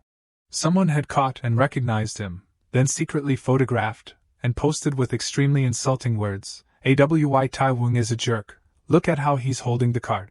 But that person was wrong to touch the idol of his fans. They criticized, threatened, and reported the incident, but that person didn't seem to be afraid and still challenged with dirty words. Ian's favorite drinks, hey, AW item, today, I'll let you know my favorite drinks.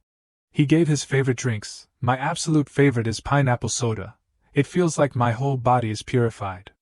The second favorite drink is coconut water, it's so sweetly refreshing that it's never enough for me. He was talking while opening the can. Next, barley soda and rice milk. Ju-young peeked in from somewhere. He pressed Ian down and joked, you're tired of hearing this, right, AW item? Seodam and Dong-soo also joined in. He supported Ian Hyung, get out, Ian Hyung, get out. Cut to, on social media now, the picture of Taewoo secretly photographed while buying drinks and the words scolding him were spreading, what the heck, Taewoo? He really gave his card to her like that, disgusting. Ugh. When I was working part-time, I hated customers like this so much. I don't care if they're famous or not. I just want to punch that face to relieve my hatred. The news also reached AWY, what's going on here? Taewoo read while feeling sad, I didn't do that. Hyan sitting next to him also felt pressured when reading the comments about him. Wow, those comments are intense. Ju-young wondered, what exactly happened? Taewon got up and acted out what happened at that time. This is exactly what happened at that time. I took the card out of my wallet. He held his card in his hand, the other hand put his wallet in his pocket, then held it like this, while the other hand put the wallet in his pocket. Taewon described and emphasized, then he used both hands to hand the card to her. Jooyoung asked again to make sure. Really? Then it's not too serious, you were very polite anyway. Hyun even used a magnifying glass to see more clearly. That's right, they deliberately turned you into an unpleasant person. Ian thought to himself, it seems the picture was taken right before he stood up straight. But the quality is too bad, you can't see anything clearly. Jin-hyuk comforted Taewon, don't worry too much, this kind of thing can be solved through security cameras. Joo-hyuk also agreed and patted his shoulder to encourage him. That's right, the company will also be responsible for responding to the media. Taewon sighed. I hope so, I'm sure everything will be okay. Hyun-sik angrily issued an order, notify the reporters, let them know that we will take legal action. He firmly said, we can't let them run wild without consequences. We need to get rid of them quickly as soon as possible, not letting them lay eggs. Suryan grasped the order. Understood. He also said, and make sure you keep a close eye on the progress of the plan for that online concert. She was focused on typing what was needed by order, then suddenly stopped. Suryan spoke up. Sir, you won't believe who contacted us. Hyun-sik looked up. Who is it? She looked at him with an incredulous expression. Chunghwa Group. Then she hesitated again, but Ian's image appeared. In Suryan's words, they only chose one member. A few days later, at a photo shoot for Brand Z, Ian was posing for sample photos. The photographer adjusted him. Tilt your head a little, perfect. Ian whispered to Jean, what's going on? Have you found anything yet? Why am I being sponsored by Chunghwa Group? He replied, that case? He guessed, it seems like after seeing you in that historical drama, they were attracted by your comprehensive talent. At the same time, the press also caught on and reported about Ian. Ian's portrayal of Kim Taemin has caused a stir. Ian has been chosen as the muse of a global luxury brand. Ian has been appointed as the beauty ambassador of Brand Z. Ian blushed a little shyly and happily. Oh wow, that's an honor. Jean reminded him, yeah, remember to work hard. Who knows, I might receive an even more intimate offer. Ian suddenly fell silent, confused. After a while, everyone announced, 10-minute break. The staff and the crew enthusiastically brought water to where Ian was sitting. Here's your water. He cheerfully and politely replied, thank you. While drinking water, he looked at his phone, then suddenly stopped. Ian uncomfortably and secretly shocked. Really? Seriously, he's persistent. I was planning not to block his number to easily monitor him, pay attention to him, but a certain number had sent him a message, wanting him to call that person and meet them, he thought to himself, and I've never even given him my phone number. Suddenly another message came in continuously. It was a message from Jooyoung. He replied that Taewon's situation didn't seem okay. He was trying to pretend not to care, but kept checking the comments. Ian secretly worried Taewon. Cut to, at night when everyone had fallen asleep, Ian woke up and got out of bed a little. He noticed Taewon. He was asleep but the phone next to him was still on. Perhaps he had been reading comments until he fell asleep. Ian worried in his heart. Maybe he's never experienced anything like this, so he doesn't know what to do. He thought and guessed, but it could also be because no one cares how true the whole thing is, as he guessed, even though the staff at the time spoke up to defend Taewon. No one believed it, they just wanted to release their negative emotions into those comments, attacking and threatening him. Not only that, Ian also learned that there were other false rumors. Now there are a bunch of unfounded rumors too. Social media and the press also rely on what's popular to increase revenue and snatch news for themselves. They fabricate innocent Taewon and think they're right to insult a person. Cut to, Ian was sitting taking a break at the photo shoot and complaining, what's their purpose in doing this?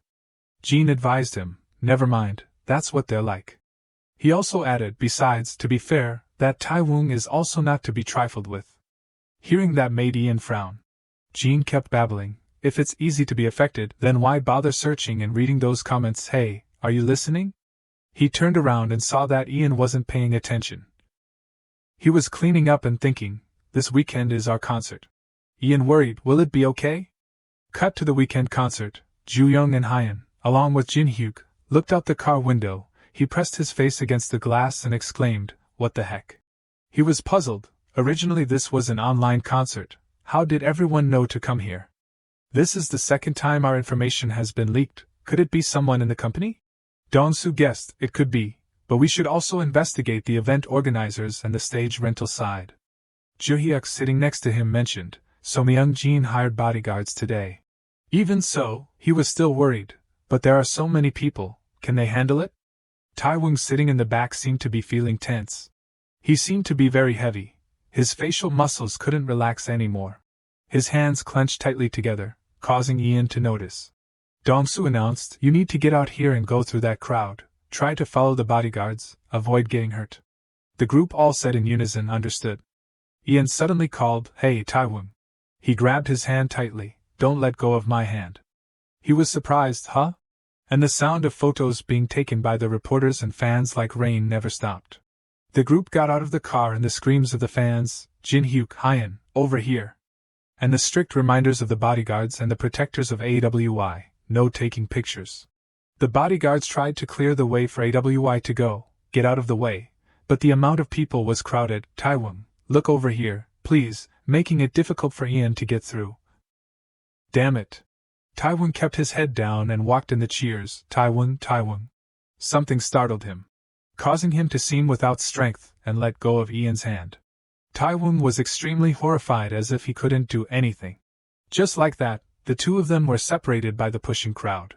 Ian was terrified, his face so frightened that it seemed like there was no blood left. The incredibly crowded fans screamed, "Taewon."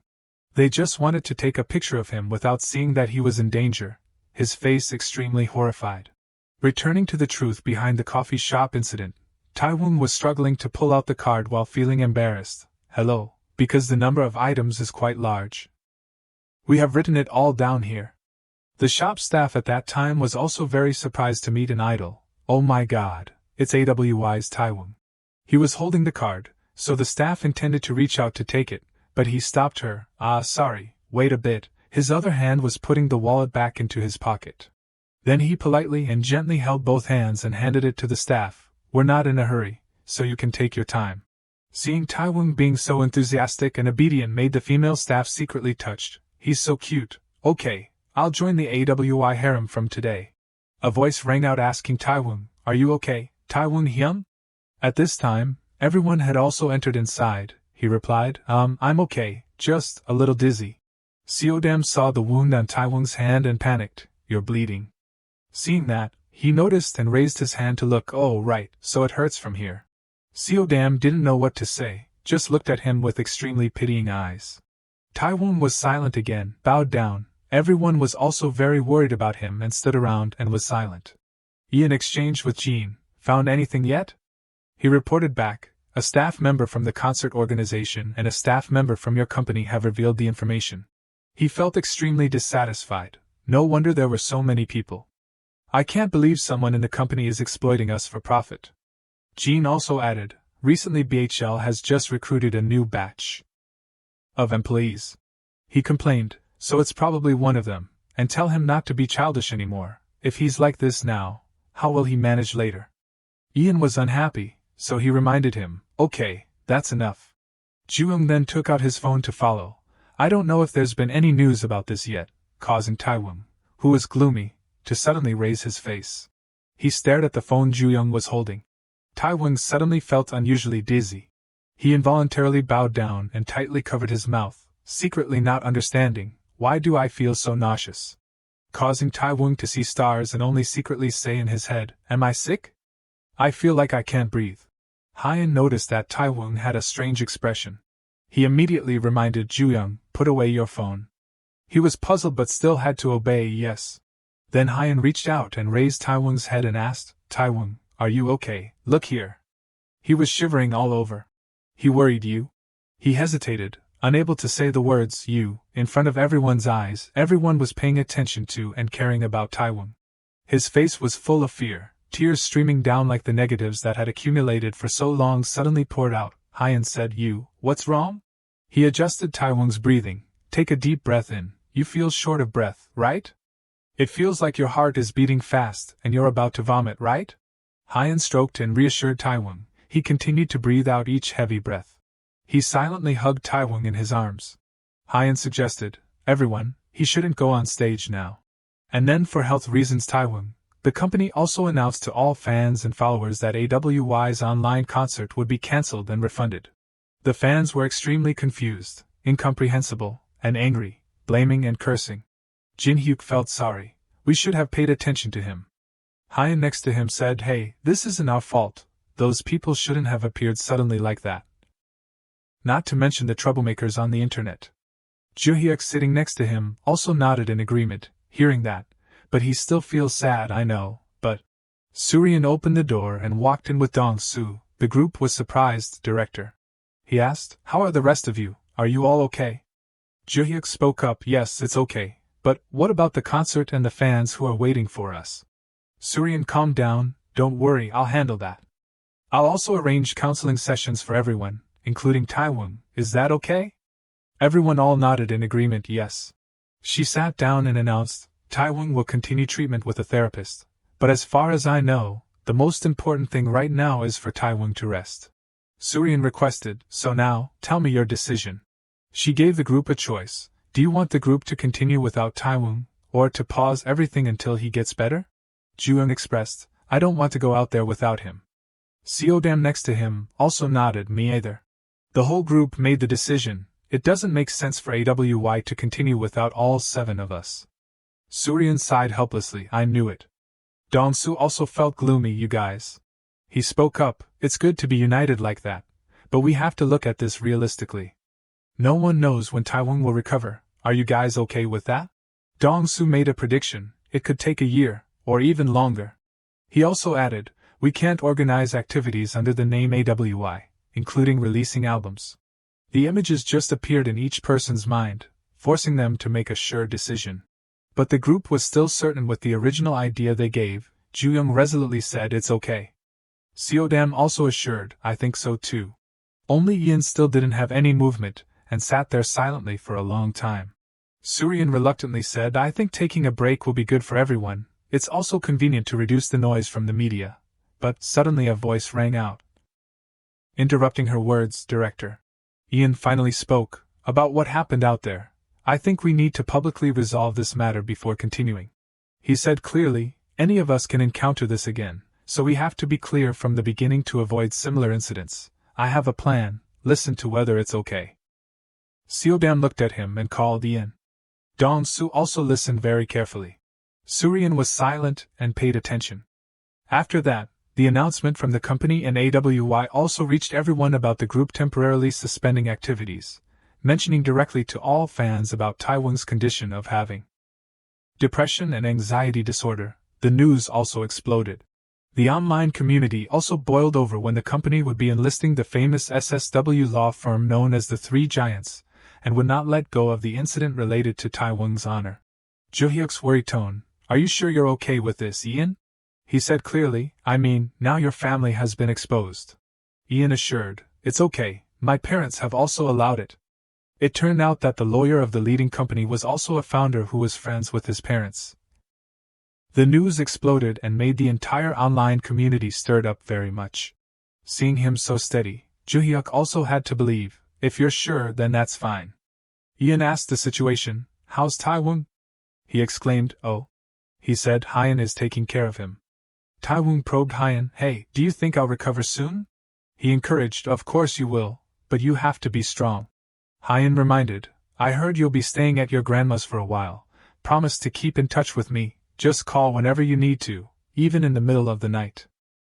Taiwung's eyes looked really sad, unlike before he replied yes. He also emphasized, I'm being serious, and remember to update the situation in the group chat every day. Ian's figure at the door was quietly listening to that conversation. Suddenly his phone rang. It turned off on the second ring. Ian held up his phone to see what it was. The recently sent message appeared, Ian. The second message appeared, if you continue to ignore me, you will pay a heavy price. Just messages, but enough to understand through the words is how threatening and scary. 7 minus 1 equals 0, let's help Taiwung. Seodam was angry, you're finished with me, you destroyers. I've screenshotted everything. Ian spoke to him over the phone, I received the file you sent, Stardom. The lawyer said they will be very helpful. He was happy that he could make the people who harmed Taiwan pay the price. As for Taiwan, he was being taught by Hyen. Come on, do as I do, take a deep breath. He was helpless, take a deep breath, it sounds no different from Jin-hyuk. He then gave Taiwan his phone to see. Well, he sent me this. He was shocked. When did he film this? Ju-young gave the letter to Ju-hyuk. Can you put this in too? He explained, I'm packing to send to Taiwan. Were you hugging that while crying, Ju-young? His face was clear. But his mouth kept denying, no. Ian watched that message while complaining, this guy is getting too much. Then he turned to ask Jean, what do you think? But he didn't see him reply. He called again, Jean, he was gone, but he still didn't appear. Jean was sitting on top of the building at this time. His face shone with full of thought.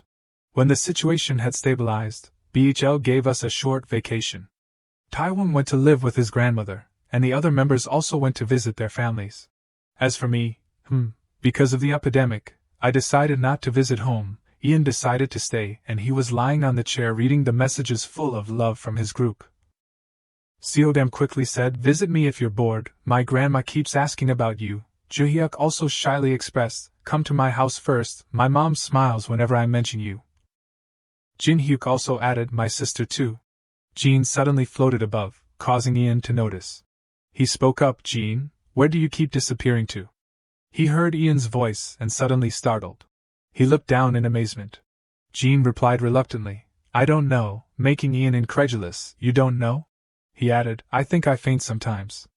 Ian heard this and smiled, asking, faint? Then he joked, why, are you sick or something?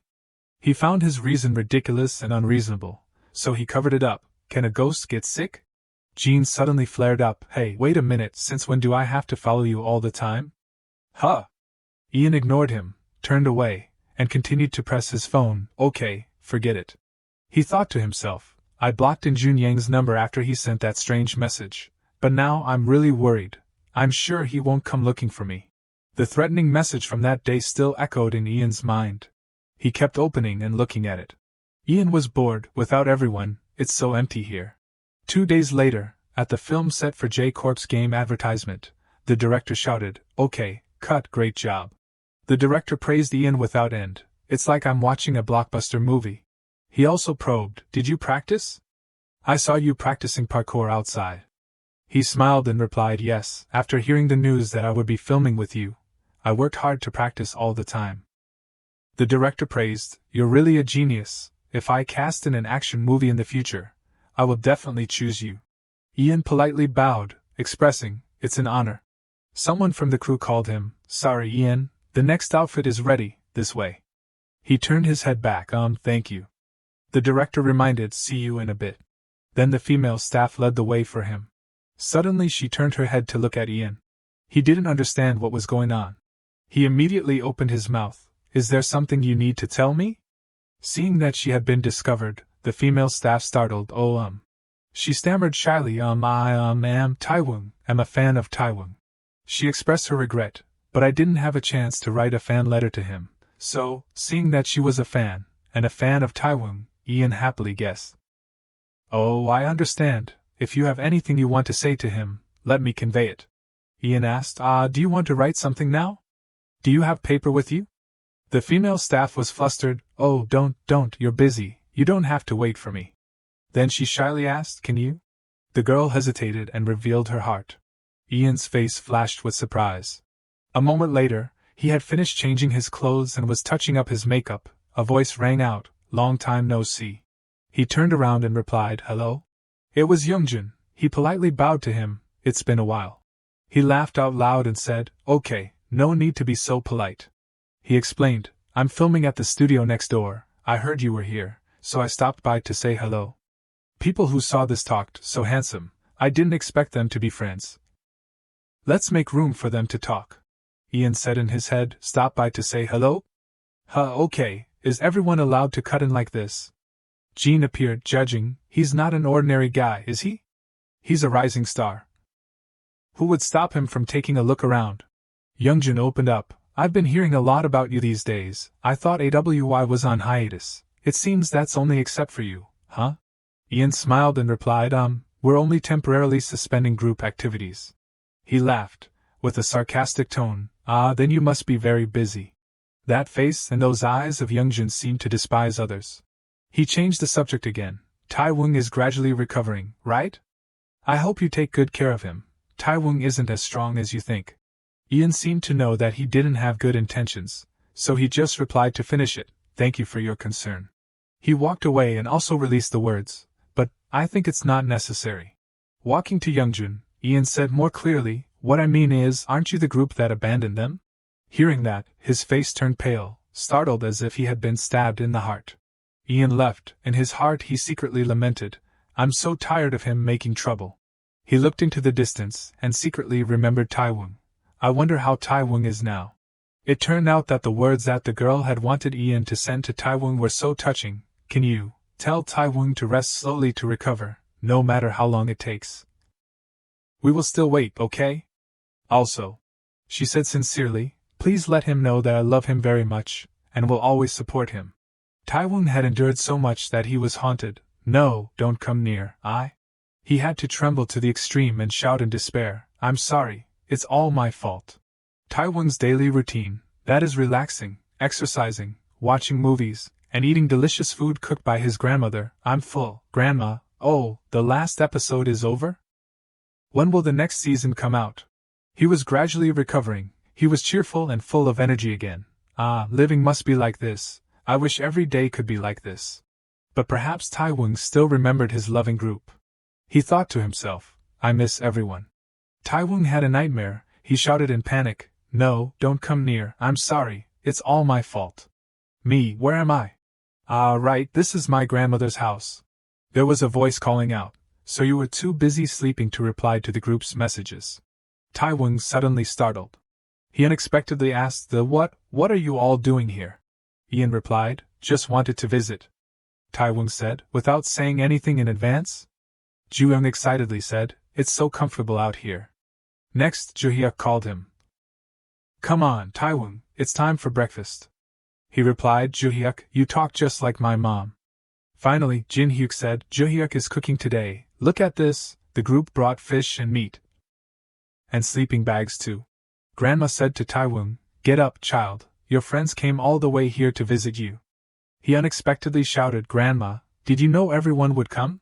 Seodam massaged her shoulders. Grandma said, I feel like I just received 6 more cute grandchildren.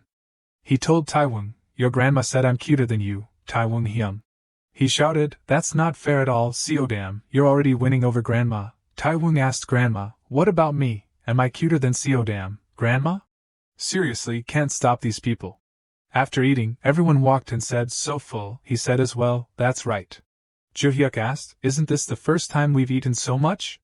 Seodam said, I was most impressed with Ju-hyuk Hyung's stir-fried beef. Taewung was silent, not saying anything. He spoke up, hey, Jin-hyuk, Ju-hyuk, and Ju-young turned back, confused. Taewung said, thank you for everyone coming to visit. He shyly continued, and don't worry, I'll get over everything soon. I also don't want to keep everyone waiting for long. Everyone was silent. Hyan put his arm around him, saying, Taewung, no one cares how long it takes you. Seodam also responded, that's right, your health is the most important thing. Ju-young agreed, they're right, relax. Let you know I'm enjoying learning to be a DJ and mixing music. Everyone wait, I'll soon release a masterpiece. Everyone marveled, oh, that sounds good. Someone asked, hey Ian, I heard you'll be participating in the next work of your historical film director? He replied, I'm studying the script, that's great. Taewung put his hand on his head and said, it's great to know everyone is continuing to work. Ian called Taewung, he shouted HM? He whispered, when I was filming for the advertisement yesterday, I learned that a staff member there admired you. He shyly asked, admire me? Ian shouted, she said she really liked you. And will wait for you no matter how long it takes, she said she would support you. She wanted me to send that message to you. Taewung was suddenly silent. Everyone teased him, Taewung is crying? Hurry, someone film it for me, he denied, shut up, who said I'm crying? Taewung suddenly realized something, he said, wait a minute, this is... Do you remember when I saw Taewa's performance as a child? Seodam said with a smile, of course. He said it took place here. Ju-hyuk said, smaller than I thought, Ju-young shouted. To-woo and his group must have worked hard. Ian thought to himself, so it was here. Taewon said, the size of the stage doesn't matter, it was the best performance I've ever seen. They really shined on stage. Ian coughed embarrassedly, ahem. Ju-hyuk said, speaking of which, our joint performance is about to take place, right? Ju-young said, it's been a long time since the whole group stood on the same stage. Jin-hyuk agreed, yeah, it's the only event that can't be postponed. Taewon said, oh, a joint performance? Ju-hyuk comforted, don't be too stressed, Taewon, everyone will try their best to do your part. He replied, yes, yes. Taewon seemed to still hesitate. Outside on the road, the car was coming. Dong-soo was driving while listening to the phone. He said, yes, he just completed the acting class, and now we're on the way. Yes, I understand, no, I'm fine, the director is also staying up late. Well, no need to worry about me. Ian thought to himself, it seems like there's something going on between Dong-soo and Director Seo. He opened his phone to watch the show with Seon. Seon smiled, do you guys think my attitude is annoying? But doesn't this kind of job need more people like me? I'm serious, what do you guys think? I'm just saying it exactly like that, do you guys agree? Youngjun heard this and could only smile awkwardly. Ian secretly watched. He thought, why does he keep acting like he's the bad guy? He didn't even listen to me before. Ian recalled, Seon said, anyway, you don't need to worry, but I'm very grateful. Ian thought, what are you thinking, Seon? After the show was broadcast, Youngjun talked to Seon, what do you think you're doing, ignoring Mr. Yang's messages? I don't think his offer is bad, what's wrong with you? You should think carefully, Seon.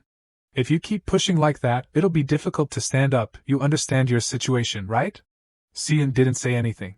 After a long time, he stuttered and said, At I's main meal, seeing the beautiful plates of food cooked by Ian and Ju-hyuk, Taewon asked in surprise, did you really cook everything? You two should join a cooking show.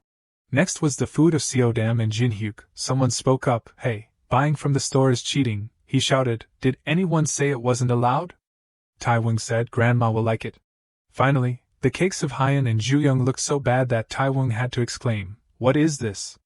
He said, I tried to stop Hyun, but he still overdid it. He defended, hey, we cooked this. Taewon asked confused, why did you two make cakes? This isn't a main Korean holiday dish. The two of them then said, because we like cakes. Sorry, I really can't do it. Seon bowed his head down to say hello. Then he left. Youngjun sighed and leaned back on the chair. He took out his phone.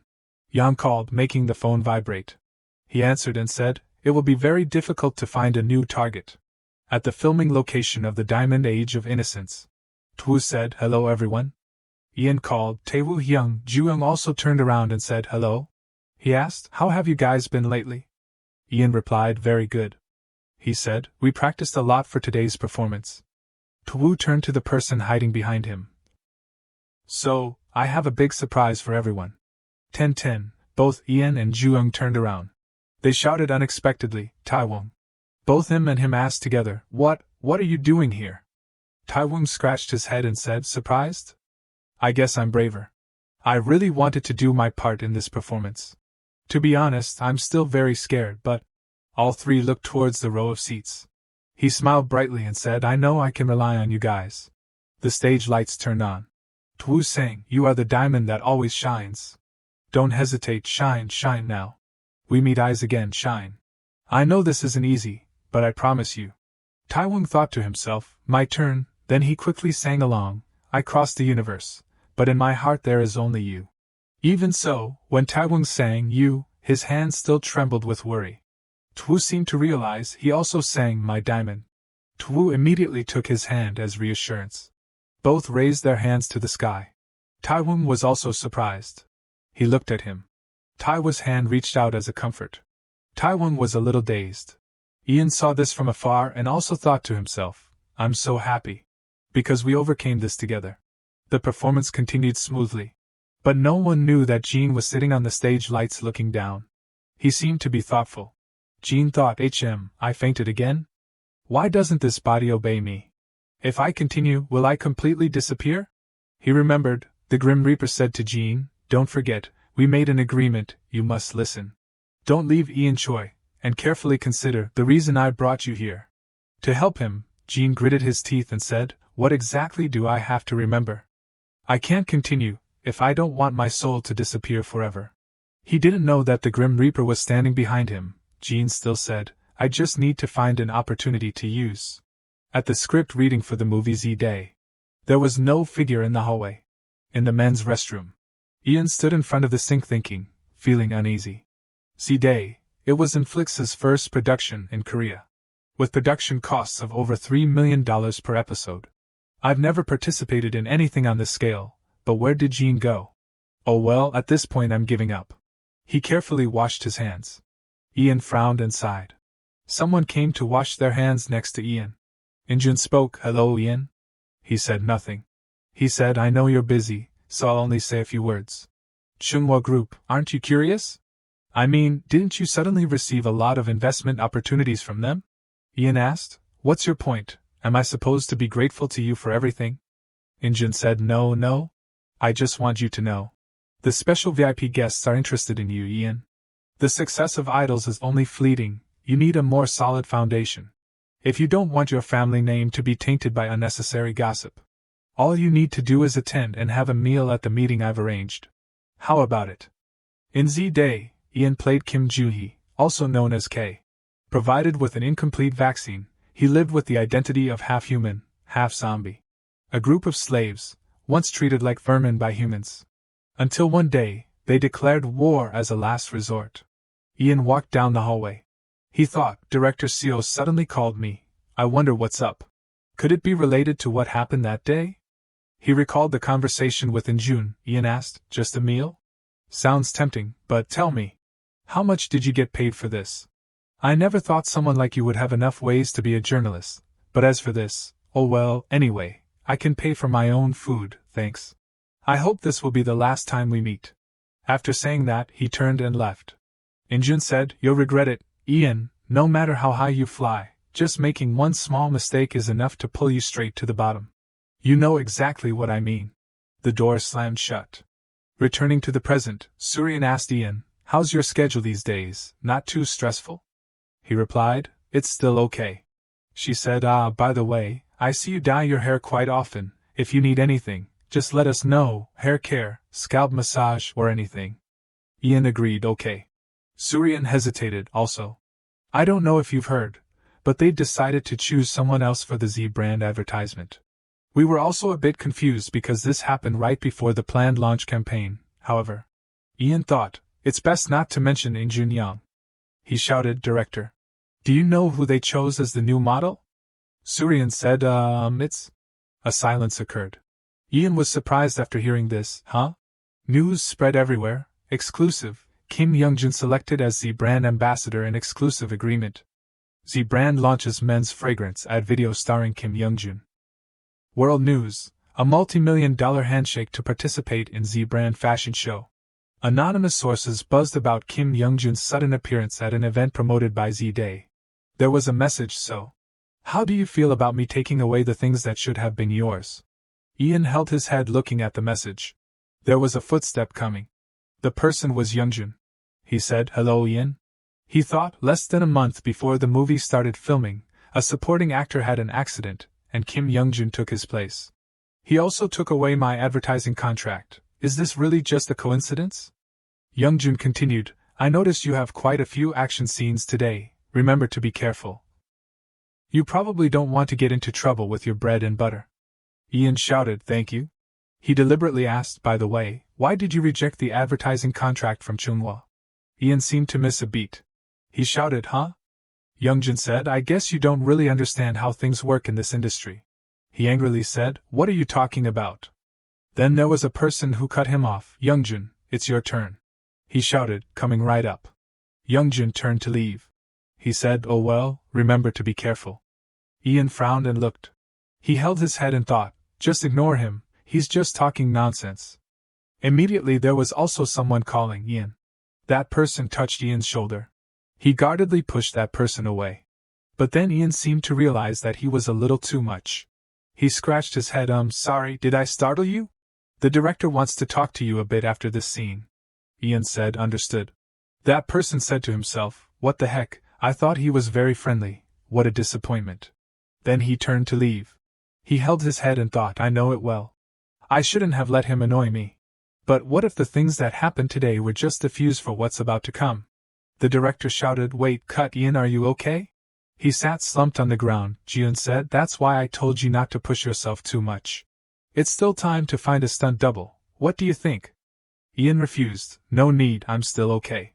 He said, You're injured, I just want what's best for you. He said, It's really okay. Someone said, Doesn't he know he's slowing down the progress of the movie? Just use a stunt double. Oh my god. Jiun said, We have to give him first aid before. Ian angrily pushed his hand away and said, I said I'm okay. But then he also realized he had done wrong. The whole film crew was silent. The stage lights were still shining. Ian was dazed. He glanced over. In front of Ian was Injun holding a camera. He suddenly thought, I once thought I was creating a different future. I thought I could overcome everything in this new life. He seemed to have taken the photos just now. Injun smiled mockingly. Ian looked very scared.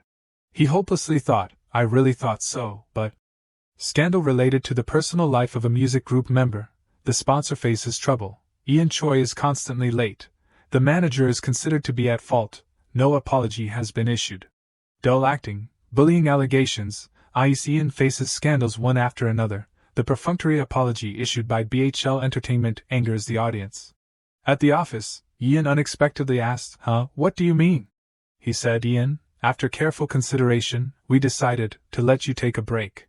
He seemed to receive shocking news. In Ian's head he thought, one thing is certain. That this is something I never thought would happen. The last live stream before the break, Seodem said, Hello community. Ian said, We are currently in the dorm. He read a comment from a fan, When will you come back? The whole group thought together. Ian happily replied, Well, whenever that day is, we will miss you all very much.